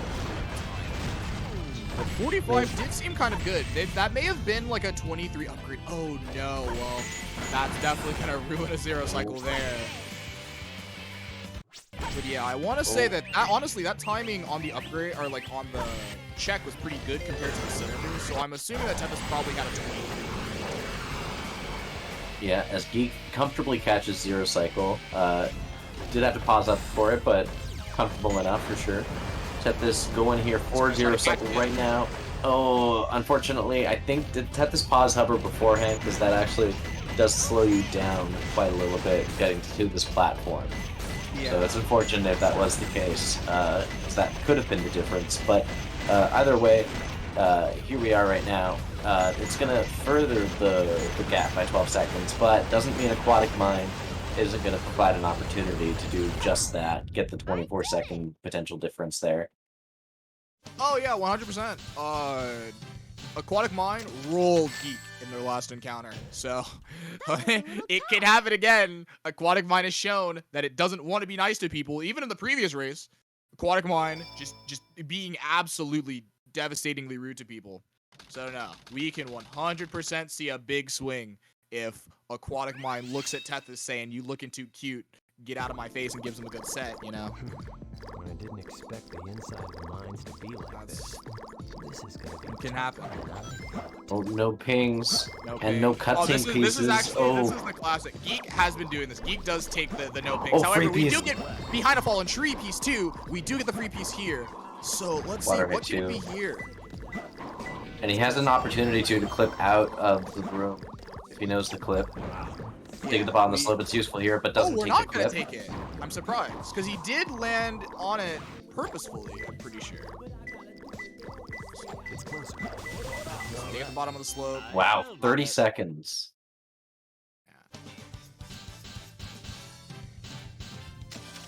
Entrance to the minecart dumping area, no free pieces. This is perfect.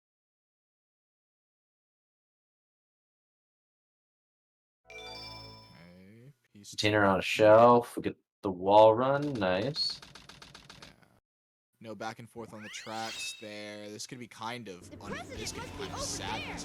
Oh no, that's also sadness. Not hitting the spiral there. But let's see. What is the last one? It's gonna be next to a scroll. It seems out of place. Okay. Losing about 8 seconds here on Geek. Yeah. So that's gonna be about a 32-second difference, I'm saying, roughly. I believe that sounds kind of accurate. Maybe 34, because we're coming up on 11:49 for Geek coming up shortly. So let's see, it's going to be about 34, yeah, 34-second difference right now between the two of them. Yeah, okay. And again, this race still very close. Geek pulling ahead, but Tethys can come right back. A lot that can happen. Hero Story is funny. Yeah, and regardless, still hoping to see just the best gameplay from both of these runners right now. Geek is showing off what he is the best at, and every single movement here is intentional from Geek.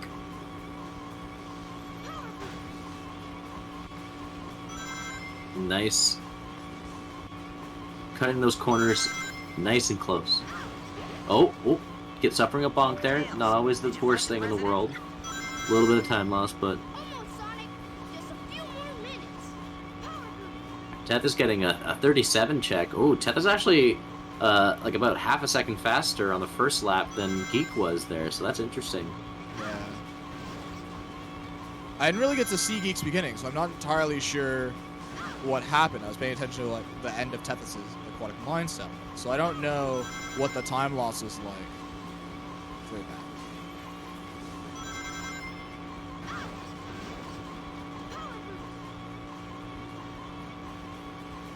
Tethys with the 118 lap. Okay, so that's like 0.8 faster on the second lap. So yeah, Tethys is outperforming Geek just a little bit. We'll have to see how the rest of this part goes. Yeah, as it looks to be, I believe, a 214 for ID Geek. Not happy with that, probably. Pretty sure ID Geek is not happy with a 214. So there's a smile. A little bit of blinking coming from Geek. We don't get a thumbs up, though. Yeah, no thumbs up. Probably takeable. It's acceptable at 214. Yeah, it's acceptable. He's like, oh, I'll it's take satisfactory. It was better than what happened to him last night. So I think Tethys is on a 213 pace here, so we'll have to see. Ooh. Oh, I think might be just barely sub 214. I think it just barely by a couple frames. One frame. Yeah, let's go. Okay, Geek with the pole hop though.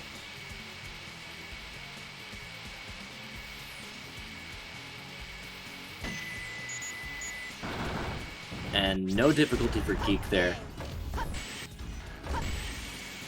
Only about 33 seconds difference now.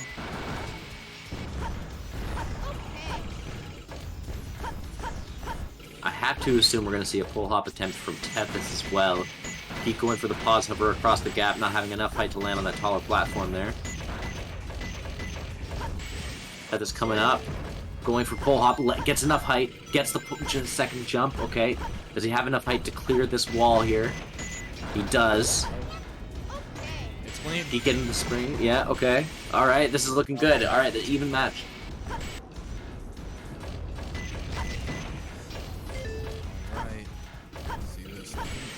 This hit basically got the ball 109. Second check from Geek. Very, very nice. Let's see this. Pace is looking good. Ooh, Tethys with the. Geek scared me a little bit. He's laughing. Understanding that he almost gave me a heart attack just now.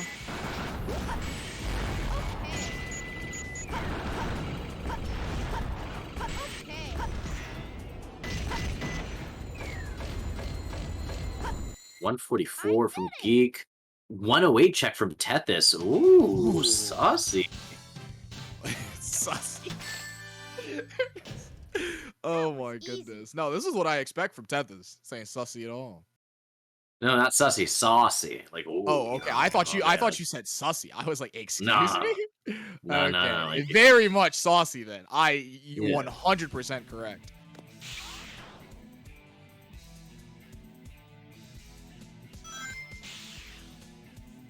Okay, this is a low 140. We got a 142. Okay, saving a couple seconds on Geek there. Yeah. That's gonna bring the difference down to like what, 31? 30? Yeah, about, yeah. And oh yes, we see this IL start. No, we don't. Oh, we don't get his ass clean.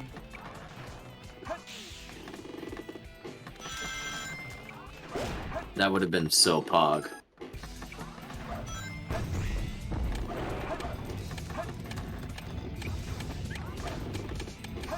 First try door skip there for Geek with super bounce. Now time for second door skip. Okay, we're through. Yup, waiting to do the bounce excel until the ghost passes so that we don't get our hug. Tethys, with definitely a better opening so far to Pyramid Cape than Geek had. Yeah, so it's up to see how the rest of this goes. Yeah, looking clean so far.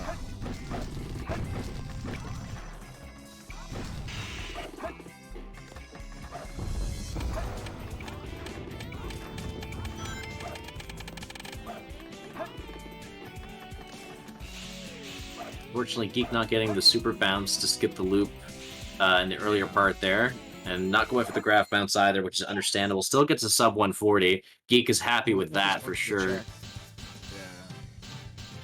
Tethys missing the check, going back for it. Would have been a 101, but now a 103. No problem. Let's see, what's this ending gonna look like? Ooh, a little bit rough. Not exactly what Tethys would be wanting at all, and this is so scary. No, there it is! Oh, that's what I was scared about. He was mashing. I kind of wish Tethys was probably mashing A to get out. I wish he was mashing somersault. If he was mashing somersault, then he probably would have been able to at least grab a ring, as opposed to jumping over and homing attacking one of the ghosts and getting into the spike ball. No, it's just unfortunate. Very unfortunate there. That's... Yeah, definitely not what Tethys wants in this moment as Geek grabs his first piece in Death Chamber, which was Pattern Shorts into Gorilla's hideout. Gonna do the clip there, green door clip. And Tethys taking another death, unfortunate. Oh no. One more left. Yeah, this is just not what you want to see.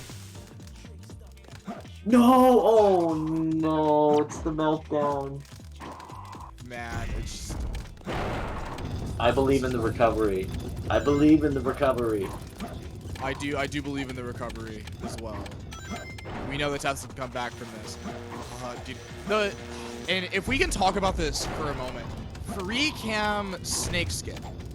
Free cam snake skip is really awkward. Oh my god. Free cam snake skip is extremely awkward. So due to the way that free cam is versus auto cam in terms of like the way that the camera is, it's just like you get moments like this where like snake skip, you need to do your inputs later than what you feel it should be like on auto cam, just because of the way that it is. And it's just so awkward, and that's like one of those things, and that's kind of what happens there, where like your inputs get kind of jumbled a bit, and also because of free cam, maybe you're like holding like up a bit too much instead of like to the right, and you just, again, you get a situation like what happened to Tethys, where you just didn't have enough speed to run along the wall and get up. Ghost? Oh man, it's just... Tethys is not happy at all about that Pyramid Cave, and Geek is just... He's in boom. He's out of Death Chamber. The Death Chamber wasn't even that good, but again, it's just what it was. It is unfortunate, but there is a good chance for Tethys to recover some of the lost time he just got over Geek, at least in Death Chamber, because I believe he ended up with a 114. So maybe we can get like a sub 50, something to claw back some of that time. Angry Man, piece 1. Geek finishing up Boom Boo right there. Amachow hitting the hourglass for Tethys, kind of a Chow Bro moment there. Yeah, one of the few times that you will ever say thank you, Amachow. And even then, you shouldn't say thank you, Amachow, because you can do it yourself. It's true. Geek struggling to get the first super bounce off on Egg Golem. Tethys taking the death strat. Ooh, teased. Oh, Bugs? Yo, Bugs for Tethys. Let's go. I believe in the Bugs. Come on. No! Well, what's the piece, though? What's the piece? Ghost protects the goddess. We can booty clip here. Oh, wait, we're not? Could also blue box clip. Not to booty clip to Red Seek. Oh. Wait. Tethys. I think we had a brain moment. I legitimately... Ghost protects the goddess. Ghost protects the goddess. Right. Okay, right. Ghost protects the goddess. My bad. Yes. My bad. Yeah, I thought it was Golden Goddess. Oh. Yeah. Oh, that was super unfortunate. That actually still could have been pretty alright, because you just booty clipped to it. Man, and now we have 0 lives coming up. I wonder if we're going to exit out of Torment when we get there. A lot of people opt to do it in Egg Golem because you can do it immediately. Oh yeah, you can do the immediate reset out. Okay, missing the Quan. Right side. Generally, with the Quan, you do want a lot of speed, and it's just like, when you do it like that, you just don't really have a lot of speed there, but it is like a quick setup. It's just a quick try, and second try significantly easier. Geek's been a lot better about these second tries, and yeah, just there it is. It's just out there.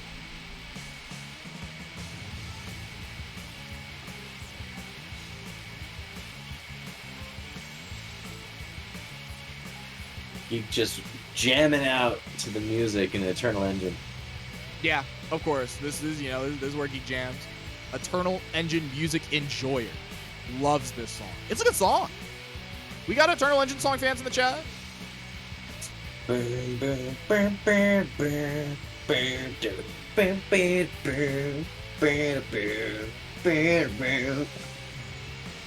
yeah, killing it!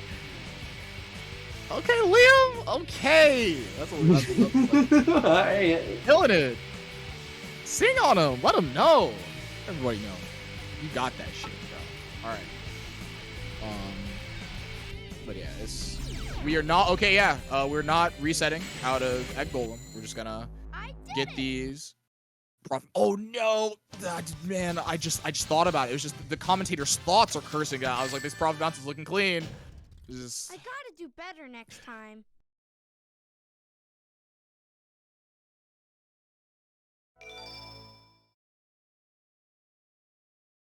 Oh, unfortunate there. Pause, but it's okay. Oh, almost going for the funny frame. Almost got the funny frame. Yeah. Geek loading into Meteor Herd. Tep's loading into Eternal Engine. Next to the rocket pointing at the arc. It's not shortcut rocket. It's not shortcut rock, but I mean, again, it's a solid piece. Let's see what we get after this, because that's the real thing. And honestly, this is a really interesting point of contention. Ooh, I like that. Going for this monitor, yet getting Dangerous Liquid.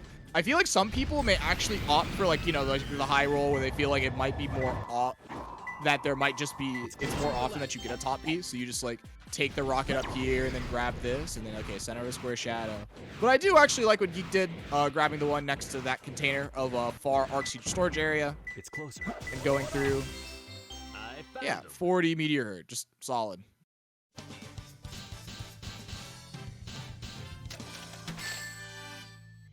Let's see, Tep is lining up. Breaks out of bounds. Now he's going to be experiencing the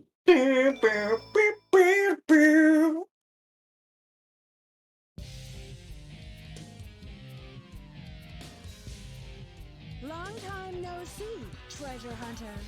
Did you find my emerald? That's a good one. Your emerald. Talking to you is a waste of time. Very well. If that's how you want to play, I will take it from you.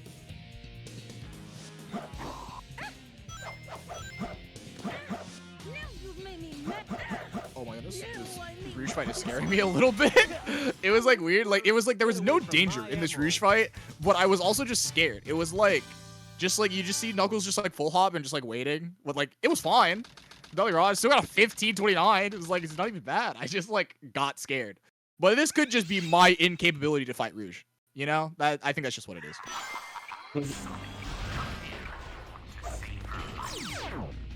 Yeah, Geek heading into Crazy Gadget. Tethys going into Meteor. What's the set gonna be? Curious. I hope the game throws him a fun bone and just gives him the IL set. Just give it to my boy here. Give Tethys the IL set. We need to manifest Shortcut Rocket this second. Shortcut Rocket, Shortcut Rocket, Shortcut Rocket. It just needs to happen.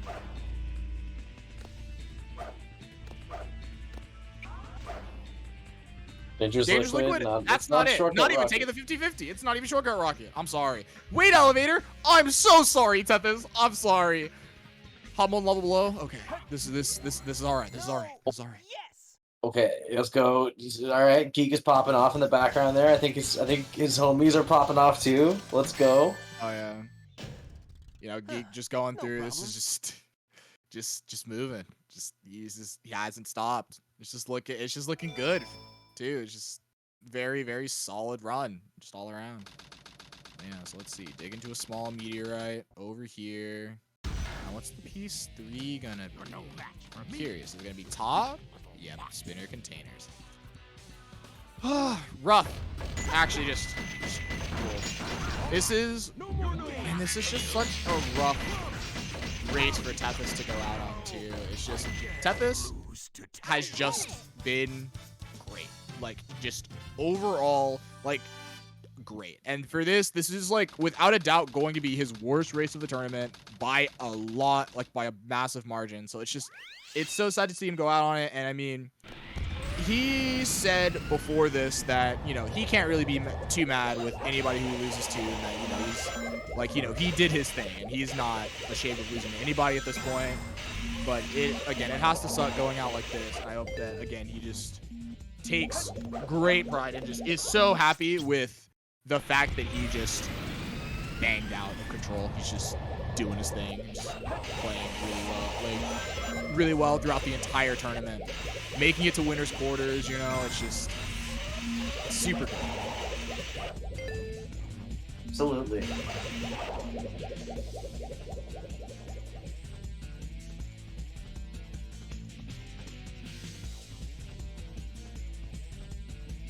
While ID Geek falls to the goal ring in final rush, Tethys will be loading into Crazy Gadget to attempt to throw himself, yeet himself even between 2 kill plans and get to the goal ring in under a minute.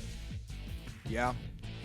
Ooh, a little bit of scary moments there, but yeah, no. So we come in, we do this, go into the movement. It's looking all right. But yeah, no, you can just like you can honestly you can see it on his face. It's just like he just got fucked. It just sucks. It's hard to play at your like maximum when you're just getting SAT'd, you know? When you're just having some really unfortunate stuff go on like that. It just sucks. It's just hard. And honestly, for Tethys to continue on like this, just trooping out and honestly just playing quite well. Like it was really just Pyramid Cave. It was just Pyramid Cave. So, you know, to like pick your head back up and to move back in and keep going and do your thing. No problem. Let's go, Tethys. Absolutely. It's hard. It's hard to do that.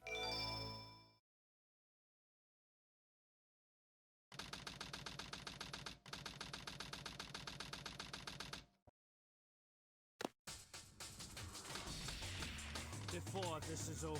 Oh yeah, Geek coming in to finish this out. Definitely looking that this is gonna be a high 24. Just come in, finish it out. You got 5 hits on Shadow to go. One more hit and GG to Geek 2455. Get your GGs in chat for Geek as he moves into top 8. Geek, ID Geek in top 8. Like we okay, so yeah, we all they're know watching in the background. They're watching in the background. They're popping up. Yeah, they are watching in the background. Let's go. Oh my goodness. Yeah, everybody got their hands up. Dude, supporting the homies. Shout out to the homies in the back of Geek's camp. Yeah, you can tell he's excited. So let's like to really get on a high note to talk about Geek. It's just everybody knows that ID Geek is good at the game. We all know that he's nice at winning. But you know, he was rusty, he was getting back into it. And nobody really knew what Geek was going to do coming into this tournament. Nobody knew. It was like, okay, how well is Geek really going to be playing? In the Break the Barrier event to get the 22, you know, Geek was just kind of having a really good time with it and, you know, just kind of getting back into it and just having, like, you know, some rough runs and some good runs here and there, but just kind of, like, really just trying to get back into the flow of playing SA2. And now, here we are in HST 2022, and ID Geek is in top 8. Yeah. Top 8 of the event. It's like, we all knew it could happen, but seeing it happen is like just big, massive congrats to ID Geek. And just, again, shout outs to Tethys as we watch through this. Tethys will be sent home at a 9th place. Still incredibly respectable for Tethys. Tethys is just, again, I like saying it again, Tethys just played extremely well the entire tournament. So it's it sucks that we went out on a run like this, which is such an unfortunate Pyramid Cave. But again, I hope Tethys, after this run, still, again, just has his head up high just because he just he's just also just so good at the game.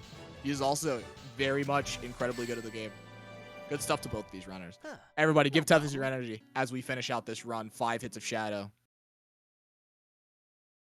We'll release Tethys from this prison of playing Hero Story. As a gauntlet, as much of a gauntlet as any tournament can be, you know, it can be a breath of fresh air when you're all said and done and you're finished with it, because then you don't have to worry about performance anymore, right? And you can kind of take a breather and focus on the other things that you might have been wanting to get to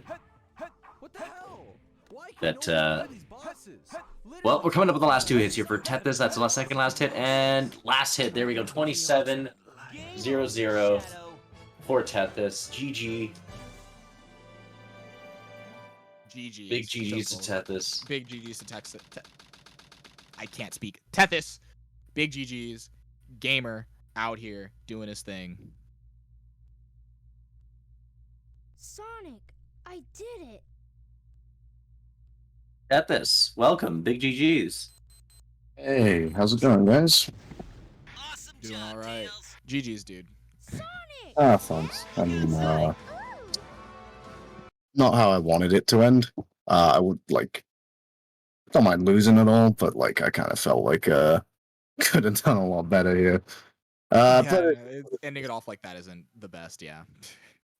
runs like this happen to everybody, and, yeah, you know, it is what it is, but, GG to Geek, you know, taking the one, top 8. Good game, Tethys. Yeah, thanks. So real quick, I want to say a bit about this, about the beginning of the race. The first half of the race, like up until Pyramid Cave, where the incident happens to Tess, and we'll talk about that. It was super close. This race was, it was so close. It was so hyped to watch from the beginning. But to talk about what happened, so ID Geek pre-farmed. ID Geek pre Just go to say that right now. He pre-farmed and then hit CE skip, and you guys were 2 seconds apart out of CE, and it was just like, holy yeah, no, I had that news come through to me. Yeah, how did that happen? Were you watching stream, or did someone like DM you? Or I got a DM saying, "Yo, Geek just died in City Escape. You got this." God. That's And the so worst. I go straight to bracket chat and I ask if you want to reset, and you said no, and I was just like, okay, well, you know, I wouldn't, you know, like that wouldn't have been how I would have wanted to win anyways, so I wanted to like give the option just in case, but yeah, it was just kind of like, yeah, no, I mean, any situation really, it would have been like a nice advantage, even though it was only a 1 second advantage in the end, but you know, wanted a fair race from the start like that, so we'll see, but what happened? Yeah, in you know, I Pyramid mean, Cave? I'm really curious about that. I've got my friends back here told me something happened, and oh my word. Okay, so it was going well. It was actually going well. It was a decent Pyramid Cave. And then at the end, I fall down into the ghost pit, take a hit off like one of the spinny things, get grabbed by a ghost, get out of there. I think I get locked by another ghost or something. I can't really remember. But basically, I took a death down there that was basically just locked in as soon as I broke down there.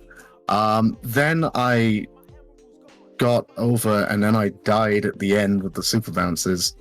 And then I failed snake skip, and then I died to the flame going up.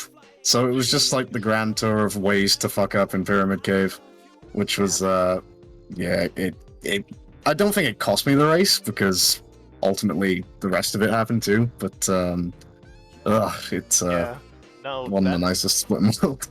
yeah, that last like half of Pyramid Cave is just brutal. I hate it so much, and that's why I saved the end. I was feeling really shaky going into it, and like, Oh yeah, so easy. I got a 213 Route 101 though. Anybody see that? Ooh, shit. Yeah, Nice. No, it was super clean. No, we were talking really about it. We saw it. We were like, yo, Hey, you know what's funny is that I fucking nailed the geek route for like one of the first few times. So what a time to do it. Really hype. Yeah. You know. But yeah, no. All right, so to move on, we actually don't have too much time in this interview, so I just want to say again, really good stuff to both of you, just like throughout the entire tournament, like not just like this race, but like Tethys, you just gamed out of your fucking mind the entire tournament, dude. I mean, all of your races were just super good. thanks. You know, like I said, I would have wanted to finish off with a little bit of a better performance, but it is what it is. I can't like let this sour the rest of the tournament because it's been good. And yeah, here's to the rest of it. Good luck to you, Geek, in your match against Ninja or Aura, right? I think that's up next. Yeah. Yeah, and then for you, Geek, it's been excited to watch you just heat up throughout the tournament as well. Like you've just been getting better and better times throughout the tournament. So. Yeah, I warmed up a bit for that one like get to 22 thing, and I cooled down a bit between then. I started the tournament pretty weak, I feel, but I've been slowly getting better and better again. Yeah. But yeah, no, it's cool. It was a great time watching both of you, and Geek, I look forward to seeing more of you later tonight. But with that, we'll go ahead and shoot it away back over. We have Aura versus Ninja Frog next with Hypnotics and Iona commentary. That should be a lot of fun. I hope you guys look forward to it. GG's to both of you. Liam, always a pleasure commentating with you, homie. Absolutely. Thank you all. Stick around. Be back soon.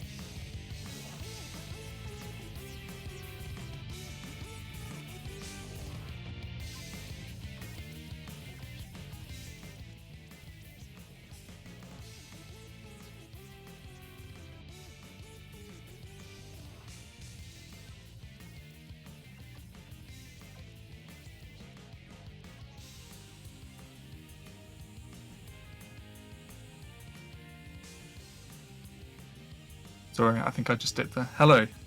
Hello. We are live.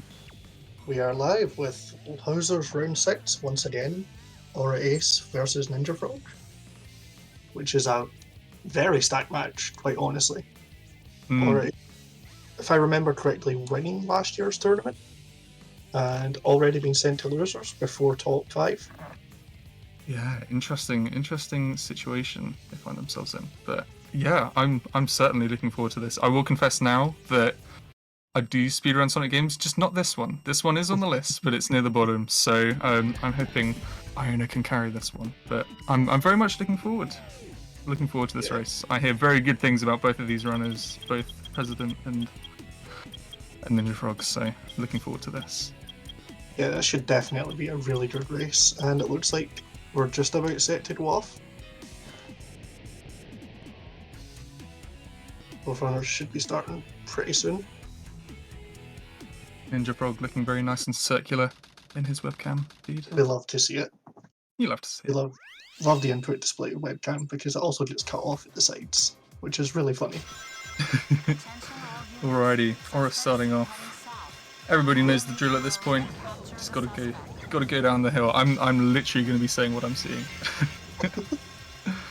We're going to definitely see. Obviously, City Escape, a very early lead can start if one runner gets C-skip and the other doesn't. Or if someone ends up getting Ethmar pitted, that's always a fun sight. It's not really a fun sight, you never want to see it, but... We're missing the grind rail, interesting. Ninja Frog does get it. Missing the somersault in the boxes as well, doesn't look too happy with himself, but it's very minuscule time loss when it comes to the red. Get it? That's looking good. Yep. Gets a lot. Ninja Frog has to go back up the hill because he fell off a little bit. Oh. No, was. Oh, but misses. That was pauseless. Good gravy. I think I'm part of the pauseless gang for City Escape still. I think it's just a matter of preference, really. Pauseless for me just feels more consistent in terms of getting the inputs out. I think it's just definitely just a preference thing. Average pauseless fan. Ninja Frog definitely coming through with a decent enough step list to make up for it, as Aura finishes the stage with a 121. It's a good start. Yeah, very good. Very clean, aside from a few minor mistakes. Ninja Frog coming up straight for the end of City Escape, probably looking around a 2-minute time if truck section goes well. Doesn't fly off at the start. It's interesting to see how much the first stage can do in this run, like commentating different races and stuff. Like it's just that one skip at the start, and whether you find yourself in the trap of having to go for it several times, or whether you're just like, screw it, I've actually got to do the stage. But yeah, it's a deficit at the moment, but it's definitely something that can be pulled back. But Aura's dispatching the spots pretty nicely at the moment. Yeah. I believe had 21. Yep, 21. Nice mid 21. He's keeping very composed. I'm liking that we're getting a live feed of Aura here. Always a big fan. Big fan of his putting webcams already this year. Yellow pine off the start. Yeah. Instantly reads it. Second piece. Under the wings, 2 birds. Okay, all 3 piece. All the 3 piece. Ooh. That's going to be a very. Would you like to see that? That's a decent set. Yeah, going to be about 20 seconds. Can't ask for much more. As Ninja Frog cleans up Bigfoot for 21 as well. I think probably losing just a few frames, but 21's about what you're asking for when you're going for back box. Let's see how Ninja Frog's goes for Lincoln Container.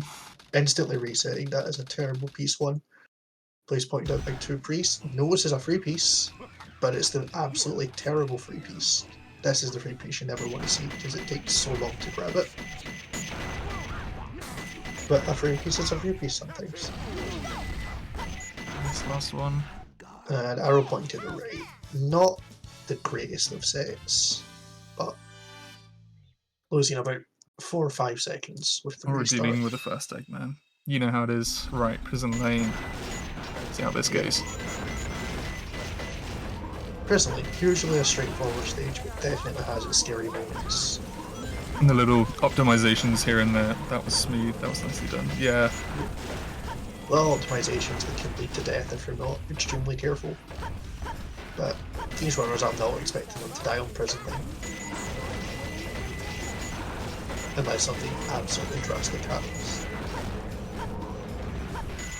Big word that at the moment Aura is 40 seconds ahead. It's pretty big at this point, but also, you know, we've got another 20 minutes in game time of this run, so yeah. I'm gonna say it again, anything can happen. Anything. Especially in this game. This game is ridiculous. I do not envy Sonic Adventure 2 speedrunners at all. Well, there is a reason I take big breaks from this game once I'm done for a while. It is taxing on the mental state, I'll say that much.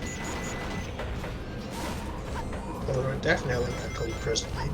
This is one of those stages where it's just, this is where you learn your mech movement, realistically, because it's a lot of sharp corners which mech movement really doesn't like.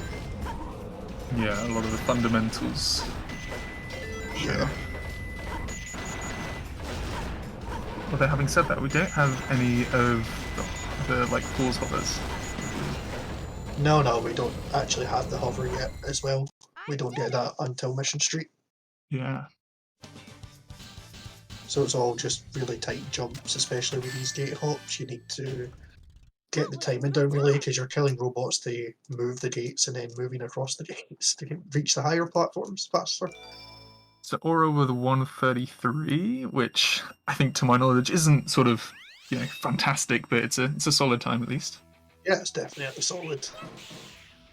Harbour. Loading into Metal Harbour, another stage that shouldn't cause too much problems with the optimizations people will be going for, but the entire stage is over a death pit. Sonic does not like water. You like me for real? It is true. Very good upgrade grab. I think that was about 21.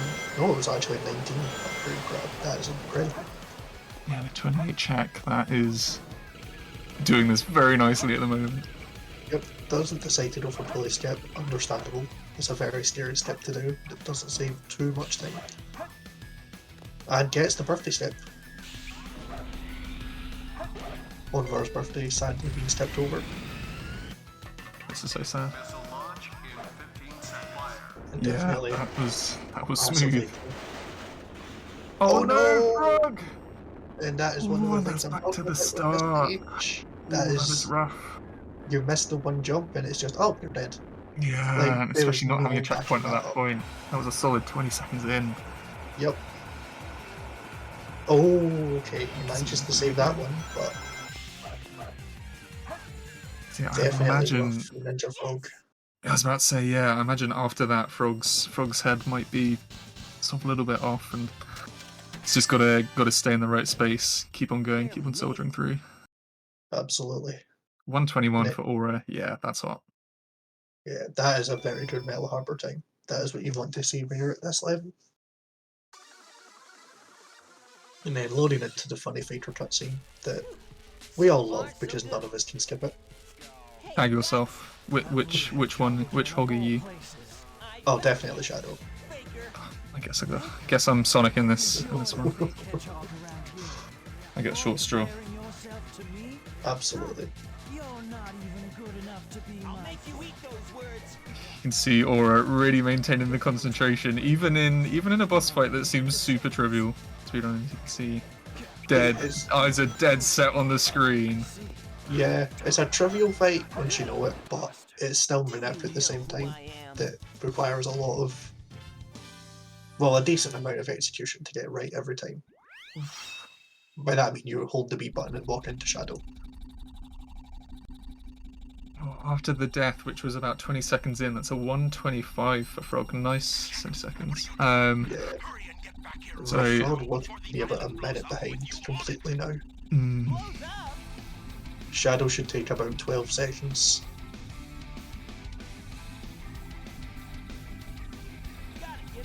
Yeah, Drasami coming in, saying it's by 59 seconds. that is rough for the beginning of the race, but as stated, anything can happen in this game. And we did see earlier a wall run or tree climb. I should probably know the terms by now, but wall run, yeah. Yeah. Task run, moonshot, depending on which run, method you yeah. choose. We saw that with the Dawn, and I can't remember who it was. Ooh, that was clean from Aura. Yep, that is always a fun step to see. Same for a few seconds since you step over a vine. Animation. Ninja Frog slightly messing up the Shadow Fight, getting a 13, but nothing too terrible.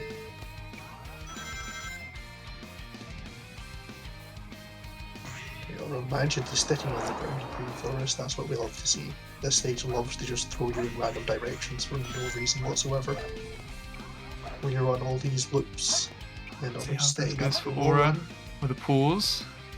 Yep, Yeah. gets on the tree, does the spin dash, and we're getting Tash Run. Yep, straight over onto the platform.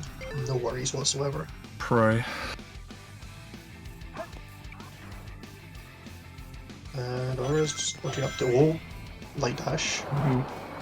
We do a little light dashing. Light dash is a very balanced mechanic that works perfectly every single time.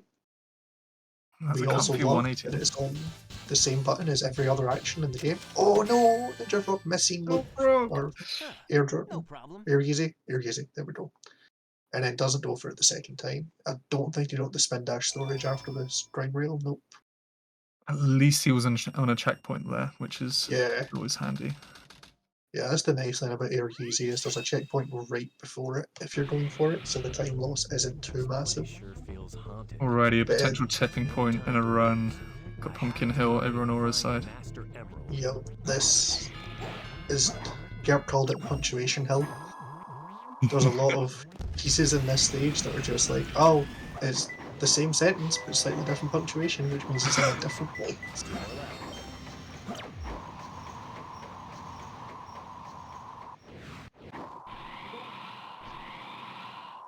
Ninja Frog getting on the tree. Well, for time. Oh no, that needs to adjust. Okay. Barely makes it. It's tight. And when you do something bad, this might happen. This can also be in two places, but I believe since his first piece was on church, it should be over here. Yep. Sometimes you can use methods of deduction because pieces won't spawn that close to each other to like determine where ambiguous pieces will be. Okay. Which helps a lot in this stage. It didn't look like the kindest of sets for Aura, but good execution. Yeah, definitely. Good enough time for that set. Let's see, loads into Mission Street. Where this is also a stage where a lot can go wrong very easily, as it's a cycle-based stage, which everyone loves.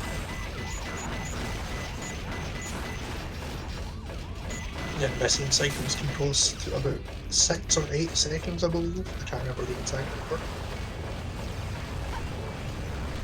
Ninja Frog scramble for the Emerald's piece 1, decent enough. Where's the next one? With a head over on Church. So likely going to end up with Pumpkin piece 3.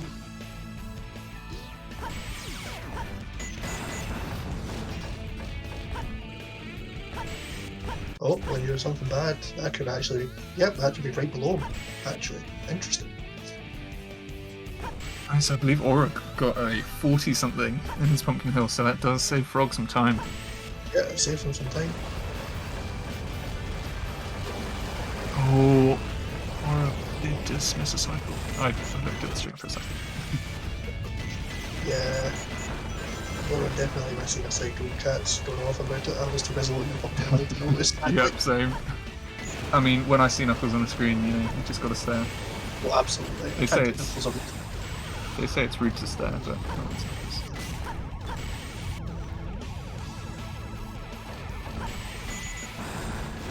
Yeah, off goes Zero Cycle, but decided to go over and wait for the platform anyway, rather than climb back up. Understandable. So I believe this may be first cycle. As Ninja Frog waits at the upgrade. Get those cycles all lined up, and misses way off. Oh, that's rough. Oh, that is terrible. He really wanted that time save to try and keep up this run. That would have done a world of good. Let's see, Aura hasn't got too much left of the stage.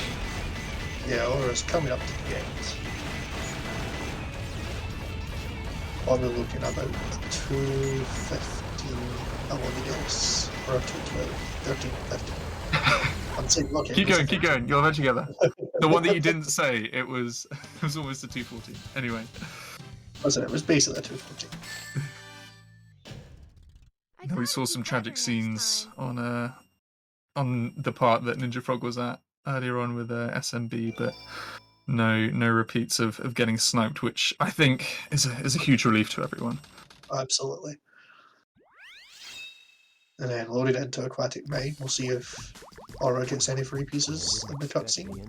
Doesn't look like there is. Not from what I can see. Oh, Ninja Frog getting Walk of Shame. Oh. This is absolutely not what you want to see for the Ninja Frog fan base. Or opting to go for a different pattern. Interesting. Not sure why, but... Yeah, I wasn't expecting that. Container next to the jumbo still not a terrible piece to where things can go from here is let's see where. Stair-shaped brick room. Not the worst you could ask for. But ends up the clip out. That's not what you want. Oh no, he's not having it. He's not having a nice time with the clip out. Oh no! Oh, you can see it's getting to him as well. It's not happening. He's going to try from the other way around. Oh, first try from the other way around, of course. Or absolutely not happy with that performance. I'm sure there was certainly some mutual reactions similar to what Aura just did with their hands on the head. He can't believe it. Ended up with a 45 flat from Aquatic Mine. That can make up some time for Ninja Frog. 239. That is quite rough for Ninja Frog. Losing some time there, but let's see how he does as we get into. Well, Aura gets into the best stage in the game. We love Route 101. It is the most engaging stage in the entire run. It's not basically the exact same every time whatsoever. One thing I'll point out to everyone though, it's always a fun fact, is that Tails' icon is not lined up properly during this stage. Well, there's always something in Sonic games. There's always. I don't understand why, but it's like specifically this game, this stage. I mean, this like edges. A reset. Yeah, no green ping at the start usually means you'll reset, but getting his first piece was in the top room. Something other than a minecart, that is a really good piece too. Let's see what the last one is. Into floating with Ghost straight into Ghost Room. Ooh, nice wall run. Yep. And first try clip. That's definitely going to save some time over Aura's Aquatic Mine.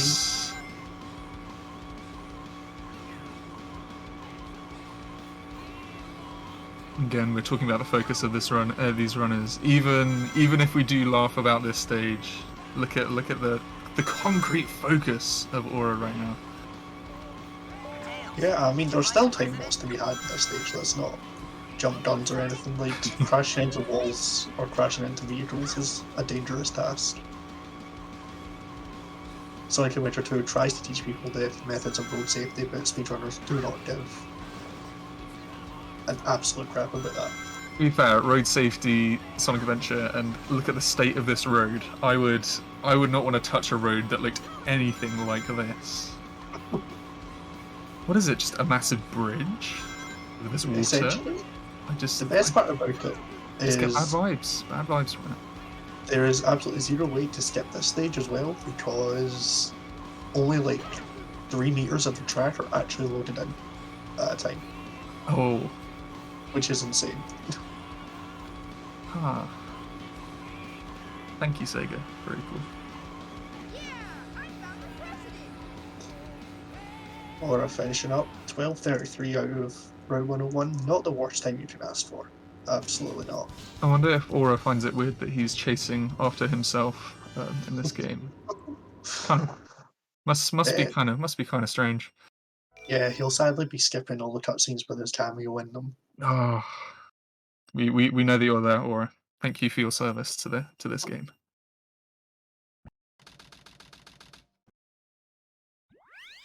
as Aura loads into desert, as the game now gets scary. Oh, now gets This is scary. where- Thought it's Oh, yeah, always been this is- scary, Iona. Oh no, this is when the game really kicks up its gears. This is why a lot of people like to call Route 101 the calm before the storm. Okay. Ooh. The- Smoothly done from Aura so far. Really good IO pull hop. Definitely going to make the cycle just fine. It's looking like it will quite comfortably. Yep. Yeah. Because that platform is also on a cycle that you need to hit while doing this hit. If you don't hit it, you die. It lose about 40 seconds of progress.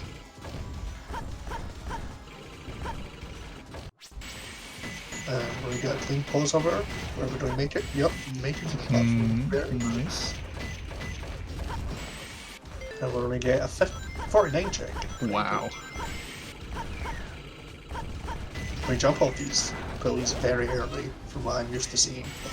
It works out fine. Sadly not in this race yet, but Ninja has caught up to Aura in-game, which is incredible. Amazing.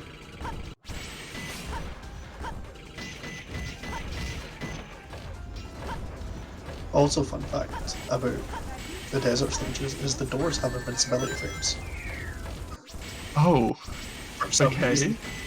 Like, you can't just like rapid fire shoot and it'll destroy like instantly. There's like cooldown between each shot for some reason. Which does not make sense. I need to... Alright. Finishing up with like 42. Yep. Ninja starting off the level well as well, aiming for that cycle. Yep, definitely going to make the cycle. Both players getting the IL pull hop. We'd love to see it. Yeah, doors with iframes. I wonder if that's something that GURP98 offers with his door sales work. Ninja Frog going for the lower route.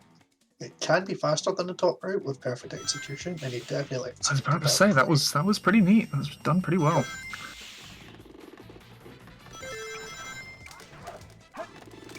All right, we've seen a lot of stuff happen in. Oh god, I can't even remember the names of the levels. This is. I know you got to help me out here. Pyramid Cave, you got it. Pyramid Cave, yes. I knew that. Of course, I knew that. We've seen a lot happen over the course of this tournament in this stage. So yeah, no runner, even at this level, none of the runners are safe. You can see even just a tiny. I mean, it didn't look like much of a mistake from my point of view, but you can see that there's a little bit of frustration there from Aura. Yeah. This is a stage where your Sonic tech still is put to a limit. It's ridiculously tight on a lot of stuff. This is where we get. Oh, Ninja Frog missing some of the dynamite. Oh no! Oh no, I fell into the quicksand. That is terrible. Oh, that looked like 30 seconds lost as well. That's rough. Yeah, that is absolutely not what Ninja Frog wants right now. Aura just managing to make that jump. Yep, snake step, very scary. Or not falling off the side there that time. That happened in his race against Tethys. I think ended up dying twice on Pyramid Cave, which was very sad to see. I was like, this Pyramid Cave is very clean. Definitely going to be our sub 130. Yeah. Yep. Still a shake at the head though. Yeah, that's. I think he's pushing himself a lot harder than he needs to be, but when you're speedrunning, that kind of happens. You know what you're capable of. If you're not fully hitting it, it just rolls you over. I can't confirm or deny either way, but I'm pretty sure that these runners don't know where each other are, so they're gunning for it and they're making sure they. I would think Aura plays with the race on the stream. Okay. Like, I'd hit you. I don't know about Ninja Frog. Ninja Frog. Interesting taking that piece one. Close runners usually opt to just take blue room piece ones, but Santorum is perfectly fine taking that one.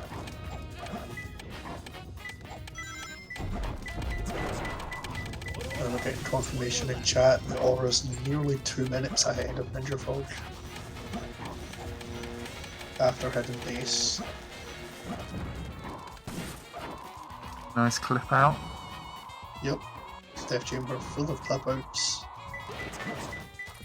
And the 2 Eggman piece. 53 set, not the worst. And he has not wasted his lives on Death Chamber. So if Qualify ends up going terribly, he now has more lives for it.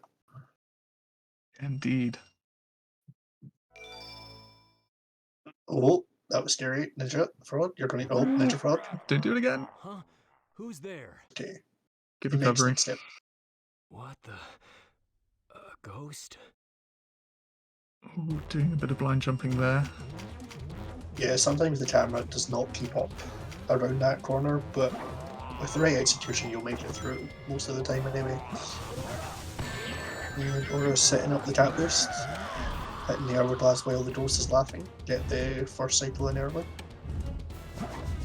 So Ninja Frog finishes up her mid-cave. And we're going to hope Aura gets one cycle on King Boombo. Usually fairly easy task, but also very easy to mess up out of nowhere.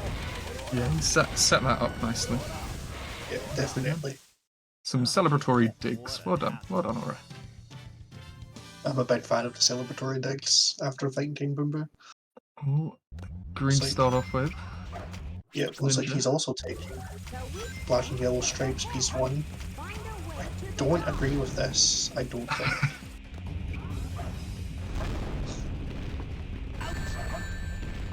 Yeah, into 4 leaves. As Aura's messing up some of these super bounces. He's not getting the jumps.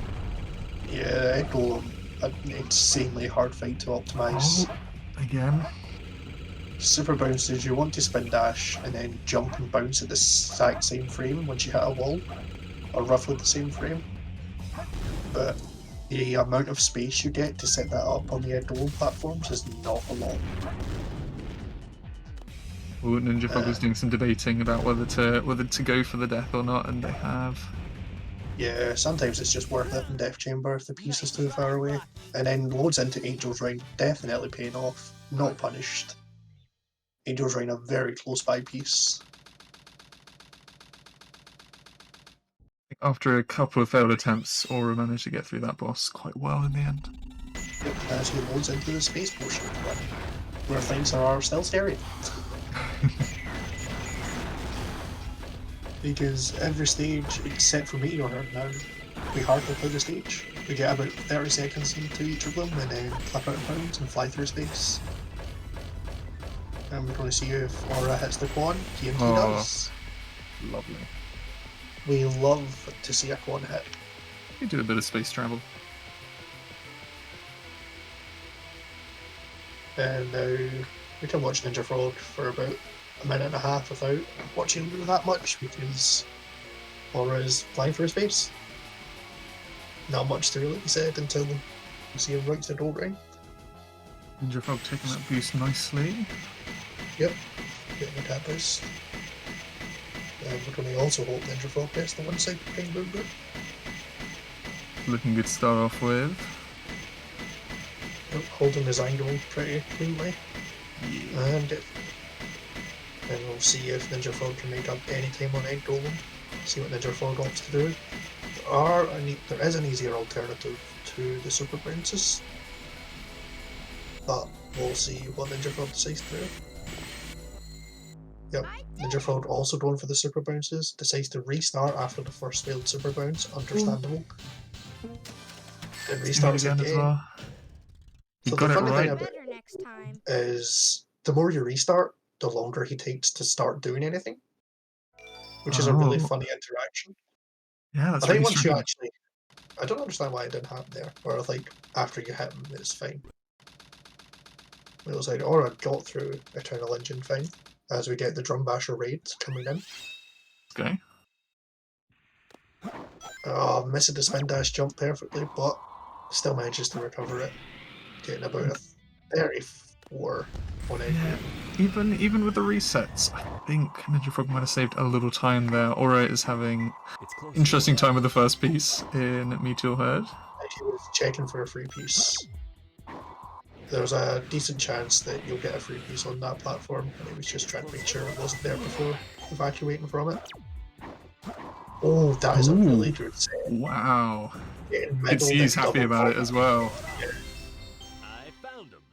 That's what you want from Meteor Herd. If it's not like a middle bottom bottom, is what you want to see, or middle top top. You never want to be traveling around too much. Oh, Ninja Frog missing the quad. Gonna try and go for it again. Yeah, second load is usually a lot safer. This is what runners are mostly used to. The box is just loading in a different order on the first try for some reason. Funny object loading. That's a good one. Your Emerald. Talking to you is a waste of time. Alrighty, what should be a fairly routine boss for Aura at this point against Rouge? Yeah, this boss fight shouldn't cause too many problems, but you're also on a strict time limit before the boss becomes well out of your control. If you do not beat her in about 18 seconds, the ground opens up and she goes wherever she wants. But Aura getting through very cleanly. And we'll be loading into Crazy Gadget, another stage where things can just happen. No way. Yeah, things Perish the happen. thought. We allow things to happen here? Nah, CGSS definitely a scary step. Oh, yeah. Especially in a race setting. It's one of those steps where if you mess it up once, it can just mess you up for a good while because you just forget how to do it for a while. Ninja Frog? Yeah, he's fine. Okay. It was on his last life as well, that was pretty intense. We'll probably exit out for lives during Meteor Herd or Crazy Gadget. Oh, I'd already done Meteor Herd. Oh wait, has he done Meteor Herd? Have I forgotten the level order? I have forgotten the level order. But Aura is out, first try. Going for bad cam. He's done this plenty of times where I don't think he'll mess up the round. Oh, lands on the building. Does he know how to get off? He does. Yeah, he does. Pro. Absolutely. We love to see it. As someone that lands on the building every time doing CGSS, I love to see it. Now, Ninja Frog hasn't quit out, so it'll be interesting to see where these pieces end up being. Yeah, it looks like he's taking the set he's been given. It's like it's a huge storage area for piece 1. Hopefully doesn't get top to bottom under a star, which is a top piece. Oof. Not terribly far, but this piece 3 could literally be anywhere now. And then jump from the star down to the middle again. Can just fly to it. The radar reads fine. Yep, it's fine. Oh, maybe. Ooh, don't say it, Okay. Ends up with a 45 flat, as Aura also cleans up Eggman 2. Mainly. That is a scary boss fight as well. I don't even know why they designed it the way they did. It's just ridiculous. Even for It does seem a casuals. bit unfair at times. Yeah, it's just Eggman's laser is just ridiculous. It's one of those things where sometimes if you get hit by it, there's just no way to stop getting hit by it, and you just die. Alrighty, near the end of the run, another potential tipping point. I don't think Aura got the checkpoint there, so this has got to go well for him. Realistically, most runners won't choose to get the checkpoint anyway, because once you start this step, you're so far away from kill planes that you're better off resetting if something goes wrong. Looking good, it's got the turnaround. Yep. Got the fast fall as well. Yeah, that looks like a clean way through. Setup looks fine, he just needs to make sure he has enough height, which I'm sure he does. Oh, we had a cameo from Ninja Mouse on Frog's display for a second there. Thank you for moving. Ninja Frog loads into Crazy Gadget. Hopefully he gets out first try as well. See what method he also elects for. There's... also didn't exit out for lives. There is a free life you can grab right out of this pipe. We'll see if he grabs it. He does. Yep. Some runners elect to not grab it just out of losing a tiny amount of time, but... Yeah, and I imagine out of habit as well. But it's different when it comes to races. Grab it. And Aura finishing up Final Rush. Ninja Frog setting up CGSS. On the edge of the box. Gets out of bounds. Bounds with the free cam. We love to see it. Looks like he's a bit hit. Okay. That was a very early homing attack cancel. Okay, he's fine. That was a little scary, but Aura looking to clean up this race with a low 23 if everything goes well. 2, 3, 4, and GG for Aura. That is a Nicely 20 done, Aura ace. That is an incredibly good race time.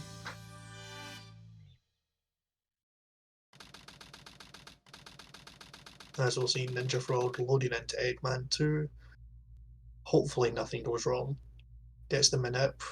Oh, maybe. Sonic. Dodges the laser fine, gets behind him.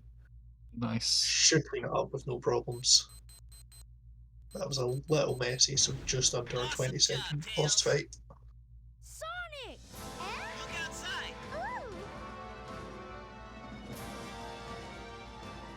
Got Aura coming in saying that he's got the no 22 disease for this tourney. Hey, like, ooh, let's try that again. Hey, he's got more to go. He is going to be going on to the next round. So who knows? Pulling out a 22 near the tail end of a tournament would be incredible. And I feel like we're probably going to see it. Hopefully, at least one at this point, because we have got an incredible set of runners. But we're going to give Ninja Frog our energy because he's done an incredible job so far. Ooh.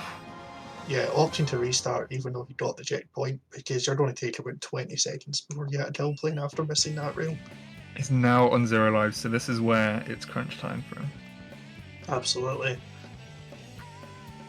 You've got to wonder if Ninja Frog has the stream open or not. If he knows the current situation of the race.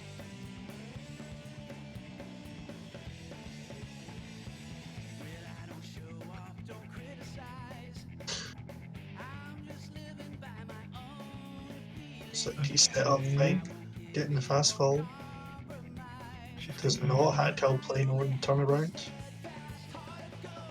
Fall goes well, he should be fine. Finish up with a 25. Not a terrible time by any means necessary. Especially with all that went wrong in the run. Infinitely better than what I can do. I know that goes without saying, but yeah, incredible skill, and yeah, I think to come this far, especially like with how long this tournament has been going on, and runners keeping their mentality strong, consistently pulling off really good times is, I mean, you're not getting it anywhere else at the moment. This is peak physical performance right here. Screw it. Who needs the Olympics? This is. Might not like it, but this is man's peak performance. This is man's peak performance. I forgot how the meme actually goes, but I'll roll with that. As Ninja Frog flows into Shadow 2 and should definitely finish the run with a high 25. Absolutely nothing to be ashamed of.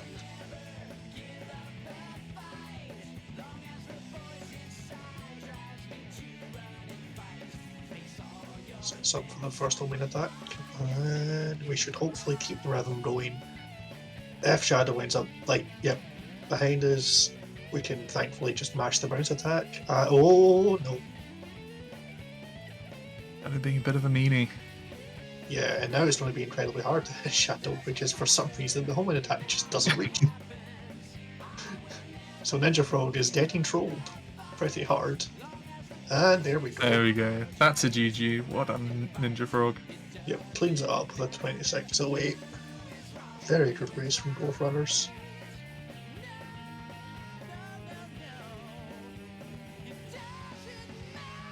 Yeah, that's a good time from both of them. GG's. Looks like we have Ninja Frog in for interviews, and Aura. Hello, gamers. Enjoy the run? Hello. GG's. GG's. GG's to both of you. How are you feeling after that those runs? Because I know there's a lot. I think chat enjoyed a couple of pop-offs here and there. There was some good moments and some moments where the game was a little bit rough. Aura, that sort of, I mean, your knuckle stages were pretty sweet. Some of them. Yeah, the overall knuckles would have been really good if I didn't throw like 15 seconds in aquatic mine and not being able to sign clip. Definitely sub 3 should have been. Yeah, Ninja Frog, how are you feeling after your run? There was a lot going on. There was a lot of good moments, but also the game was being pretty tough with a lot of moments here and there. Yeah, I didn't feel too good about my run because I just like I had like 323s in the span of like 24 hours. This last 24 hours, so I was just kind of like that run was not what I was expecting, but I don't know. I'm totally okay to go out against Aura. I feel like I was able to at least get some wins and losers. So, but But to say, regardless, you put in a valiant performance. So, biggest Yeah. of congratulations for getting this far, and congratulations to Aura, who's gonna take on. I don't know who Aura's taking on next. Geek. I should probably Geek. check. Geek. Yeah. Brilliant. And that is going to be in 2 races' time, because next we have got Drumbasher versus Katie, which, ooh, that's gonna be quite the race. I think Iona and I are going to be stepping away from the comms. We're going to have Spec and Blue, which will be a good time.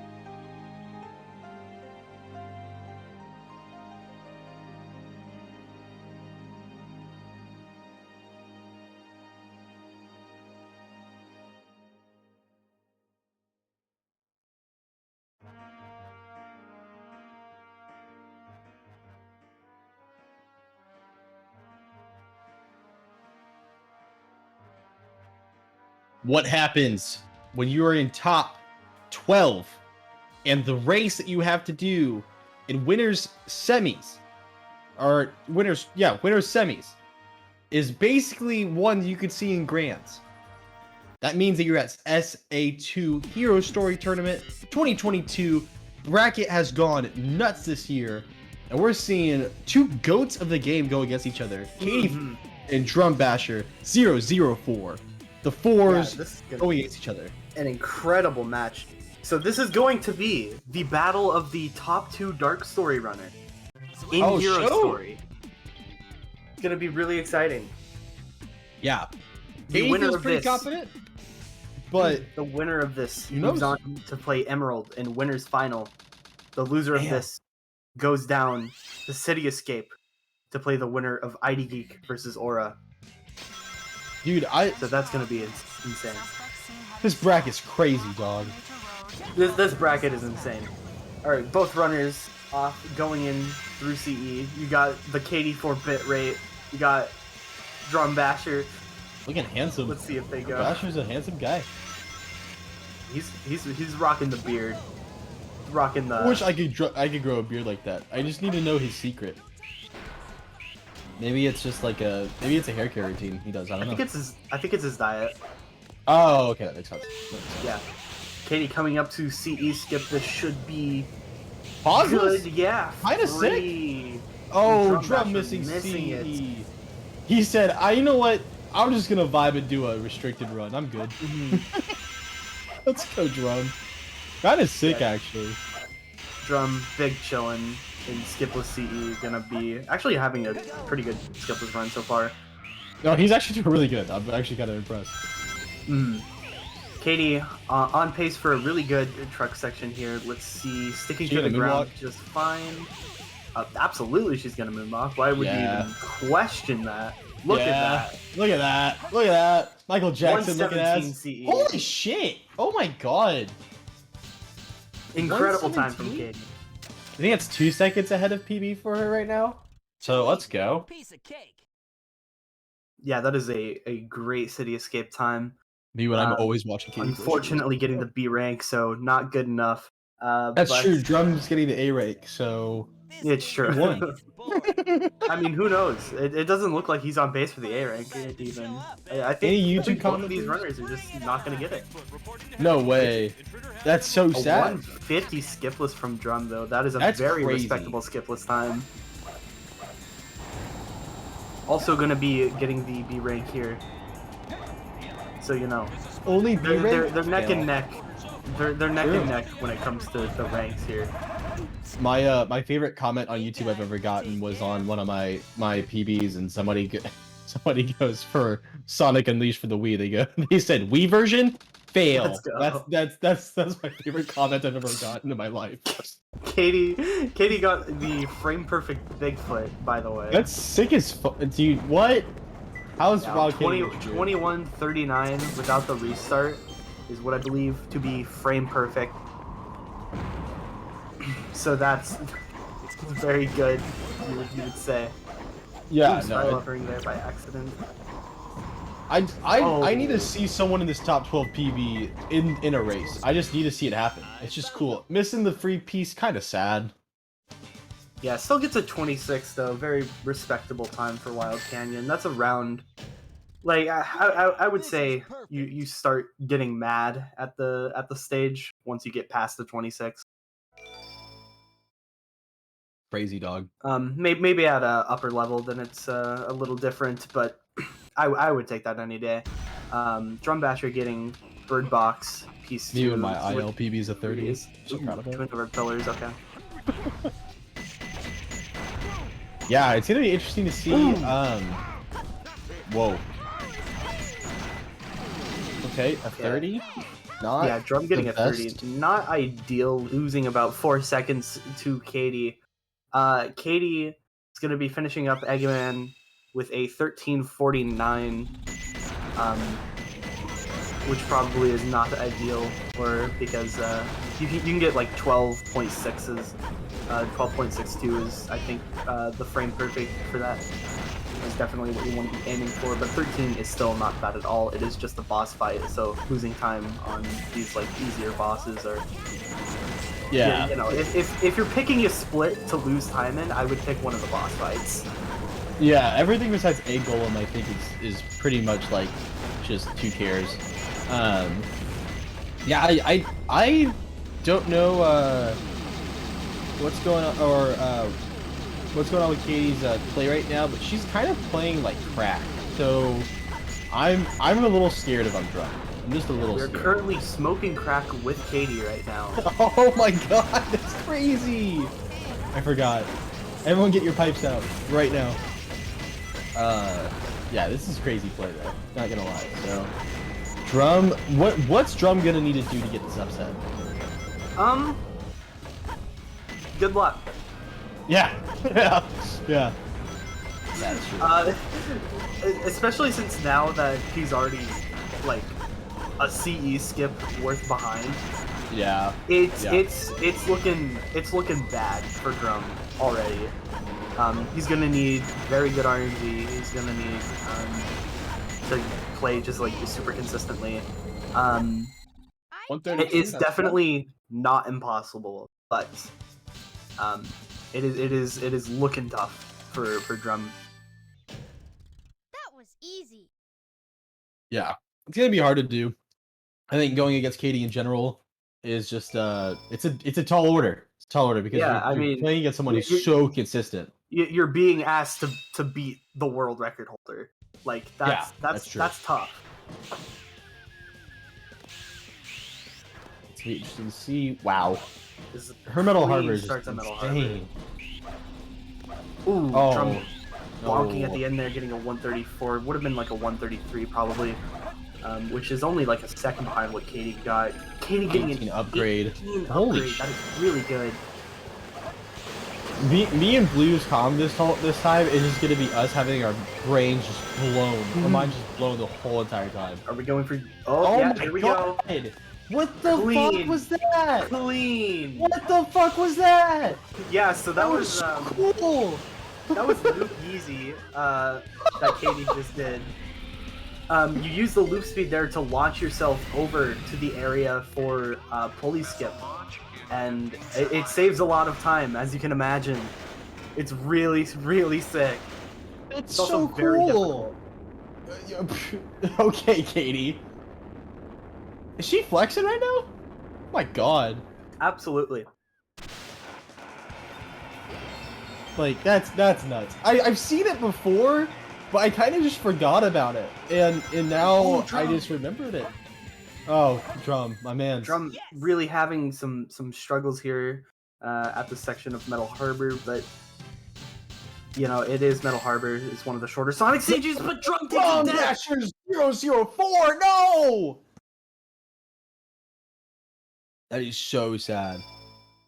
Yeah, that is really not what Drum wants to see now. This is going to be what Supersonic, thank you for the rate of 30. This is going to be very tough for Drum to really come back from that. Yeah, it's gonna be hard. Wow. I think you're the fake hedgehog around What if here. Drum just discovers a new skip right here? Rocket skip. Yeah, It's happening right now. Rocket skip. Rocket skip. Warps to the end. Sorry, it's over. You won't even get the chance. Yeah, you can see it. He's actually at the goal ring now. 1010. 1010. 1010. Yeah, 1010 Metal Harbor. Let's go.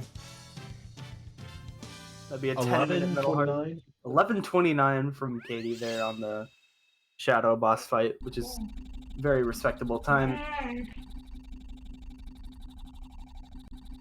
Let's see. Drum finishing with a 126 with a death, and Katie got a 127. Not 120.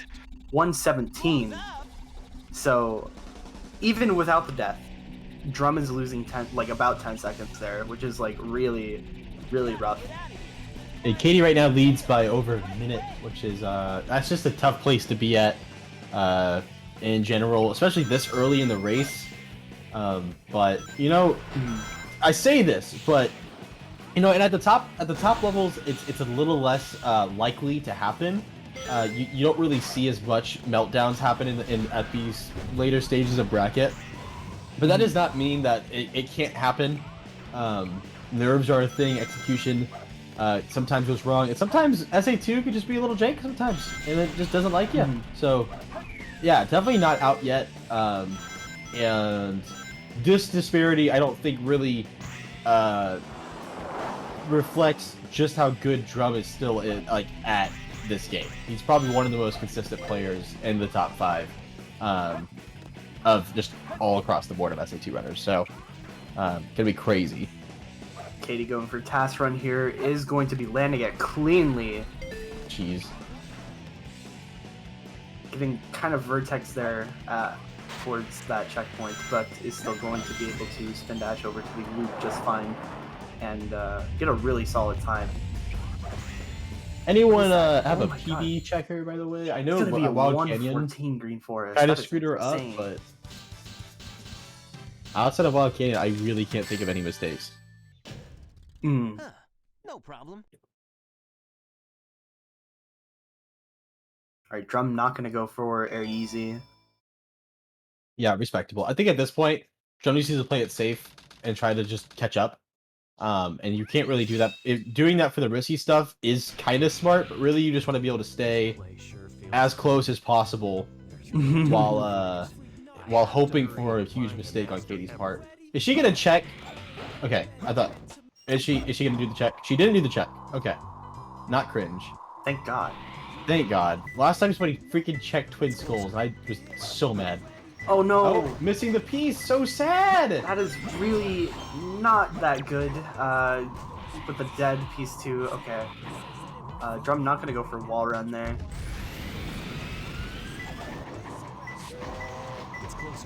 See, it's gonna be the far slip of the dead, suffering from a stuff nodes. Okay, that's not a bad piece 3. Actually, that's a pretty good piece 3 from where she is. So you can just take the rocket and fly right over there. But it's definitely going to cost her some time from missing that piece 1. Really hate to see it. Yeah, this is perfect. Cryptic saying that this may be the only bad set with that piece 1. Very interesting. Of course, it just had to happen. So Katie probably took it thinking that it was going to be a really good set, and then unfortunately, of course, out of all the sets, it had to be the one that... It wasn't a horrible set. It's like, you can still get like maybe a 35 with it or something, but... Gotcha. It's definitely not ideal. You definitely would want better. So yeah, what Drum does here for Pumpkin Hill, while Katie goes through the auto scroller you have to participate in. Yeah, alright. Drum getting Twin Hearts, piece 1. Very solid piece. There's only one in the clip. I hate this piece too. This is like one of my least favorite piece 2s in the stage. I'm not even gonna lie. This is just like it's not fun. It's not cool. It's lame. It's cringe. It's not quirky. So cringe. It's not quirky. It's not. Getting a great piece 3 with it though. What the hell? Wow. 33. Okay, Drum finishing with a 33 is actually going to be saving time over what Katie got. I'm telling you, Drum just needs to play consistent and just hope for a big mistake. He'll be right there. I'm calling it now. It's gonna happen in space. That's what I foresee. Oh, just kidding! It's gonna happen here. Okay, that is really not good. Oh, I'm a liar. I am a liar. Alright, Katie Let's going go. to be giving Drum opportunity to save a bit of time here. Not anything that'll shift the lead, but it is going to be some opportunities for a little time save for the old little Daniel here. Yeah. Little old Daniel. Let's go. It is old world record strats. This is true. Those are my favorite strats. I believe there was a 22 that was world record at the time that got Walk of Shame. Wow. That's hilarious. Imagine being ashamed while getting the record. That's me actually. You might have been even been a 21. I actually don't remember what it was. You lose like 20 seconds. Damn. Yeah, 220. Yeah. The PB dream is dead. I'm so sad. 221, and you usually get like a 202, 201, 203. I was already around that drinking range. the copium after that Pumpkin Hill, but now I can't even drink the copium anymore. What is Katie It's not holding working. there? What? I don't know. It kind of looked like a lager drink, but I don't think Katie drinks beer, so I don't know. Sometimes it's hard to tell what goes on over there in that realm of Pixels. The world. Yeah, that realm of pixels. That's so true. Sometimes you gotta drink water out of a lager drink, you know? Sure. It happens. Ooh. Entrance to the minecart dumping area for piece 1. Nice. Oh my god, this movement. Wait. What happened to drum? With a free piece. Did drum die? Oh gosh, I missed that. Oh, did drum die? Ah, wow. Unfortunate. I found him. So not going to be saving time depending on where he died there. That really stinks. We had a drum death.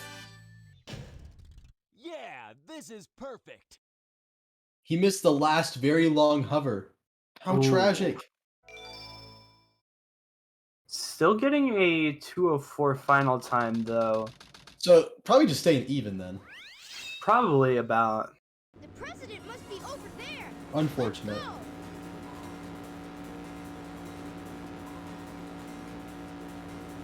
I think the biggest thing, you just gotta keep hoping. It's gonna be hard though, because in these moments, I don't know if Drum is aware of Katie's pace. I don't know if he's paying attention to that, but if he is paying attention, in my opinion, I think during the race you should be paying attention to what your opponent's pace is. And it's in those moments where you say, okay, I really need to capitalize here. When they make a mistake, and then in places that they're not making a mistake, you need to say, okay, I just need to play as consistent as possible. Nice 3-piece spot from Drum. Let's There we go. And getting bottom of the main pillar here. Was that just set knowledge? Like he just knew that set would be No, there? no. You can check that. Oh, okay. So for those like barrels in that top room, if you're far enough away from them, they will despawn, but not the piece in them. That will be fun. Ooh. So like you can see the piece, but not the barrel. That's sick. Yeah, gonna be going after Mission Street. Katie's ahead, still over a minute, but gaining I think a little bit of time there in Aquatic Mine. That set was kind of sick, but Katie also had a really good Aquatic Mine set, so we'll see what happens here. Both of them getting free pieces, which is really nice. They both got. I'm gaining 1.38 seconds. Let's go.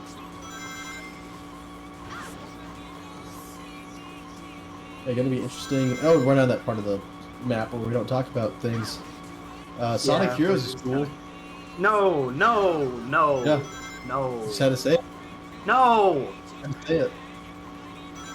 That's cool, just wrong. That's just like that's not cool, dude. Shout out to Joey. Everyone go check out his tutorial and learn how to play ABLTS.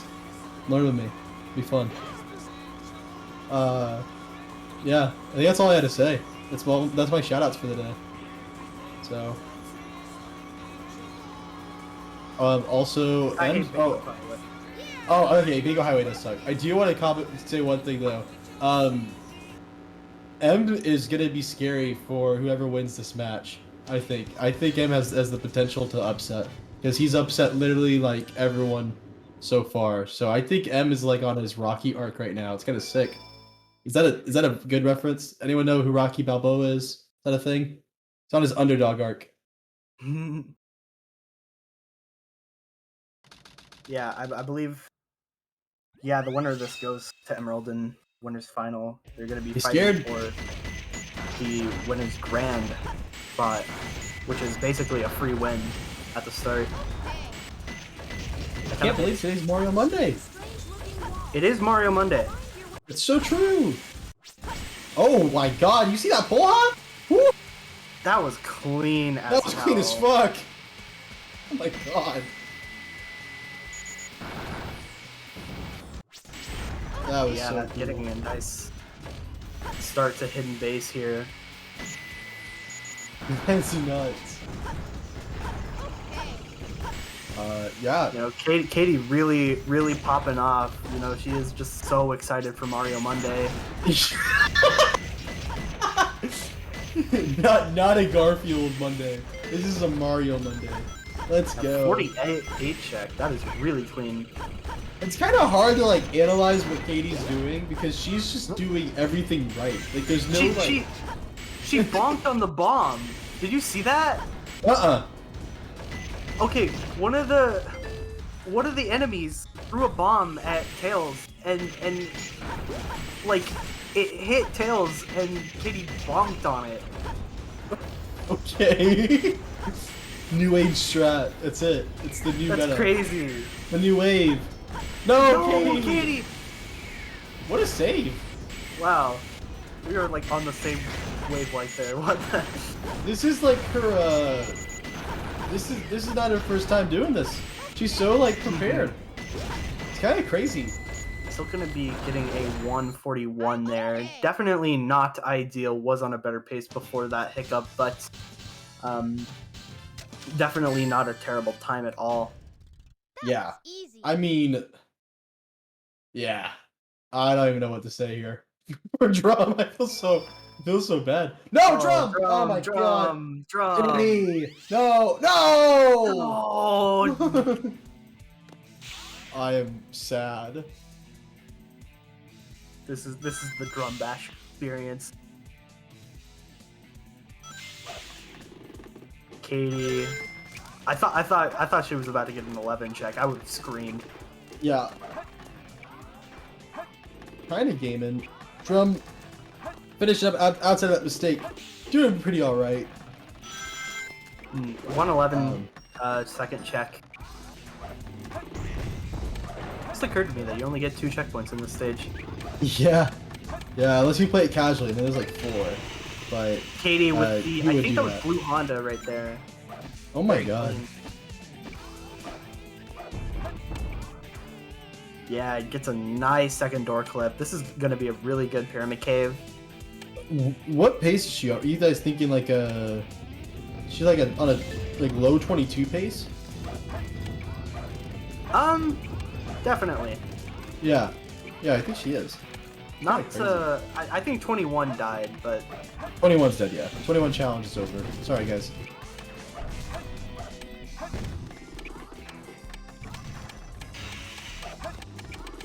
Don says he'll let us know exiting desert. Thank you, Don. Okay. This is the way to Don's pace making. Wow. See a 127 Just so Pyramid clean. Cave. And oh, Drum getting Vertex up. That is really not good.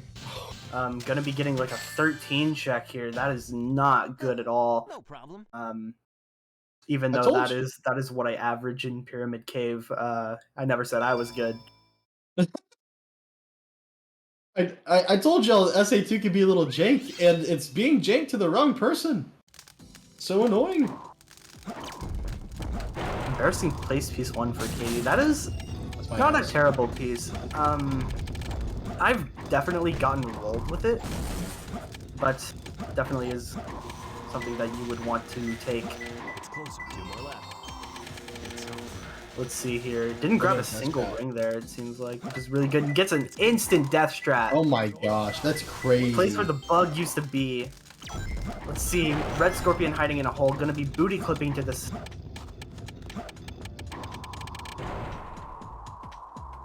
Wow. Okay. Yeah, getting a 34 death chamber. That is really, really nice. Wow. Katie's now so- almost a minute 30 ahead at this point. I would say that definitely made up for the Pumpkin Hill earlier. Yeah, for real. It's just, yeah, she's just so fucking good. Like, I don't even know. Yeah. Huh? Who's there? Yeah. Yeah. Okay, 21 is possible, but it needs to be really fucking good. Alright, let's see it. Let's see it. 21 challenge is still alive. No, I don't want to be reasonable. I want to be as unreasonable as possible about expectations. 20. This is why I'm a speedrunner. Yeah, 20 I'm expecting 20. 20 Come are on. calling the tournament. Yeah, 20 or else or else Katie's forfeit. Sorry guys. Sorry, Gerp wins. Gert already won the tournament. I'm sorry. This is just playing for second place at this point. This Maybe is actually third just place. a for fun race. Casual. Yeah, it's just for fun. Yeah, it's. Oh, she's inside. The hourglass. I've never seen that. She's done that a couple times in her runs. I've actually never seen it. I didn't know you could do that until right now. Drum getting rolled. Very sad. Very, very sad. Playing it pretty well though. You just wish he could just get something good. Game be nice. No way. No way. No, what? What is this? What the hell is that? She's doing the taco strats. She's doing the taco strats. So sick. Oh my god. Taco is here. Taco is real. Oh my god. Nice try, Rocky. Getting a 32. This is KD4. Yeah, definitely 21 pace. Yeah, that's crazy. That's insane. So guys, basically what Katie's saying is that 21 is essentially free. I'm just joking. Take notes, Aura. Yeah, come on guys, take all y'all who's trying to get a 21 right now, take notes. Come on, just do this. KD5 is unlocked. Go. Let's go. KD5 is unlocked. Holy shit, getting the quad! That is actually insane. That is actually absurd. Well, That's damn. incredible. That's incredible. Katie said before this match, she said, all I just need to do is not fuck this up. And I was like, that's a lot easier said than done. But man, she's making it look pretty easy. Just don't fuck up. Just don't fuck up. Pretty easy. How do you do that?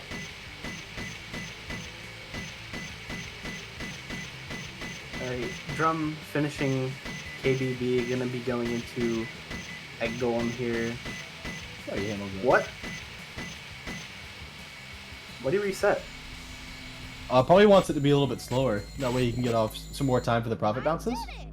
I know he did that in his last race.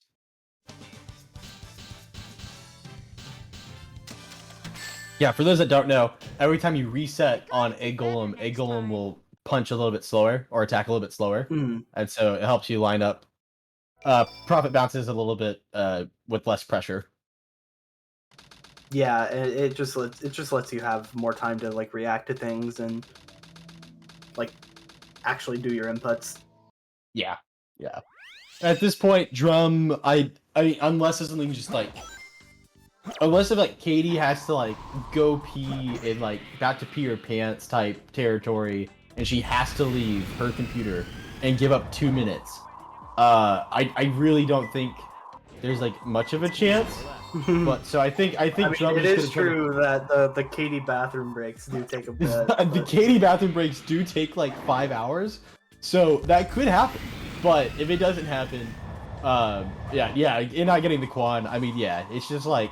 Also, this set is horrible. I just want to say, like, this is like. It is? No, Yeah, no, that this is is bad. this is awful. Like, Yeah, that's bad. this has got to be one of the worst sets in the stage. Gotta be one of the worst sets. Oh That my sucks. god. And a dig piece. That sucks. Very sad. It's closer. I found him. That's terrible. You poop set. Evil set. Everyone, all the chat was saying don't take this. Yeah, this is perfect. 21 dead? I don't know. I don't know. This might be the 22. 22 is real. What? I'm about to make that. This is for my next content piece, guys. That's why I'm here commentating. Talking to you is a waste of time. It's true. This is going on the Spec YouTube channel. Yeah. Subscribe and ring that bell for part 2 of the race. It's just final change or final rush. Final rush. Let's go. I gotta get that out of him. It's true. Alright, 14 Rouge as Drum finishes out. I get to do a couple tries there for Bofa, but I don't want to get Bofa anyways. Drum just needs to keep it going. Just keep the momentum and finish strong here. I think that's gonna be the challenge for him. But he came in pretty much like was like, if something happens, cool. He's like, but I really don't have that many expectations for this race, so he's got a good mental going into it. So I don't think he's that stressed out. Not getting into the pipe quick. Is she gonna take the checkpoint? That's my question. Well, she doesn't need it, so she doesn't need it. Oh, okay. She's gonna take it though, because she's gonna go for the IL World Records strat, right? Yeah, obviously. Well, she doesn't even Look do at that. president clip, so like, I don't know. Let's see what happens for. Not really getting the best Meteor Better Herd set. either. Drum. Better set though. Definitely a better set. Yeah. 34. Yeah. I would take that every fucking day instead of a 48. Yeah. Yeah. Gaining 14 seconds there.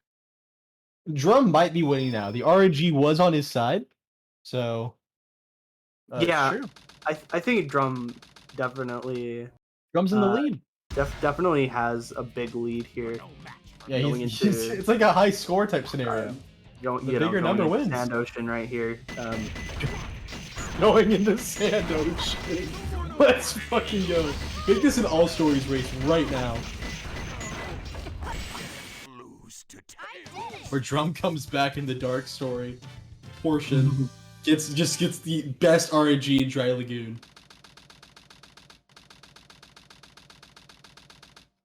Yeah, Katie's ahead by almost 2 minutes now. So as she goes into final rush. Unfortunate. You really hate to see Katie lose like this. Like, yeah, you really do. Ooh, IL Rails. That is really God. nice. What is she doing? Why is she so good? Okay, yeah. 21. Is that still real? I think it is. I think 21 could be possible. I can't really do math though, so. Barely. Any math enjoyers? No. No. No? Oh damn. Yeah. No. No.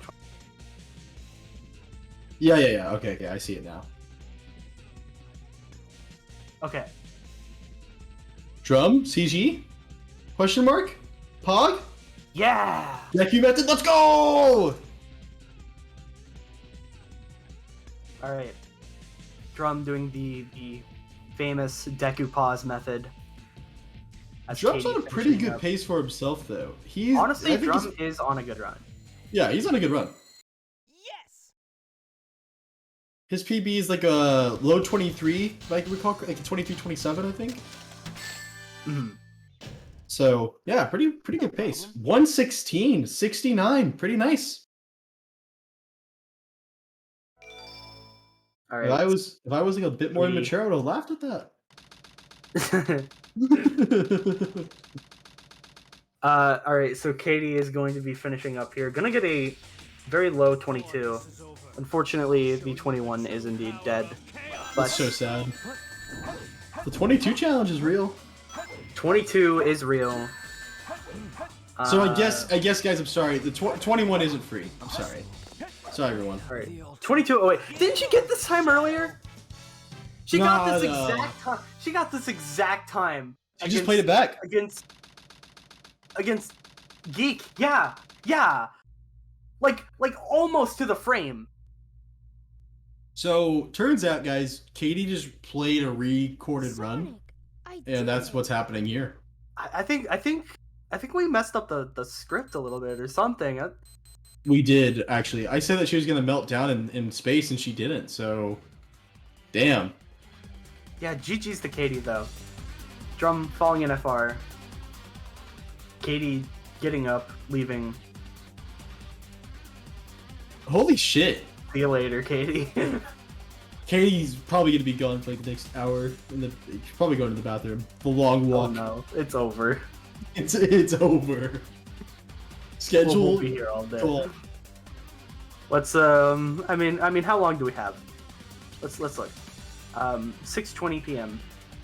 Sweet. And we have okay, we have 15 minutes. It's okay. Let's go. Drum takes the 15 minutes for FR. Let's go. Yeah, kind of insane. So breakdown here. So she's about to go up against Emerald, and if I recall correctly, M's average is a 24 right now. And his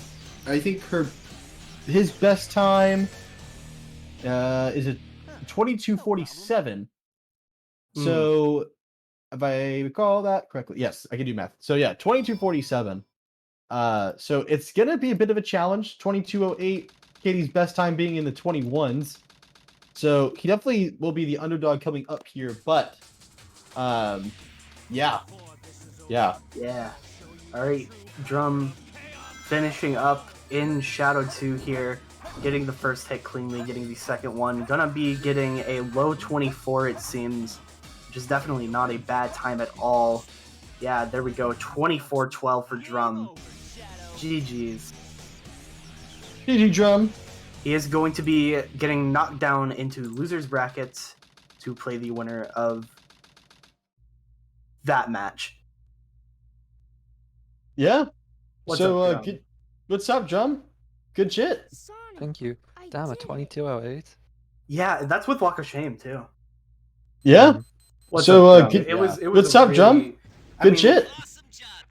She got CE skip. Yeah, that's with And Walker. you She didn't, which is Yeah. like kind of where it all began. And then you also got the 30 Wild Canyon, and after that you were just like consistently behind by like a minute throughout the whole run. So it was just kind of like a rough ask. You did save a little bit of time on like the RNG stages, and like I think not Metal Harbor. It's I don't know, one of the stages.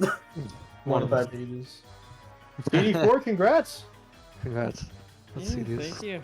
GG's Drum. That was. Yeah, I saw that you were playing like well enough to like where I died. If I died on FR, I guess it was a little bit of a concern. Oh my god, you got a 36 death chamber. Yeah, I got embarrassing place death strat into the bug piece, the one Where that's the bug not used to there. be. Yeah, where the bug used to be, and then I got where the red scorpion is hiding. Let's go. That was Yeah, really these good. splits look really good. The Nux was kind of crazy, like in the middle. Katie had a bit of a rough Wild Canyon, Pumpkin Hill, and Meteor Herd. And wait, yeah, Drum, you got an insane set in Pumpkin Hill. You got Yeah. like double church, right? Yeah, I got twin huts, and then there's only one on the cliff, and then do something bad on church. So I got a 33. It could have been a bit better. I got the piece 2 confused for the piece 1, so I thought it was like on the skull. But that it's right there. It only lost like a second. Yeah, I think I could have gotten like a 37, but Pathfinded for Rings is apparently the hardest piece to collect in the game. So Mhm. yeah. Hate when it does that. Yeah, my run was going okay until Wild Canyon. I got a 30. I just got really crap RNG. Did he get C but, skip? No. A 150 C for me is good. Yeah, no, that you played that restricted. Like, Yeah, it was a beautifully. very that was a solid really beautiful run. But Katie did get C skip, so you were guaranteed to be behind out of it. Yeah. By like a bit. I think I think I like charged the spin dash at a good point at where I normally do, but I paused too late. Oh, that sucks. I mean, my setup isn't bulletproof, so for all I know, it wouldn't have worked anyway. But like as soon as I paused that, I was like, "Oh, this is, whoops." Skip this time.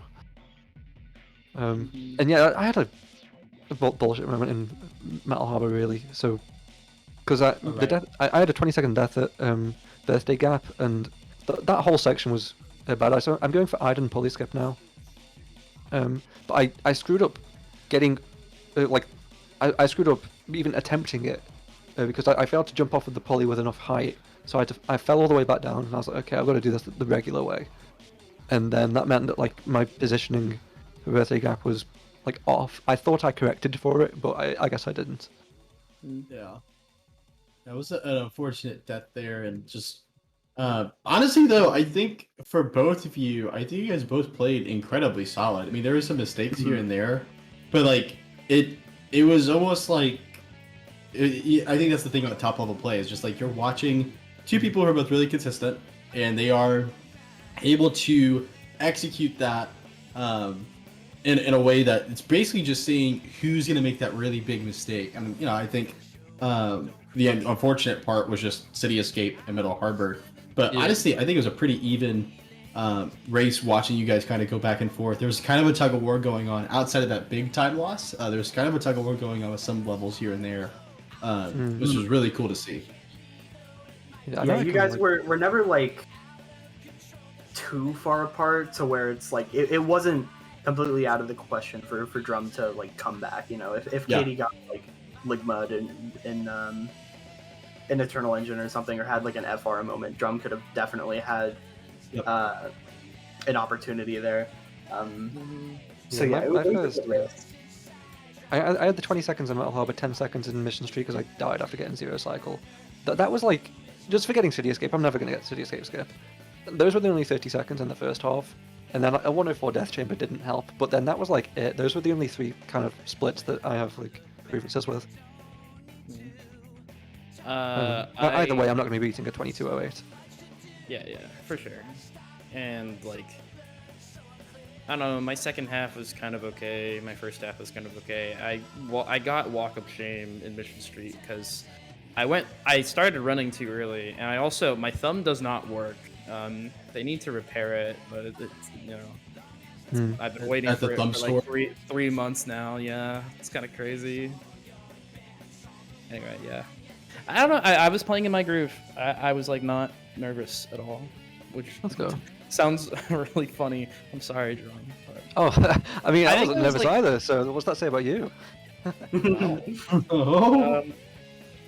Yeah, I mean, I think the thing that happened like Thursday when I was racing JW is that I had little sleep, and JW, like I said before, is a wild card. He could get a 22, he could get a low 23. It just depends on the day. And I was having a bad day that day, so. I mean, hopefully I can carry this energy into tomorrow. Yeah, perhaps it's the timing as well, because obviously this is like 3.5 hours later than in the day than the JW match, perhaps. Yeah, for sure. I have to get up really early for the Emerald match though. That'll be terrible. We're gonna see how it is, because obviously, we're probably only gonna have North Americans in the tournament, so we don't have to start at 11 a.m. But we also just like at least be respectful to Europeans who want to watch. But that's about it. For sure. So yeah, looking at these next matches, I believe Katie, you're going to be playing Emerald next. So going into that, interesting. That's the last thing I expected is for Emerald to be on fucking winners finals. Been taking some big names. I believe Drum, you're going to be playing the winner of Harigiki Aura.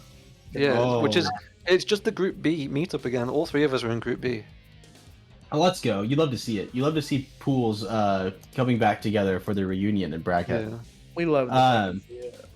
But with that, we actually have a very special match up next. We have Steven versus Steven, or Ace versus ID Geek. It's going to be sick. So stay tuned for that as we transition over in just a moment here. Can I have some final words? Oh yeah, go for the final words. I might have to eat my words. All right, bet. If I lose tomorrow, but Emerald, come at me. Fucking bitch. Oh, yes. Yes. Good luck, Emerald. Let's go. That's going to be exciting.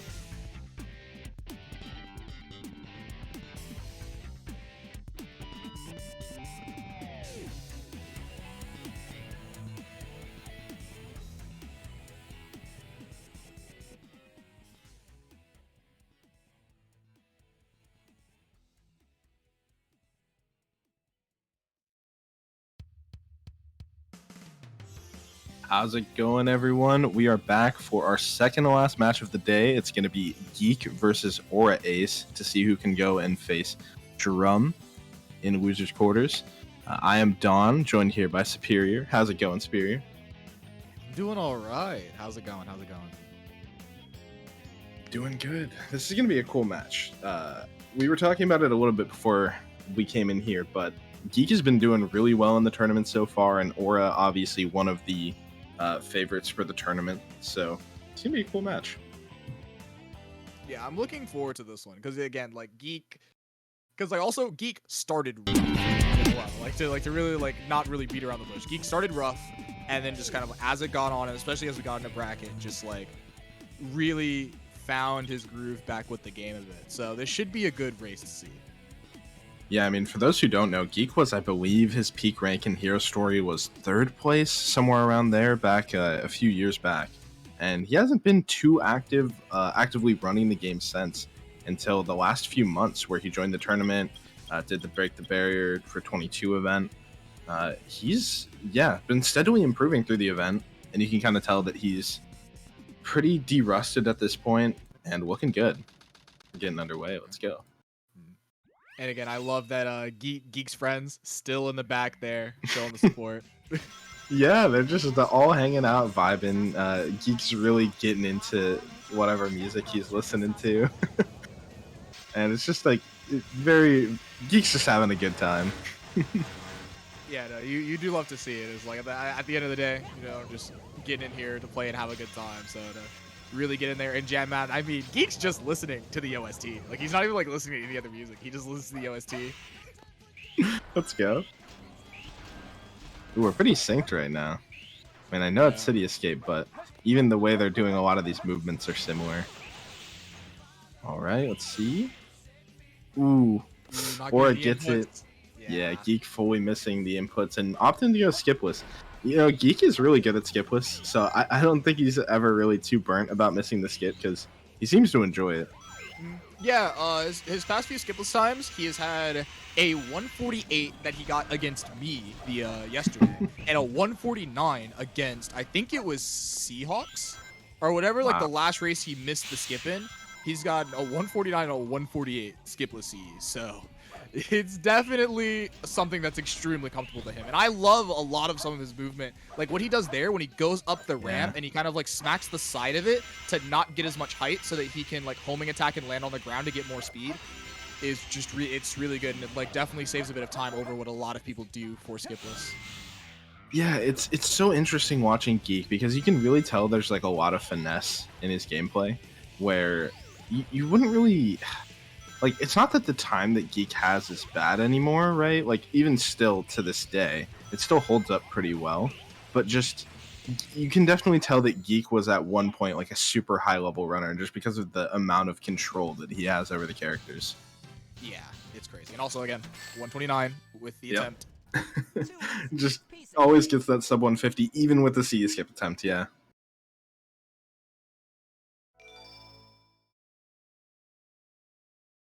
Shout out to the homies hanging in the back. Alright, we'll see what sort of sets these gamers will be getting. Aura missed the 2160 RNG manip. This is so sad. Very unfortunate. Now Wild Canyon's just going to roll him. Oh. Oh, wait. Oh, we see on the railway. I wonder if he gets another free piece with this. It'd be a really nice set. That is the best part usually I find about Oh yeah, this set. I know this set. Yeah, it's really good. Yeah, or doesn't even realize. Yeah. Oh my goodness. So yeah, this set can happen. I totally forgot about this. I actually got this the other day. This set is actually a really hard one to pull off. But you can get like a really low time with it if you know it's coming. Ooh. Geek with the free piece. Also, we did take suspended ceiling piece 1. We did not opt to reset. So thankfully that free piece was there. Yeah. We shouldn't be too mean to him at this point. Ooh. Well, I say that. That's a rough set, but Geek plays it well and really fast punch too. Yeah. Yeah, that set Aura got is really cool. So you can get that close on a railway free piece check. You can see the piece before the actual, I don't even know what to call it, the thing on the railway loads in. Like the stone head that you can push. Yeah. So yeah, you can see that, get that piece, and then I don't know if it's confirmed, but I feel like I've only seen that combination like with each other. And the movement there is weird because on a railway is one, a really hard piece to grab optimally, and two, navigating around the wind tunnel there is like impossible to not lose time. But yeah, you can get a really solid time with that set. Yeah. No, I was not ready to see the green ping there, honestly, because I didn't see the either of the in front of the mountain, so I was just like, oh, I saw the green ping. I was like, oh, what is this? Yeah, when you collect the piece and instantly ping, you're just like, your brain goes into like fight or flight almost. You're like trying to calculate every possible piece location that it could be nearby. Aura with a pretty nice prison lane so far, almost a 49 check. So this is most likely on pace for like a 133 or something like that with a solid ending. 25 check for Geek as well, also pretty solid. They're looking. Time this gets ringed. Yeah, they're looking pretty similar on pace so far. Maybe a little bit of a lead for Aura. Yeah.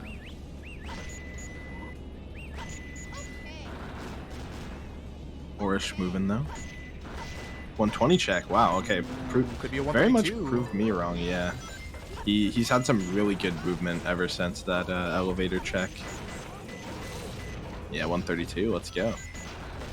He brought that back in the second half. Like it was a solid start, but great ending. Now we can focus on this ending for Geek. It's also looking pretty good. Well, we should expect to see about a mid 130 for Geek. Yeah. Oh, misses one of the lockdowns. Doesn't lose too much time to do that though. Yeah, it's looking like Geek's probably going to be losing 4 to 5 seconds here in comparison.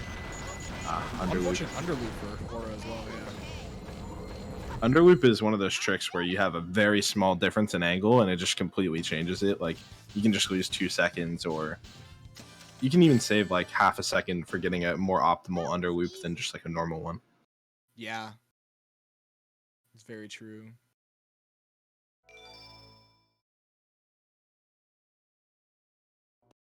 Yeah, you see that time loss coming in there, the 29 check for Aura. The rest of the movement's been fine, it's just underloop is very punishing. And again, opting for no pulley skip. Worth the consistency, I guess. Yeah.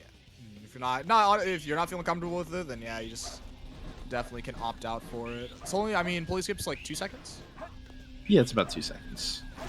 Especially if he's like, well, Metal Harbor, you know, underloop didn't go well for him. It's like, well, some people have the mentality. There's like 2 different mentalities really here to take. It's like, I started off poorly, I should go for the risky thing and make up that time.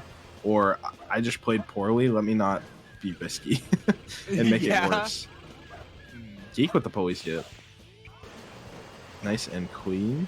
Aw, dang. That slip sucks. Yeah. Wow, still a 122 from Aura. Like, he lost 3 seconds by the upgrade and lost 1 to 2 seconds somewhere in there for not doing pulley skip. So that was really good besides those 2 things. Yeah. Oh Super gosh. clean movement by Aura. Yeah, that Geek going up to the rocket terrifying me. Yeah, Geek so far has just been vibing, really having a good time. He did mention that he was a bit stressed or nervous about this match, and I think it's maybe showing a little bit. Seems a little unhappy with his gameplay so far. Yeah. But we're still But not on 23. Only a second behind here. Exactly. Only losing a second to Aura here, and Aura played pretty damn well, so not bad at all.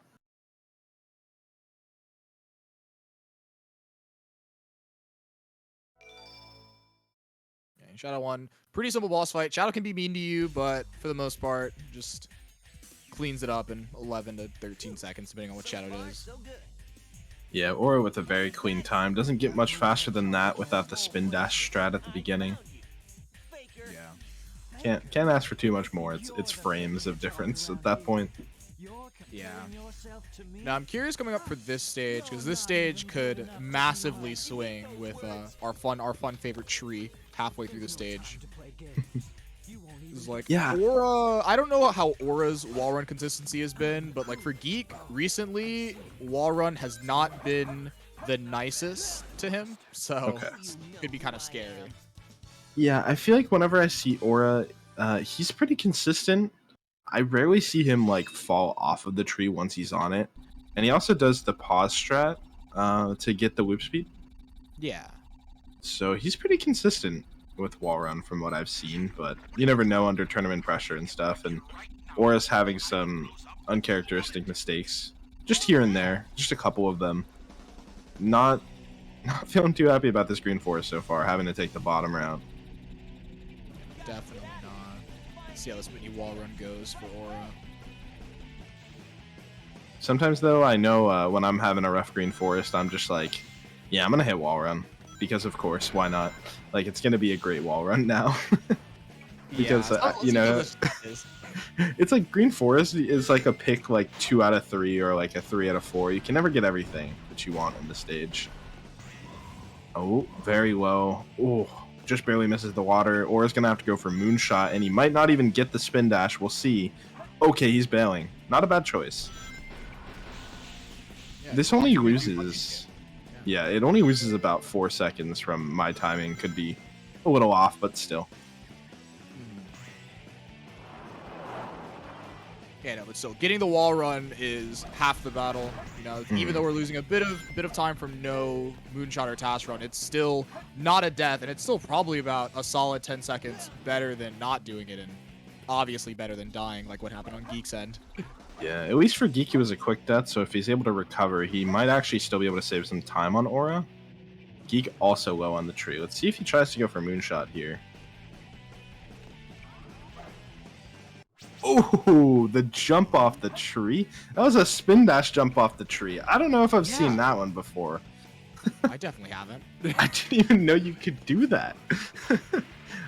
I guess it makes sense. Huh. Does this make moonshot easier?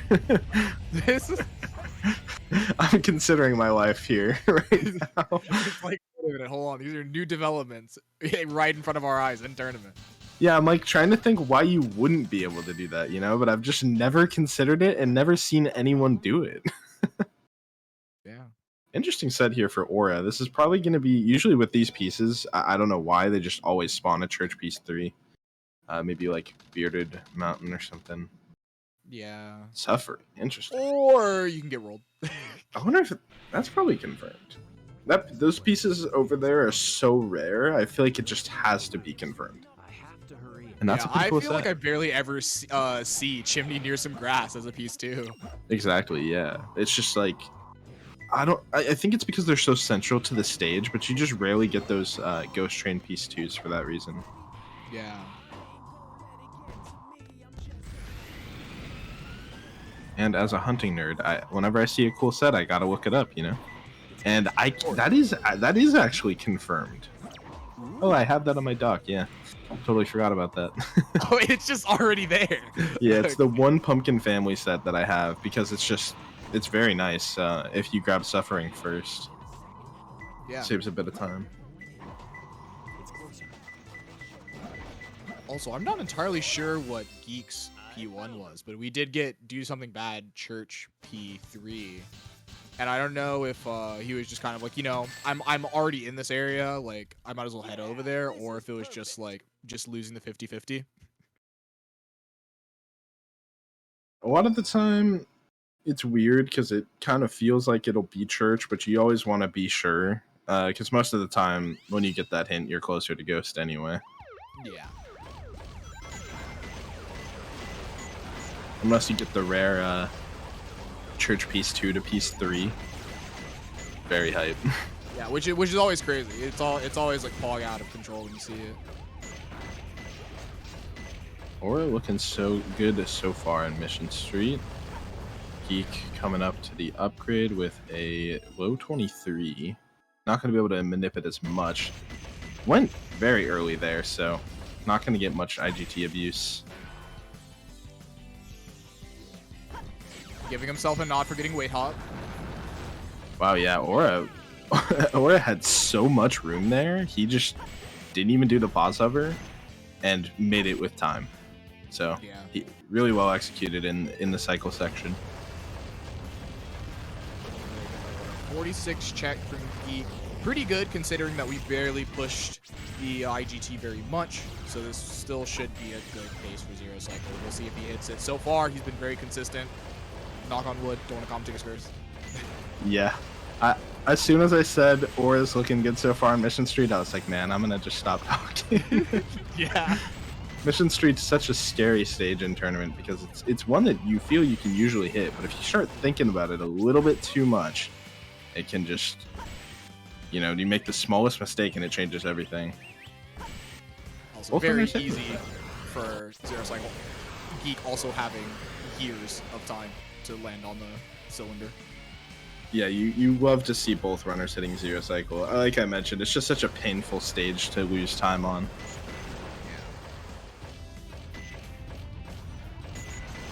Aquatic Mine can be a pretty big stage for some swings in time.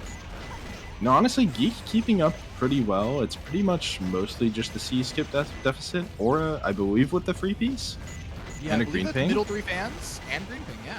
Yeah, that looks like something other than a minecart area, but I couldn't really tell because he didn't get the jump. Yep, let's go. Well, there you go. 3 fans, middle. I'm assuming Ghost Room, or we'll get a ping right away. Okay. Yeah. And there you go. Water level 2 height. And I love Aura going over here to do the wall run instead of taking the spring. Most of the time in this situation, you're gonna get Ghost Room piece. So just going straight to the wall run is faster because you're just taking a more direct path. Yeah. And Aura on solid 22 pace. I didn't expect the inside of the mines to be You know, this pace is quite good for Aura. I don't think I saw any free pieces for Geek, but very solid green ping. This is sign number 2. Okay, I was about to pop off if it was the race mod set. Yeah, I really wanted it to be. I was just like waiting. No! Aw. Not like this. Oh, Geek knows the clip out. Maybe? I'm hoping. Did I see a ping? Yeah, Geek knows the clip out. Yeah, we're doing it. Let's go. Yeah, let's go. You never see people do this, and honestly, even myself, I've played this stage way too much, and I just am. Oh! No! I didn't see the 3 free piece, and neither did Geek. This is unfortunate. No, you hate to read the ping or the hint for 3 fans. No, Geek. That's awful. Man, it's so unfortunate. That actually would have been so quick for Geek 2 if we got it. And now this is like a minute. This is now, I believe we might be a minute behind. I want to say Aura was like 10-10 out of, or 10-11 out of Aquatic Mine. That's like one of the worst feelings in hunting when you realize you've just totally missed a free piece that could have made the set you had very good.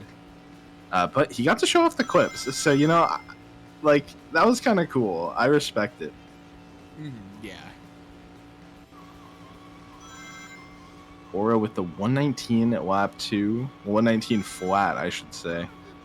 Very, very solid pace so far.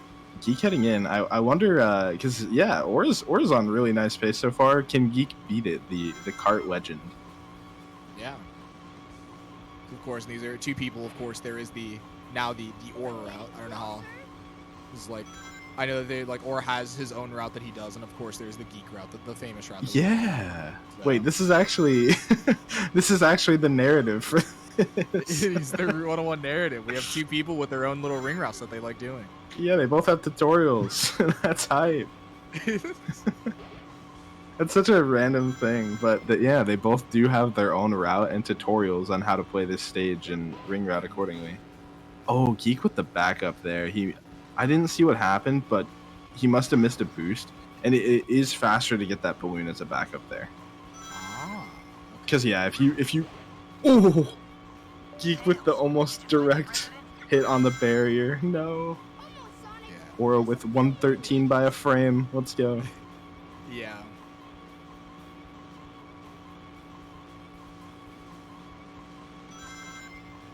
now we head into Hidden Base. We can see how Horse Pole Hop is looking and just the rest of the stage in general. Obviously a scary stage in the beginning. So again, we definitely do not want to see any unfortunate events occur.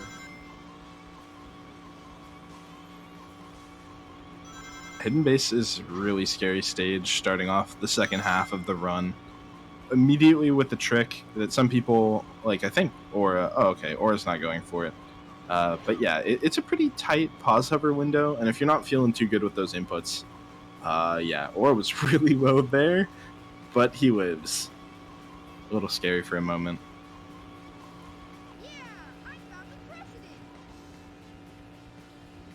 See if Geek's able to hit Pole Hop as well. Maybe not build any more of a deficit. Yeah, that is the last thing we want to see is build even more of a deficit for Geek.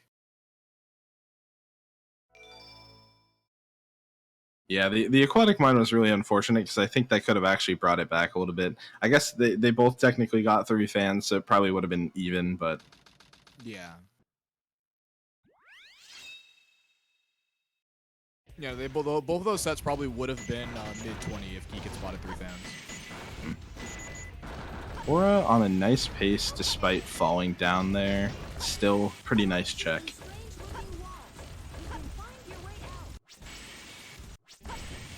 Alright, let's... Oh. That's scary. Wait, is that a thing that Geek just did? Am I just collecting knowledge from Geek? Yeah, no. Dang. I mean, that was smart, though. Okay, so what happened there is Geek accidentally dropped his hover while he was ascending. So he just... Or maybe he just lost a little bit of height. I'm not entirely sure. He just lost a little bit of height. It was an accidental drop hover. It was an accidental drop hover. Yeah. He, like, got the hover and then, like, actually dropped the A press and, like, hit it again. Yeah, so Geek got Pole Hop, but accidentally dropped the hover, forcing him to go around. Otherwise, he would have been dragged down by the collision. But he wasn't able to make the cycle, unfortunately. And this is exactly what we mean by Pole Hop being a pretty menacing trick in the tournament.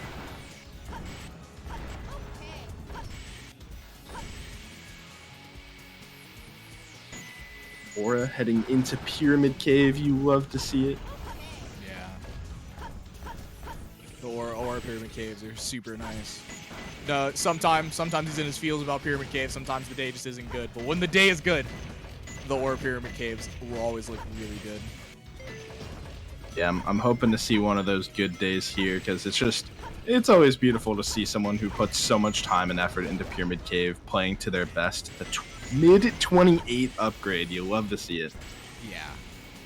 Great start so far. Aura's focused and schmovin' right now. Nice lineup for the door. Taking a little bit of extra time just to make sure that he gets that first try. But still a pretty fast setup. 45 hit on the hourglass, by the way. Yeah. It's going to be, what, a 56 check? Oh my lord.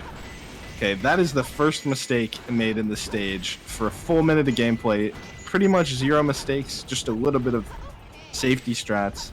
This is certainly on pace for, I would probably guess, a 124?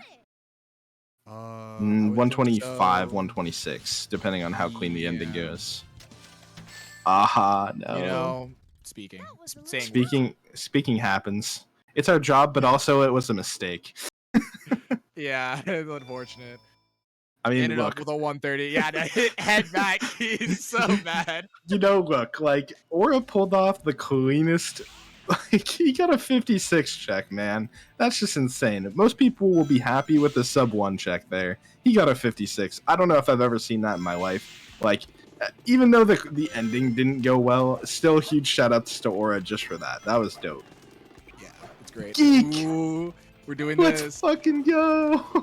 We love to see there it it. is. Yeah, nice. Dude. Okay, nobody does those strats anymore, but people used to. Geek beating Aura's upgrade time. I'm popping off. When do you see this? Yeah, no, I was waiting for Geek to get into Pyramid Cave because I really wanted to see him get it. Because even like I actually think this was in his pools race against Aura. Funnily enough, he got like it was like the cleanest opening. It was like he like got like that strat and it was just so clean, and it was super cool to watch. Yeah, I think that like used to be the primary strat. Geek also with the sub 1 at second tunnel. Yeah. But yeah, people don't do that anymore because Chowbox hover is just so much more consistent, and that strat doesn't really save that much time, but it's so cool. Yeah, no, it is such a cool strat to see.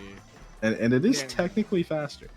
Yeah, it is. And then also, so Geek, just gonna point this out, I don't think we're going to see the final grab bounce from Geek. We didn't hit the last checkpoint, and I know that he is very scared about the ending of Pyramid Cave, so now that we're here, just play it safe. Yeah, it's pretty terrifying, to be completely honest, so I don't blame him. It's like a few seconds of time loss, but... Yeah. Geek having a chat with his homies in the background. Yeah. Actually just having a great time. Oh no, Aura, the fireball hitting the wall instead of going past it. So I didn't get to see the full extent of Aura's Death Chamber, but he seemed to have a pretty solid split. He got a main room blue piece and then death stratted into Roasted Keys and then a green room piece. From what I saw, I executed pretty well, but yeah, nothing amazing, nothing terrible either. Yeah, I believe for specifics, I believe it was middle of Red Eyes P1 into Roasted Keys Death Strat and Floating Between the Flames Piece 3. Yeah.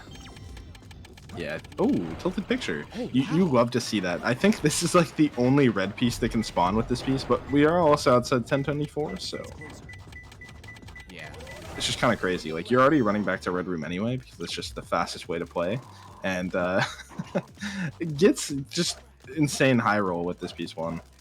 Yeah, no, it's actually very, very nice set with this P1, honestly. Burning Mad can be potentially scary, just kind of like not really giving you the best sets, and it's just kind of meh. But this was honestly pretty good. Oh, wait. Where are we going? Did we get this confused with P1? Oh, I think we got this confused with P1, and we don't realize it's Blue Secret. I am Geek sad. is so confused. Oh, dang. That's painful, because this was a pretty nice set, but... Yeah. Sometimes those secret room pieces are very confusing. It's closer. This shows that, I don't... Yeah. I don't know if I should blame that on Rust, or if it's Geek just, like, forgetting about that piece. Maybe a mixture of both. Sometimes you just have a brain fart. Sometimes, you know, you're not... He's only a few months back into the game, so it's fair. Yeah, again, there's like...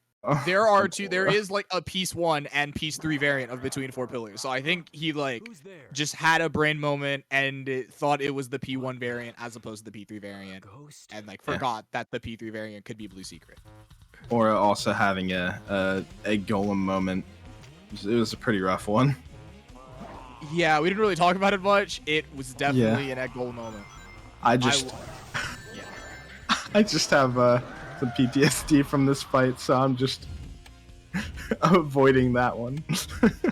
Yeah, I've had too many fights that have gone similar, so rip Aura. Yeah, no, and me and Egg Golem recently have just not gotten along in general. I've always had some rough Egg Golems, and this is also just a rough Eternal Engine from Ore. Shoutouts to Shittown version 3000, you know? Aura got the Bofa virus from me. This is so sad. We didn't even play in the match. How did he get it? Okay, he's out. Yeah. Alright. Keep getting into Egg Golem. See if he can make up some time here.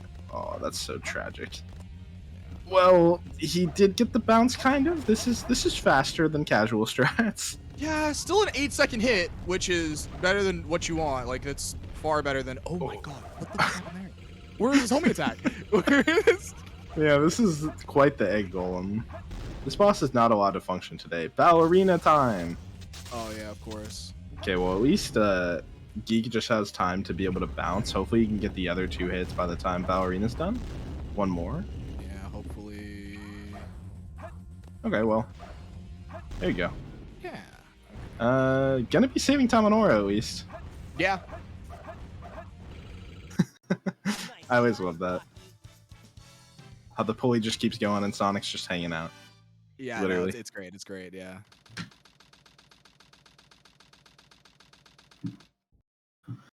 All right, Geek heading into space, probably on a low 24 pace. Aura is not having a good run, it seems. Well, maybe, I mean, it's a good run, but at least he's not super happy about it, it seems. Yeah, he's probably super frustrated, especially knowing, probably thinking about even like the next match. Like, you know, if he's like, man, I cannot be playing like this if I'm heading into the next match too. Is that the and by the Quan? way, yeah, it was right side. Yeah, messed up Second first try Quan? Yeah, and then got second try Quan on the right side. Is that still the Quan? It is first load. It is, yeah. The chat can decide if they post the wagers Quans and Chow Quans in the chat if right side Quan is still the Quan if you don't do it. Stanky leg. I actually Stanky leg. love that. Wait, is this a new thing, or is this being invented right now, or is this a known thing? Is this like already decided? Because I love it either way. It's like, let's say, is this going to be the new thing that we start? So if you go for second try on first load, it's the stanky leg, not the Quan. That's so perfect. I'm actually down. Yeah, if that's what we're citing right now. We can write it up in ink right now. That's what it is. Yeah, look, it's Geek. Okay, Geek is living, right? Yeah, okay. Clipping into the goal ring, but this is why I hate going for right side, because I just always mess up the camera. But Geek lives. And honestly, that's all we can ask for sometimes. Yeah, in Eternal Engine, it's very true. Hate to see what are we calling it these days, Ligma? Yeah, I was about to say that's so yeah, it started in pools getting Ligma. I believe DRX Vector coining the term. We just have terms for literally every single way that Eternal Engine can be played at this point. Yeah. And honestly, and it happened so many times. Like that was the other thing. Is like getting like goal, like we got goal rings so many times that it was just like people just started calling it that, and that's what it just started that way.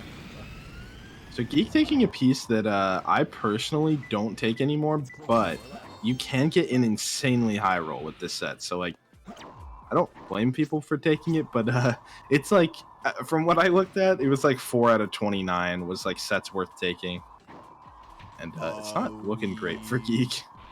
Yeah, I think we did the pause strat, but I think we like misunderstood which one was which, because yeah, that was definitely lined up with the T, and so if it's lined up, then it's the gray ground, and then if it's like not, then it's like the other one.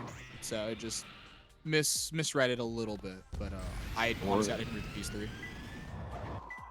Watching the moon. Oh, okay. Ooh, okay, so Aura got out, navigated bad cam pretty well, was just a little too high, so he had to back it up from the roof, but he was able to save it. Yeah. No, good from Aura. This is just this kind of looking it, unless we see a particular meltdown. But yeah, no, Aura looking like what, low 23 finish. Yeah, low to mid 23, just depending on how everything goes from here. But yeah, Aura with a pretty solid run.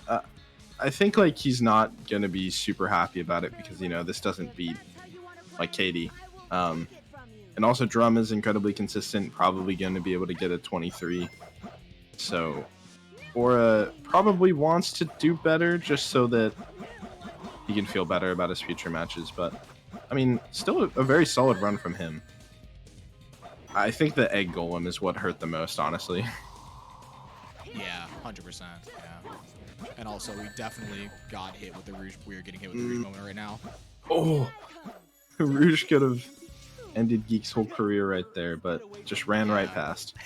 The thumbs up. Just laughing it off. It's like, yeah, that would be.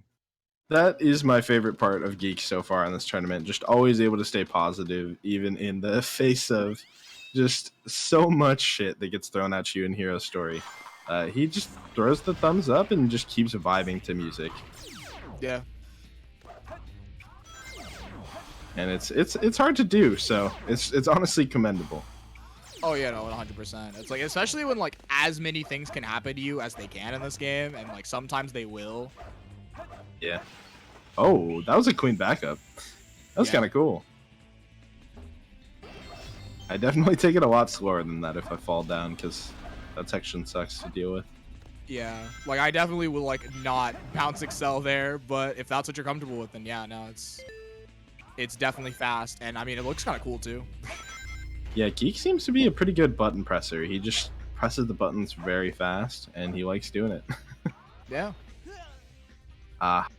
Not out of bounds first try. Aura finishes up with the sub 120, like you mentioned. I think, yeah, it looks like pace for a sub 2330 if Shadow 2 goes well. Yeah.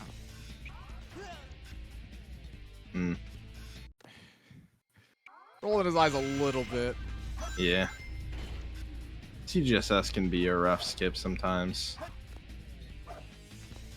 Oh wait, good cam. Yeah.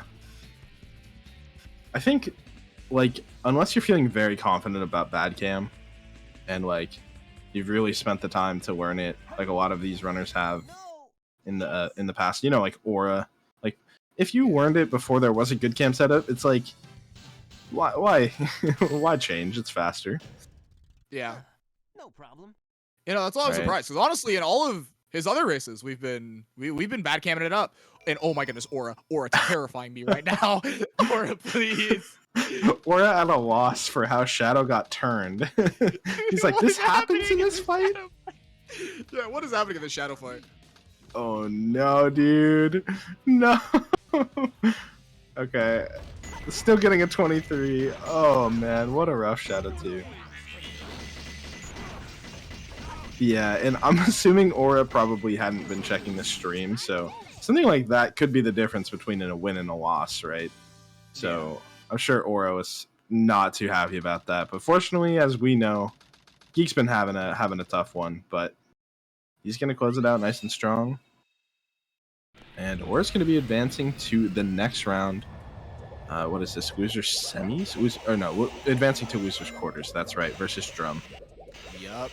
Which will be next after this too. Yeah, right away. So hopefully Aura can get in a quick little break before. Oh, that's unfortunate. Fast far moment. Oh yeah, I was about to say, is it time? Let's go. Funnily Geek. enough, I think this also happened in the race against Aura, where we messed up. I think we literally messed it up in this exact same way, and then we went for Fast FR and got it. Okay, we're not gonna happen again. Yeah, I would have loved to see that. That would be cool. What a better way to end your tournament run with a basically RNG skip going through a kill plane real quick. It is technically faster, so you know. Yeah. Usually not worth going for though, unless you need those 10 seconds. But you know, as a backup, it's honestly not that bad, because if you're gonna be falling into space for like 7 seconds anyway, you may as well like go for the strat that's faster and, you know, waste maybe 5 seconds or something. Yeah.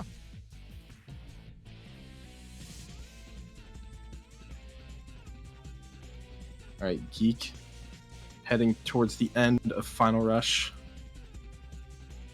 Let's see if he has the height. Should be fine, I'm assuming, but Yeah, I would think. We never know until we see the building. So it's like, yeah, you would think. Speaking of which. Well, you know, about that. You know, okay, in hindsight, I did notice that he jumped off the rail really late. And when you do that, you have to aim super far right because your gravity changes. No!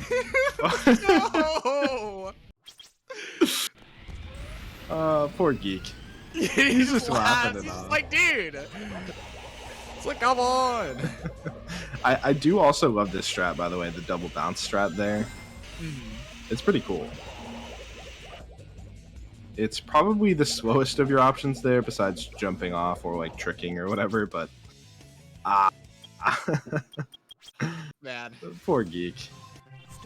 You know, he's sticking with it, and I commend that. Aura gonna be doing some practice live on stream as he waits for his next match. Wait, I could be completely wrong. Maybe I'm being corrected in the chat. I had assumed it was slower, but is it faster? I'm not sure. Oh, is it? Hold on. I have no idea. I would like to have some confirmation here. I've never done this myself, so it's hard for me to tell. Yeah. I mean, it does honestly look pretty fast. I had just assumed it was a slower option. But honestly, I wouldn't be too surprised that it's like at least in the same ballpark. 100%. I might actually. I was gonna say I'm probably gonna try it myself because I know what I do there is slower than. So I might try it myself. Yeah, it doesn't look too hard either. Which like some of the other options, you kind of have like when you land on the ground and have to like spin dash and then bounce, right? Like sometimes you don't get the optimal speed onto the rail, so it could be a bit easier to consistently get a good time. Yeah. Comment from one of Geek's friends in the chat: our combined gravity slowed down Geek's game. Sad. I see. Well, appreciate the homies coming out to support Geek. Oh, of course. Yeah. It's always great. And unfortunately, it'll be the end of Geek's run, but he had a good one. I mentioned it before the match started, but I was really happy to see Geek back and running the game again. Never personally been able to really speak with him much before, but seems like a really cool dude. Yeah, no, he does. It always seems like just like a really cool, laid back dude, just like trying to enjoy the game. And again, honestly, like again, it's really cool to see him in top 8 as well. Just like to make it this far in the tournament is really cool. Yeah, certainly. I believe this is guaranteed at top 12. Is it higher than 12? Oh, this is 7. Oh, it's top 8. Yeah. Yeah, 7th place. Yeah, Geek able to make top 8. That's awesome. Like for a runner who, I mean, let me go look at back when Geek got his PB. As Geek getting the last hits on Shadow 2. Yeah, Geek's PB is from 2018, over 4 years ago. Man. Geek finishing up with the 29-11. Let's go! Let's go! Let's go! Gotta love the pop off. I'm not sure if we'll be able to get the runners in for interviews, but yeah, I think. Oh yeah, there we go. I did it. How's it going, Geek? GG. GG. Yeah, I mean, I already knew I wasn't doing well, but I turned around and I saw him finish, so I thought fast FR, and then when that failed, it just went downhill. Yeah, that's fair. GG Aura. Yo, GG Geek. GG Aura. That was good. Yeah, it was like I mentioned before the run. It's just very, very cool to see your positivity throughout the race, even with a whole bunch of stuff going wrong. Always throwing up the thumbs up and laughing it off, you know. Yeah, it's the coping mechanism, you know. Otherwise, you know. Sometimes we must cope. Yes. Let's see. Yeah, I don't know. I think I'm really frustrated with how I did with Knuckles. I could have sworn I didn't see that 3 fans piece. Like otherwise that would have been a really good set in Aquatic Mine. Neither of us did either. Okay, good. Not just maybe we're all colorblind, so you know. Must be. Some in the water. Mm-hmm.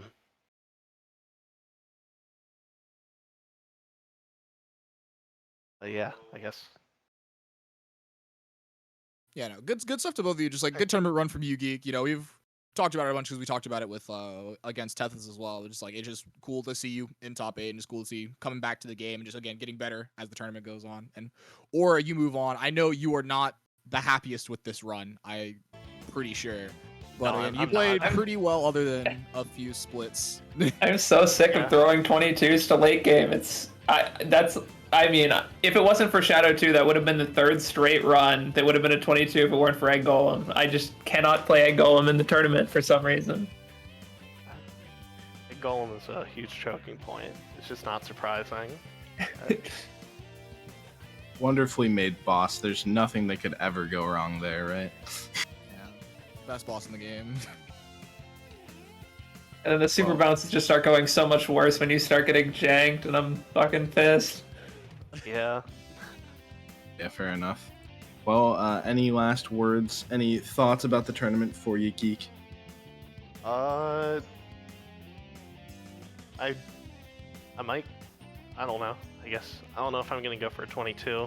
I might try to get at least another PB, something so I have splits that are.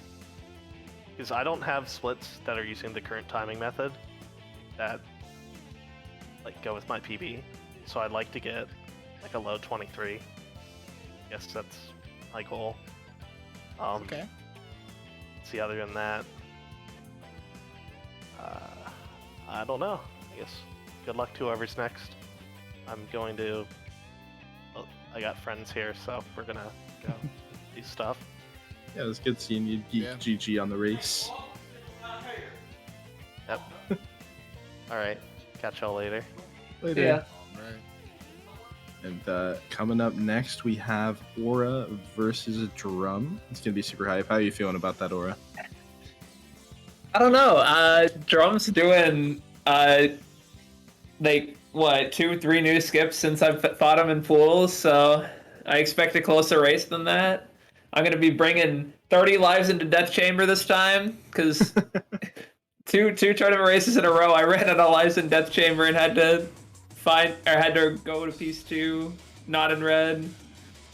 I don't know what it is about tournaments, but they love to just like the death strats. Just I swear their odds are lower because you never see this happen in attempts where you just like go to 0 lives or something. But I feel like it happens way more often here.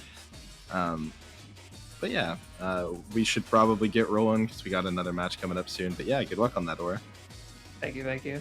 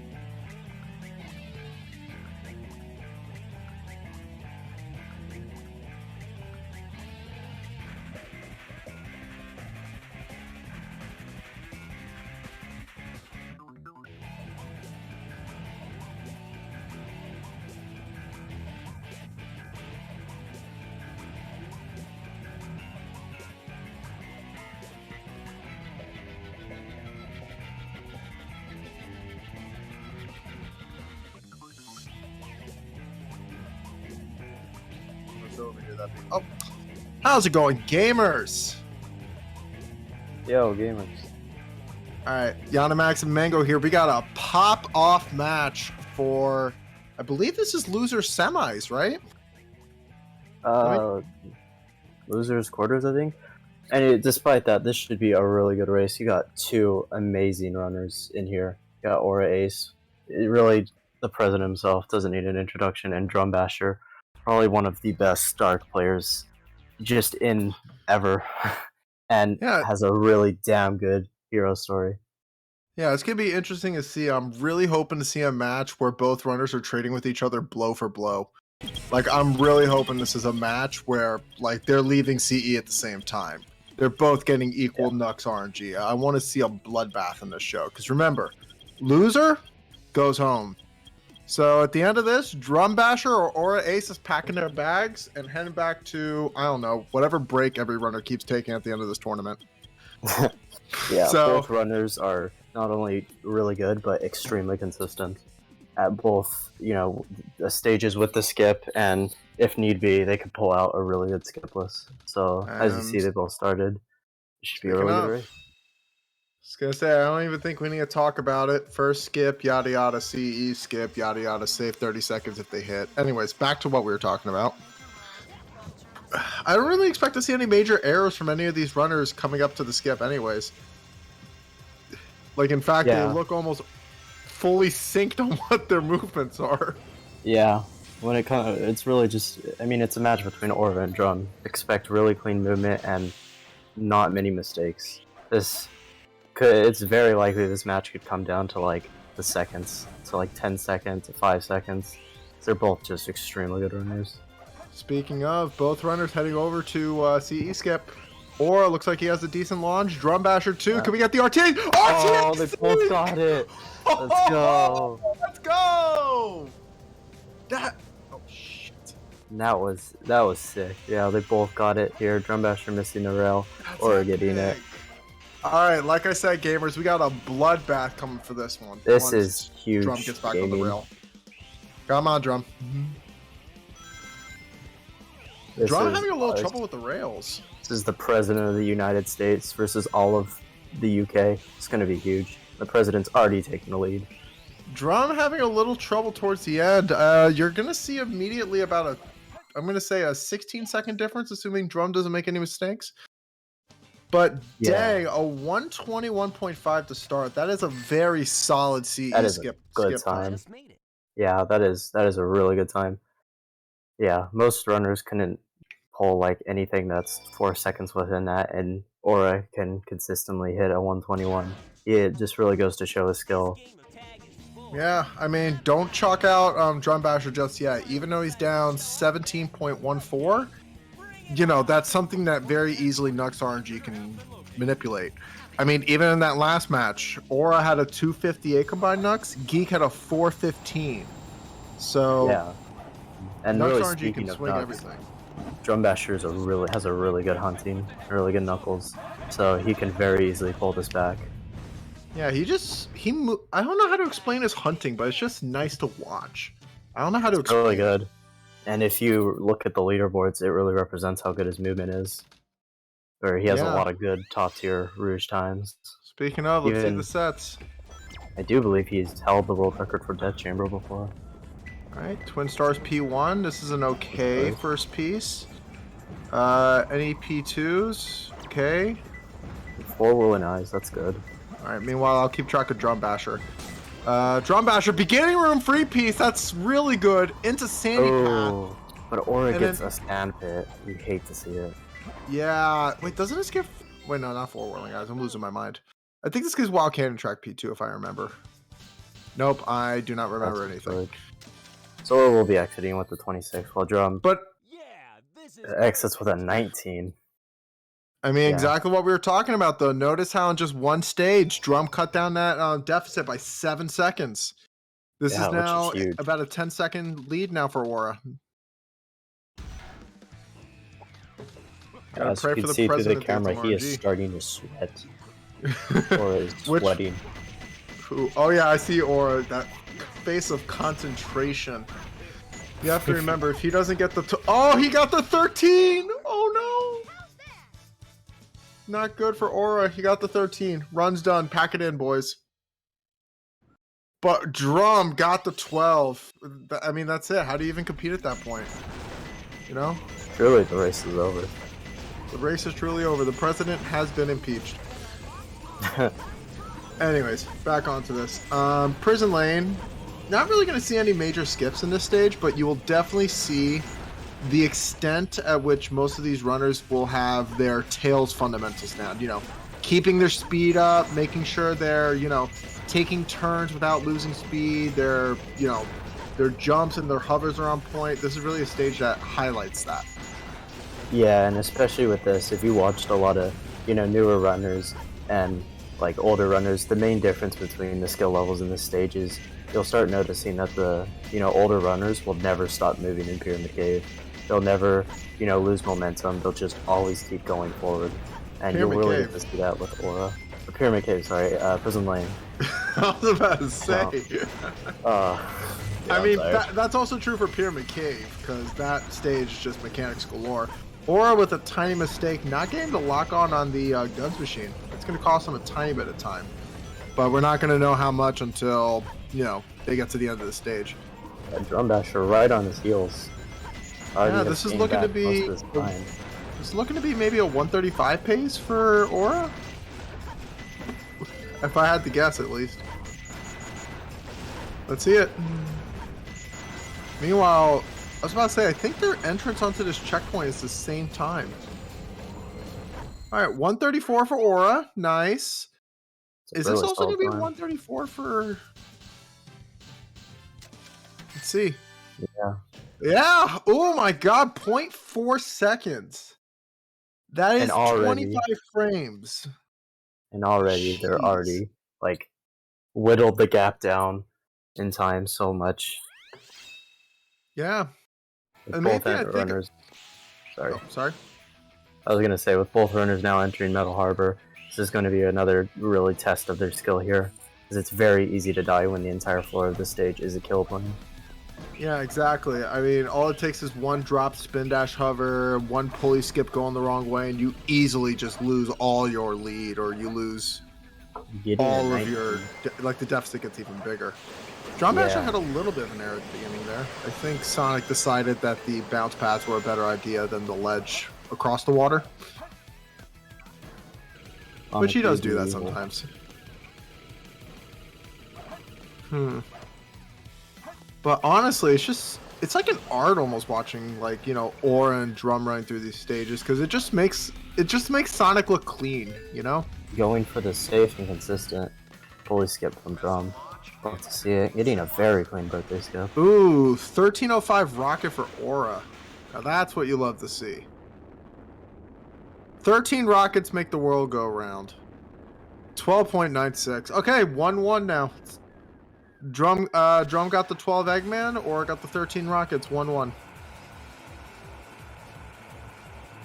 I think the next check is going to be who gets zero cycle. It's going to be a very good Metal Harbor from Aura. You know, 120. Yeah, 120. Very sick. Yeah, also I mean, a good one for Drum. Yeah, I mean, literally a second difference.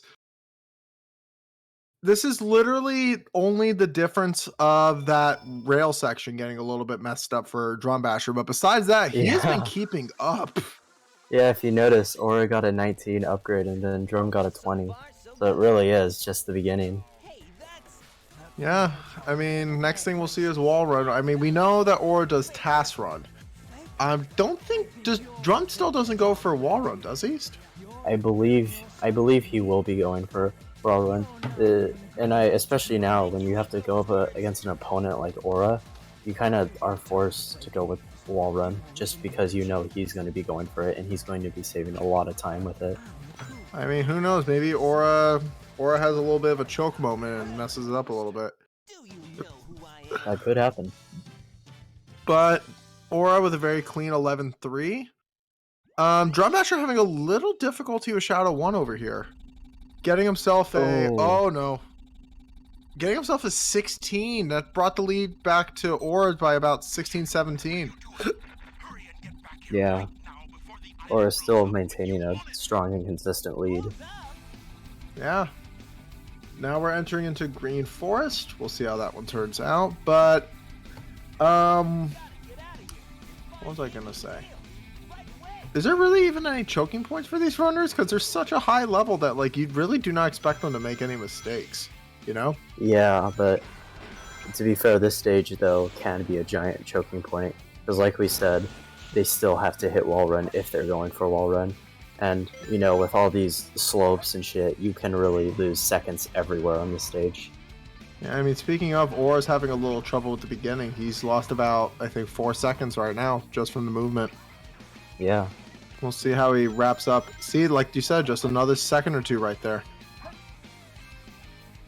Getting a very clean jump. Ooh, that's a nice wall run. I was about to say, Drum's on the same pace right now as Aura, so this is just interesting to watch because I'm looking at the timers. Aura does have Drum has a slightly faster checkpoint though. Oh, and Aura going for wall run. Let's see if he's going to go for task run. Doing the pause. All right, task run. Oh, and he's going for task run. Does he hit it? He hits it. Looks like he does. Task run, and Drum's not even going to take the chance here. Which I will say, as someone that probably has not done much wall run, it's probably the smarter play, because if you're not consistent with it, all you're essentially doing is just eating a couple seconds worth of time loss for dying. So it makes sense that Drum Bash is just going to take the consistency, but it is going to bite him in the butt later. He's got to pray that the president doesn't get some good RNG in the next couple of sets. Yeah, with the next 3 stages, 2 of them being RNG stages, the lead can really swap hands here. Yeah, I mean... Drum Basher being completely screwed by the light dash here. I mean, I think part of that is because he got the electric shield. I know the electric shield really messes with the light dash. Alright, let's see what set Mr. President Aura Ace has in store for us. Still getting a 134, you love to see it. King of the Hill P1, that's P1. actually a pretty nice P1 to grab. Yeah, this can lead into a lot of good things. You want to see a pumpkin P2 here. Okay, Ghost Train Station, not bad. What P3 would you even spawn from here? It could be one of the pumpkins. Which is ideally what you would want, especially... Yeah, Sad-Eyed Pumpkin, hopefully. Lost Pumpkin, so... Very high up P1, that's a nice P1 for Drum, especially if he gets a Pumpkin P2, like under a chimney, or Pumpkins who don't get along. Aura with a 40-40. Ghost Train P2 for Drum also. Yeah, so sets coming from Church and then going on to Pumpkin Hill do tend to like to give you the Pumpkin Piece 3s. So we could see those side Pumpkin Piece 3s. Unfortunately, getting in the center of the triangle. I mean, he just needs to beat 40-40, and he's got a couple seconds to do that. Yeah. And just like that, he trimmed another 2 seconds off that lead. It's now at about a 25-second deficit. And that's easily just Aura dropping a pause hover in Mission Street somewhere, or Egg Golem Super Bounce is not working the way they need to. Or even a second try both have gone wrong, or a Quan. Something like that. Or even one of these runners getting a 20 Aquatic Mind and the other getting a 40. Really anything could change this run up. Yeah, let's see it. Aura getting a wonderful upgrade time. Yeah, upgrade time. God, I'm a math teacher. I don't even know English. All right, clean weight hot. I was gonna say we're just essentially gonna have to look at the middle of the stage here, because once they start this, they're on global cycles, so it doesn't really make a difference how they place some of this, especially if they're IGT abusing. Yeah, getting a clean 22, low 22 upgrade. Love to see it. Yeah, to give you an idea, they were 2 or 3 frames off each other getting upgrade. This is the amount of competition they are having against each other. And because Aura had a 2209 and Drum got a 2212. Yeah, most runners will average about a 24 checkpoint there, which or upgrade, which really shows like how much of a difference you can make. Is he gonna risk it? He's gonna risk it. Does he get it? Oh, that was close. Yeah, Aura pushed it hard. He did it, but it paid off. That was That could've- lucky. If that was like a couple frames later, or Tails decided to slip his foot the wrong direction, that's an easy way for Drum to get back into the game. Meanwhile, Drum's going to be on a similar time as well. So let's see if he's going to agree for it also. He will be. Let's see it. Zero cycle also for Drum Basher. Having a slightly safer cycle here, but still an incredibly tight cycle to make. Yeah, Both runners doing it exceptionally well. Yeah, I mean, look at him. He's just like vibing out right now. It's like he's just chilling. But let's just take a second to comment on Aura's pace. 9:35 out of Mission Street. Yeah, that's really good. It's a pretty gross pace if you ask me. PB? Question mark? In case he gets like a 20 aquatic mine or something, let's just keep track of his Nux on the off chance he gets Nux world record. Snipes are from the one and only Seahawks the best. 10 flat for Drum Basher. That's pretty good too. Let's see it. Any free pieces? I don't see any free pieces for Aura. And a green ping, so he is going to be taking this. Anything? Doesn't look like he got it. Oh, No that's top not three good. pieces. That is very foreboding. Ghost And, window? not getting another. I mean, he might get back and forth, maybe. Oh, he doesn't even look. Meanwhile, Drum, I don't see. I don't think he got one. Oh, getting Ghost Room. We'd love to see that. That's a really nice. Oh, Aura's getting rolled. I mean, not Aura. Drum got a little rolled there, but 29. Aura I think- almost getting sub 10 out of Aquatic Line. That would have been huge. This pace still is really, really nice. Oh, or Entrance Drum's to getting the a little Abyss. rolled here. Entrance to the Abyss. You hate to see it. Is he gonna monitor clip?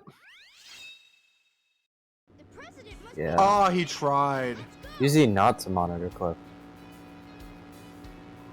Yeah, this is exactly what we're talking about. The game just decided that Aura Ace, President Aura, should get the good sets while Drum just gets Stair-Shaped Brick Room P3 with Entrance of the Abyss. But with two hunting stages left, this could definitely change in the UK's favor. Yeah. I mean, guys, hear me out here. Dark Story Tournament 2022 coming soon? Question mark. Hear me out here. We don't have to deal with Nux hunting. We just have to deal with people game over against Sand Ocean. Yeah, we have to deal with an even worse RNG. It's only dealing with it 4 times compared to 5. Yeah, but that's a hard 4 times. Is it really though? Yeah. Yeah. I guess you're right. I was gonna say, I'm gonna close my eyes and take a nap. Let me know when the Fruit 101's done. Yeah, so far both runners having a very clean Route 101. Unfortunately, there really isn't much to say here. It's literally just driving as Aura chases himself. Yeah, I was gonna say, if anybody needs to run to the bathroom, get yourself some food or drink, now's the time to be doing so, because in about 45 seconds, or in about a minute flat, we are going to be moving on to Hidden Base. Second half of this tournament. Yeah, and as you can see by the time, Drum Basher seems to have lost 40 seconds over Aura.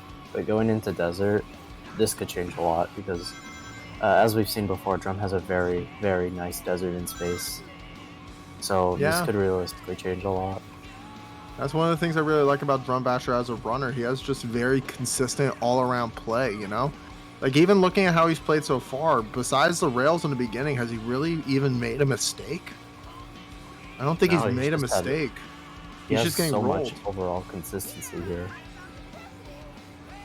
Yeah, exactly. Like, he's on 23 pace, didn't do wall run, like, he's good. Meanwhile, Aura just makes task level tricks see. look like, you know, like intended game mechanics. That's our president. Yep. Long I live voted. President Aura. So Aura just entering Hidden Base. You know, for a lot of runners, this could be a very tough stage, but I don't think it will be for Aura. No, I think for both Not these runners, gonna it's lie. just going to be standard procedure. I mean, I'm expecting both runners to go for pole hop of some kind, be it IL or standard. So Yeah. this is just going to be very basic hidden base. Choosing not to do the IL pull hop, we don't blame them. Because if you miss the IL pull hop, you kind of get screwed by cycles because you get a much tighter window to make the cycle here on this platform Aura just stepped on. And if you don't make that cycle, then you don't have enough height to touch the platform and make it. So Yeah. you really only get about 2 tries of pull hop before you have to move on and go for Axel or GC skip. Yep. Speaking of that, let's see what Drum Basher decides on. Going for top route. Respectable. But missing the pause over here. It is a very, very difficult pause over, seems like. Alright, Drum is going for the IL one. Oh, IL. shoot! Oh, it's gonna be Oh, very does tough. he have enough? I think that was on time. Yeah, I hope. he backed it up really well. Oh, yeah, no, I think he's good. I think he's good. Close! Oh, he made it! Let's go, Drum Basher. See, as you can see there, the cycles just get very, very tight. Yeah, you cannot clear that thing if it's on the upper half of its pathway. So if you mess up and you grab it on the wrong time, you will get knocked down to the sand. If And you there get are knocked no down, check- then that is like a good 35 seconds you just lost. Exactly. Meanwhile, Aura, President Aura, finishing with a 139. 139. Yeah, Insane. anything sub 140 is insane. Yeah, I mean, this has potential for sub 16 out of Death Chamber. Assuming he gets the God RNG Death Chamber of all time and a pretty good Pyramid Cave. But it's Aura. I mean, isn't Pyramid Cave a specialty? Yeah. Speaking of that, we're gonna see a really good Pyramid Cave. Aura has a very, very hot Pyramid Cave. I'm I not mean, gonna lie. not knock on wood. I'm not about a commentator's curse this, but let's hope for something good. But I'm not gonna put that expectation. Not even just not commentators cursing this. His movement in the stage just overall has been very clean on all of his runs. Like this stage can be very difficult to so many people, and Aura has put in so much time, and you can really see it through his gameplay. Exactly. I just want to take a second to comment. Drum Basher 140.04 on hidden base, so less than a second slower than Aura Aces.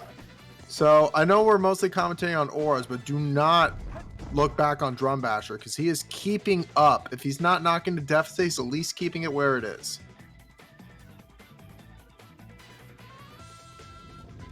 Anyways, 58 check for Aura. 58, that's really nice. Yeah, especially if Yeah. he gets most of this down pat. Clean Very snake clean skip. snake skip. Oh my god, he's gonna sub one. He's gonna Yeah. sub 130 this. Look at him move, man. Oh my god. And never stops. He's always going. Drum Basher also having a very clean Pyramid Cave. Yeah, getting mid 120. Oh! Yeah, Ooh! very clean. That was ending right close, there. but 127. That is Pog you. No fear in Aura's eyes. No problem. He knew. Drum Basher I also mean- having a very clean Pyramid Cave. Let's see now if this is a run for Aura that we can think about PB, or if it's just another rolled by Death Chamber Omega Lol. No bugs, no mosted. Phenomenal P1 though. Best, Yeah, entering best with piece for Death Stratting. a fat stack of lives and a good P1. Aura's in a good position here. And he's gonna booty clip it. And gets it. Phenomenal. Stupendous. Marvelous. Drum All Basher that you also expect to having see a from the really president. clean- And a 130 from Drum Basher. Again, another great time. Let's count the lives though. 1 for Aura. 2 death Second strats. try. Not too bad. Bugs Choosing not Baby, to I go for believe. the hint. Yep. Yeah, going for the hint here can be the better play. Merry-go-round. Merry-go-round, Perfect yeah. P3. Meanwhile, That is Drum, let's see what he very good gets. set. Junk Junk storage. storage. Ah. Green ping. Pog. Black and yellow Black and yellow stripes. stripes. Let's see it. Doing the boost. Bugs don't like it. I was gonna say I see a center P3 in that potentially. I would have maybe seen if a center P3 was available. Huh? Who's there? But okay, let's see. A ghost? Oh, bad dig.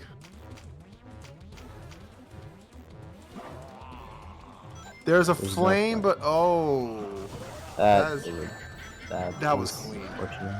I just want to throw that out there. That was clean. He caught that cycle with the hourglass and didn't get the dig on there. That was clean. Well, not quite getting a centerpiece, getting something very close to a centerpiece. And a 55 is certainly a good time.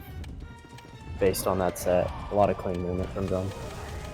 Alright, if things go well for Aura, we're looking at a sub 1730 into Eternal Engine. And at that rate, 17. sub 19 into Meteor Herd. Honestly, we should just give him his 21. I think you shouldn't have said that yet. We should get past that golem first. No. Let's get past that golem and then we'll worry about that. 1, 2, can we get a third? President Aura! 3! Let's go! Aura's out! Assuming he doesn't make any more mistakes. Very clean sewer bounces. Just a very clean fight. Perfect! Oh, Jesus Christ, Aura. Calm down. Yeah, 26. 1722. Now, chat, I need you to get ready. If I have any Aura Ace 66 fans in chat, we need you to spam Quan, spam ratio. Lend Aura Ace your energy, because this is the Quan that could determine if he potentially has a PB coming up right now. He could be 1845 into Meteor Herd. Get those ratios, get those Quans. Show Aura that love.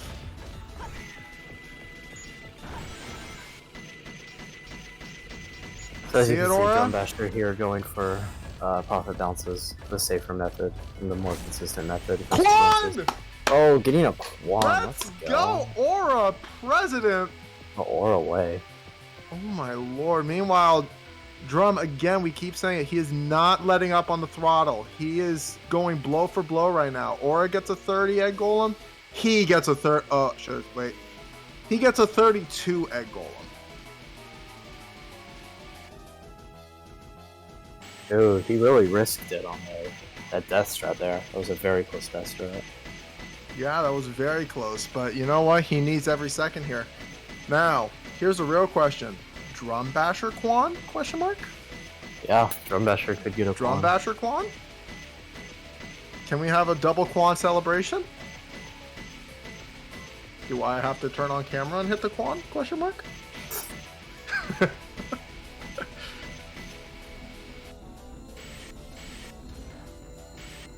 All right, let's see it. Aura's Jesus out. Christ. Aura getting a 120 Eternal Engine. Double Quan! Oh, 2 Quans. Oh my god! It is a good race. This is Yeah, a just race a note here. above Aura getting races. a 120. The 120 Eternal Engine for Aura. That is a very good Eternal Engine. We love a double Quan. Let's see the set coming for Aura Ace here. He needs something very crazy. Aura going into, unfortunately, a very, very random stage. This stage can just be a slot machine at times. And Hot Molten Lava is one of those pieces, potentially. Yeah. It's closer, more left. Let's see the P2. Steel Guard. Oh, wait, this is Guardian. actually decent. Yeah. I think this gives a pretty decent P3. I think he did not get rickrolled by Hot Molten Lava. You know, the middle level is just such a good place to be when you have your piece 2 and piece 1 already. Yeah, exactly. Let's see the P3. Come on, Aura. Taking it very safe here. Center of a squares. Shadow. And Drum Basher also getting a 126. It's a very clean time. It's closer. And you could see Dawn in the chat already knowing the set. That is the Dawn we know.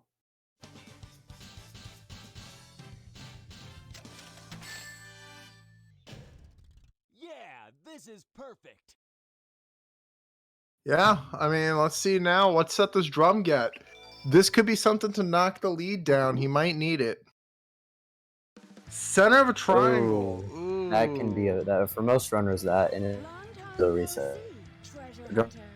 Let's he luckily in yeah. I mean, let's see if he knows the set knowledge. Oh. Oh. Yeah. Now that's kind of the pod unfortunately what you play don't want to is see for Yanni this piece. checking high star. No, it's not. It's not. It's not. What if he Well, gets I mean, it right now? I mean, John Basher is not one to Yanni check, but if he was, Yanni would be crying. Watch this. Ah, wait, did I get the wrong one? Was it Moon instead of Star? Oh, I got the wrong one. It was Moon instead of Star. But roughly the right idea. Getting a really nice slope jump here. Nora just enters Crazy Gadget. I'd love to see what version he does here. I believe he does bad cam. Yeah, I mean, he might potentially want to because I don't think he's going to 21 off this, but he's going to have a very nice 22 if everything goes well. I think Meteor Herd kind of rolled him towards the end there. He went for the president clip. Yeah, how can you hate Aura? The president went for the president clip. Yeah, doing non-box hover. This okay. one looks He's very out. sick. This is a very sick version of CGSS. Let's see it. Oh! But missing. No! He was oh too no, that's low. a 20-second L for Aura. Oh! No. Okay, gotta take a deep breath here. Just gotta remember, if he's watching stream, he has a lead, a pretty substantial one. He needs to just take a breather and take his time here. Yeah, he does have a pretty sizable lead over Drum. So he is in the like space to All make right, mistakes. come on, let's see a second tries. Okay, Yeah, there we go. second He's try. got it. I think that puts Now him on I- high 22 pace.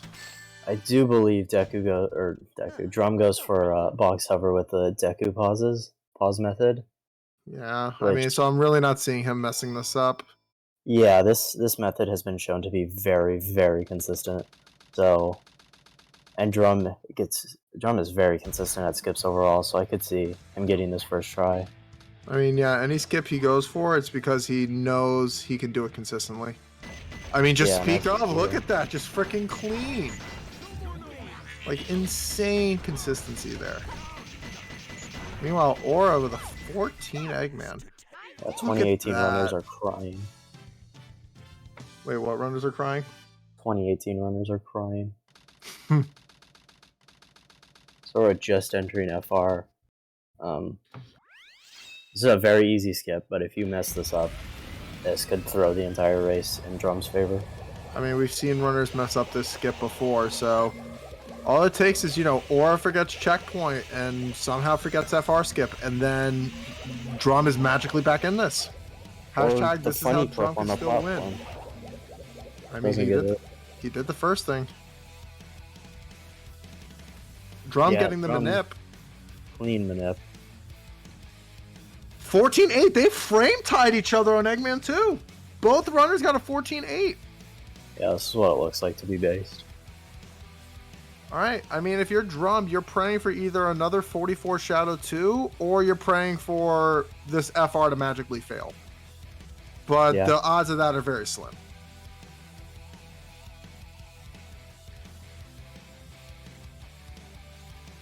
Let's see it though. We'll know in about 10 seconds how Aura's doing. Yeah, and overall, Aura had a very clean FR. I'd be interested to see the time he gets at the end of this stage. Yeah, I think Aura has enough height. Yeah, Aura's gonna make it. Drum Basher fans in shambles.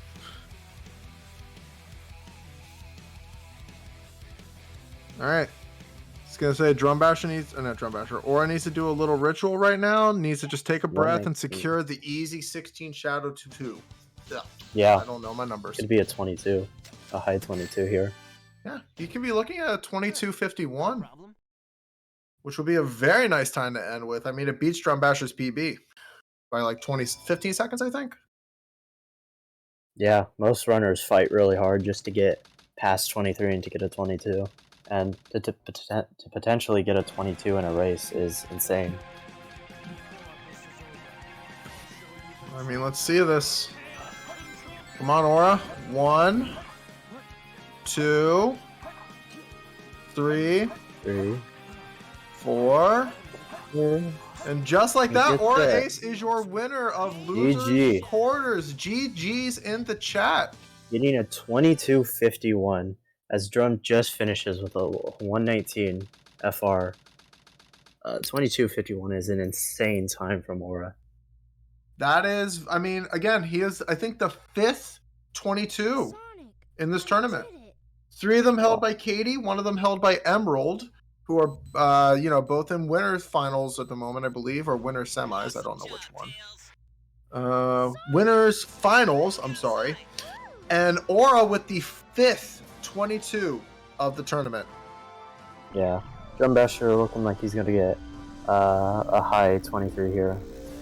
Yeah, finishing out his race with a really, really solid run. GG to him. GG's, Overall, just a really good race between both runners. Do runners want to come in for interviews? I was gonna say, I think they could just move themselves in. Oh Yeah. my god! Look at the restream. Look at that new layout. Ain't that sick? You have the Aura Cam in the Drum Basher layout. Sick. Just marvelous.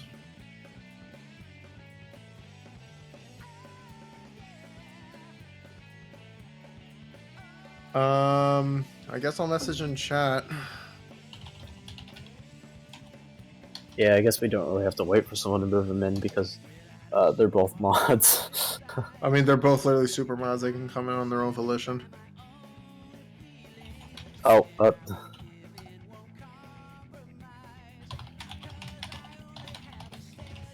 was about to say, you There's guys Aura. could literally just join any channel you want, whenever you want. Yeah, and there was Drum Basher. GG's, you guys both GG's, shot out Drum. really good runs. I would So like how'd you to know think what your runs went? So I was just gonna say, normally Yasu is like pretty prompt when you finish. He'll ask for interviews, and I was waiting, so I was like, oh, I guess I won. Yeah, I got a 22. Are you kidding? Yeah, Dude, this was fucking Yeah. PB pacing in Meteor Herd, man. I couldn't That's fucking believe it. insane. The RNG is significantly worse than my PB too. I was just fucking popping off the whole run until until that. My run was actually pretty good as well, execution-wise. I had a 138 City Escape because so the start was great. I got City Escape, and then the rails just I can't do the rails. So yeah, I got a 138. That was pretty much. I mean, I guess I had a 16 Shadow one, but that was the only bad execution split. The only other bad splits were Aquatic Mine, Death Chamber, and Meteor Herd. I got owned. It was 22 pace, other than those 4 splits. Yeah, the RNG over your run seems like it was very, very toxic. But Aura had pretty good RNG up to Meteor Herd. Yeah, that's why I wanted to hear about the combined Nux, because I mean, that could have been the difference right there. Yeah, so let's see. So my Meteor Herd and Death Chamber alone is 2 minutes flat, and then Aquatic Mine takes it to 245, Wild Canyon to 305, and then so that's like a 343. Yeah, 343. I'm gonna have to get out the calculator real quick. Or I'll add for you real quick. 49. Scroll up. 69. I got the calculator out. Just run. By the way. Dang, I was gonna say human calculator, Sag. 49, 27, 76. Adding a 40 onto that is 116. 116, 146. Or 156. And then... Alright, 311. Yeah, that's roughly what I was giving to. Okay, so a 32-second difference. So, and we were 55 apart. So even if I'd solved that and CE skip, you still would have barely won. Yeah, I mean, we were commentating on this part too, because I mean, on one part we were just popping off at Aura's gameplay, but on the other hand, I'm just sitting there like, Drum is getting the same freaking times. He's just slightly Yeah. behind because of the rails and RNG, but he's getting the same freaking times. Yeah, I was definitely very happy with my execution in this run. You had some very, very clean execution over the entire run. Yeah. I mean, you guys frame tied Eggman too. Honestly, you most, both got 14 eights. but most of my time loss, like excluding the big ones, all of the little bits of time loss, like the seconds that add up, were in the shitty splits. Like, so Shadow 1, Route 101, I didn't have PP skip, I got a 216. No, I didn't realize I was actually fucking green into Meteor Herd. I knew it was PB pace. I didn't realize I was ahead. Oh my god. Yeah, or was And I was with like, and even if I tied my Meteor Herd, that would have still been like 305 RNG I would have PB'd with. That would have been fucking crazy for me. Oh, when you dropped 30 seconds in Crazy Gadget, what the fuck? Yeah, I missed the goal ring. If you didn't die in Crazy Gadget and then got good RNG, that was a 21. Yeah. My god, man. Yeah, I literally played 21 level except for Crazy Gadget. And both of you getting the Quan first try. Yeah, god, so that's the first time I've had the Quant in a run since coming back to Hero. Let's go. And Let's go. Maybe I'm not too well practiced on it because I was like, I should have died. I should have got leg mid. I don't know how I saved myself. It was very close. Yeah, definitely. So I'm out of the tournament now. So my review, I've done well today. I think my match against Katie was average performance, whereas I thought I played well here. I was always kind of gonna go 0-2 to Katie and Aura, although it was going to be close to Aura, but then he just pulls out this run. Yeah, I mean, 23-46 would have been pretty close to like my average runs. I think my average is slightly better than that, but yeah, it would have been a lot closer if I didn't just fucking whip out a PB attempt. Yeah, I've definitely been popped off in both of these races. But that's fine. My victory was yesterday. My goal was to finish 5th place or higher, which is the 5th place is where I finished last year, and I achieved that by beating Dawn yesterday. So I've been in the post game today. Yeah. Yeah. Well, that is a huge happy goal to hear in that you itself. achieved your goal. Then congratulations, John Basher. Thank you. You put on a very good performance over all of this tournament. Yeah, I'm definitely happy with it. Do any of you guys have anything else that you want to chime in with? I'm really excited for tomorrow now. Yeah, I was actually going to go over the schedule after interviews in case you guys had anything else you wanted to add. Schedule is somewhat up in the air. We're looking at a 1 p.m. start time. We initially planned for like 11 a.m. to 7 p.m. just so it was accommodating of if anyone got to top 4. But it's all like East Coast or Central gamers, and so we can start a bit later. Gotcha. I'll announce start times then, assuming we're starting at 1 then. Just so if anybody's Yeah. in here, they want to catch up, they know. I think anticipate 1. Well, we might even do an everyone ping, honestly, for this. So. Gotcha. Well, just in Yeah. case people in here aren't in the Discord. Mm-hmm. All right. You guys got anything else? I don't think so. Yeah, GG Aura. GG's gamers. Insane race. All right. Now, for everybody that's in chat right now that is not in the Discord, tomorrow is day 12 of bracket, otherwise known as the final day of Hero Story Tournament. So, in case you are not in the Discord and you'd like to know what the schedule is like, at 1 p.m. tomorrow, roughly, we're counting on 1 p.m., we got winners finals of Katie 4 versus Emerald. Winner of which will be going to grand finals. So very important match right there. World record holder against fan favorite Emerald. Immediately after at 150, we are going to have Aura Ace versus SMB. SMB being one of the closest runners to also get a 22. Not at the barrier, but close enough. So that's going to be another race. Loser of that goes home. So stakes on that one. Afterwards, at 2:40 p.m. EST, we'll have the winner of that match of Aura and SMB playing the loser of Katie and M. So, fun match there. The winner of that goes to grand finals against whoever wins the first match. Yeah, in between losers final and grand final, though, we do have a slot for an exhibition, which will be an hour to an hour and a half long. And during that, we're going to show off pretty much the same thing we did in the Dark Story final day. There is a Sadix tournament upcoming just after GDQ. It's going to be like August or something. It's called Small Stories KAG. You do Knuckles, then you do Amy, then you do Gamma. So it's about the same length as the Sonic story run. And they're going to do a whole tournament for it. And so we're going to show off a race of that tomorrow. Who is competing is currently undecided. And also there'll be an announcement for a big event happening on Seiza that will come at the same time as that tomorrow. So that should be roughly at about 3:30. So if you guys want to keep track for that, EST. And then at roughly 5 p.m. EST is Grand Finals. That will be a best of 5, with the winner from Winners Finals getting a 1-game advantage over the person from Losers Finals. So that will be a grudge match. So you definitely do not want to miss the grand finale of this tournament. Think I missed anything? That was good. Thank you very much. Of course. All right. Well, GG's gamers. Can't wait to see you all tomorrow. GG. GG's.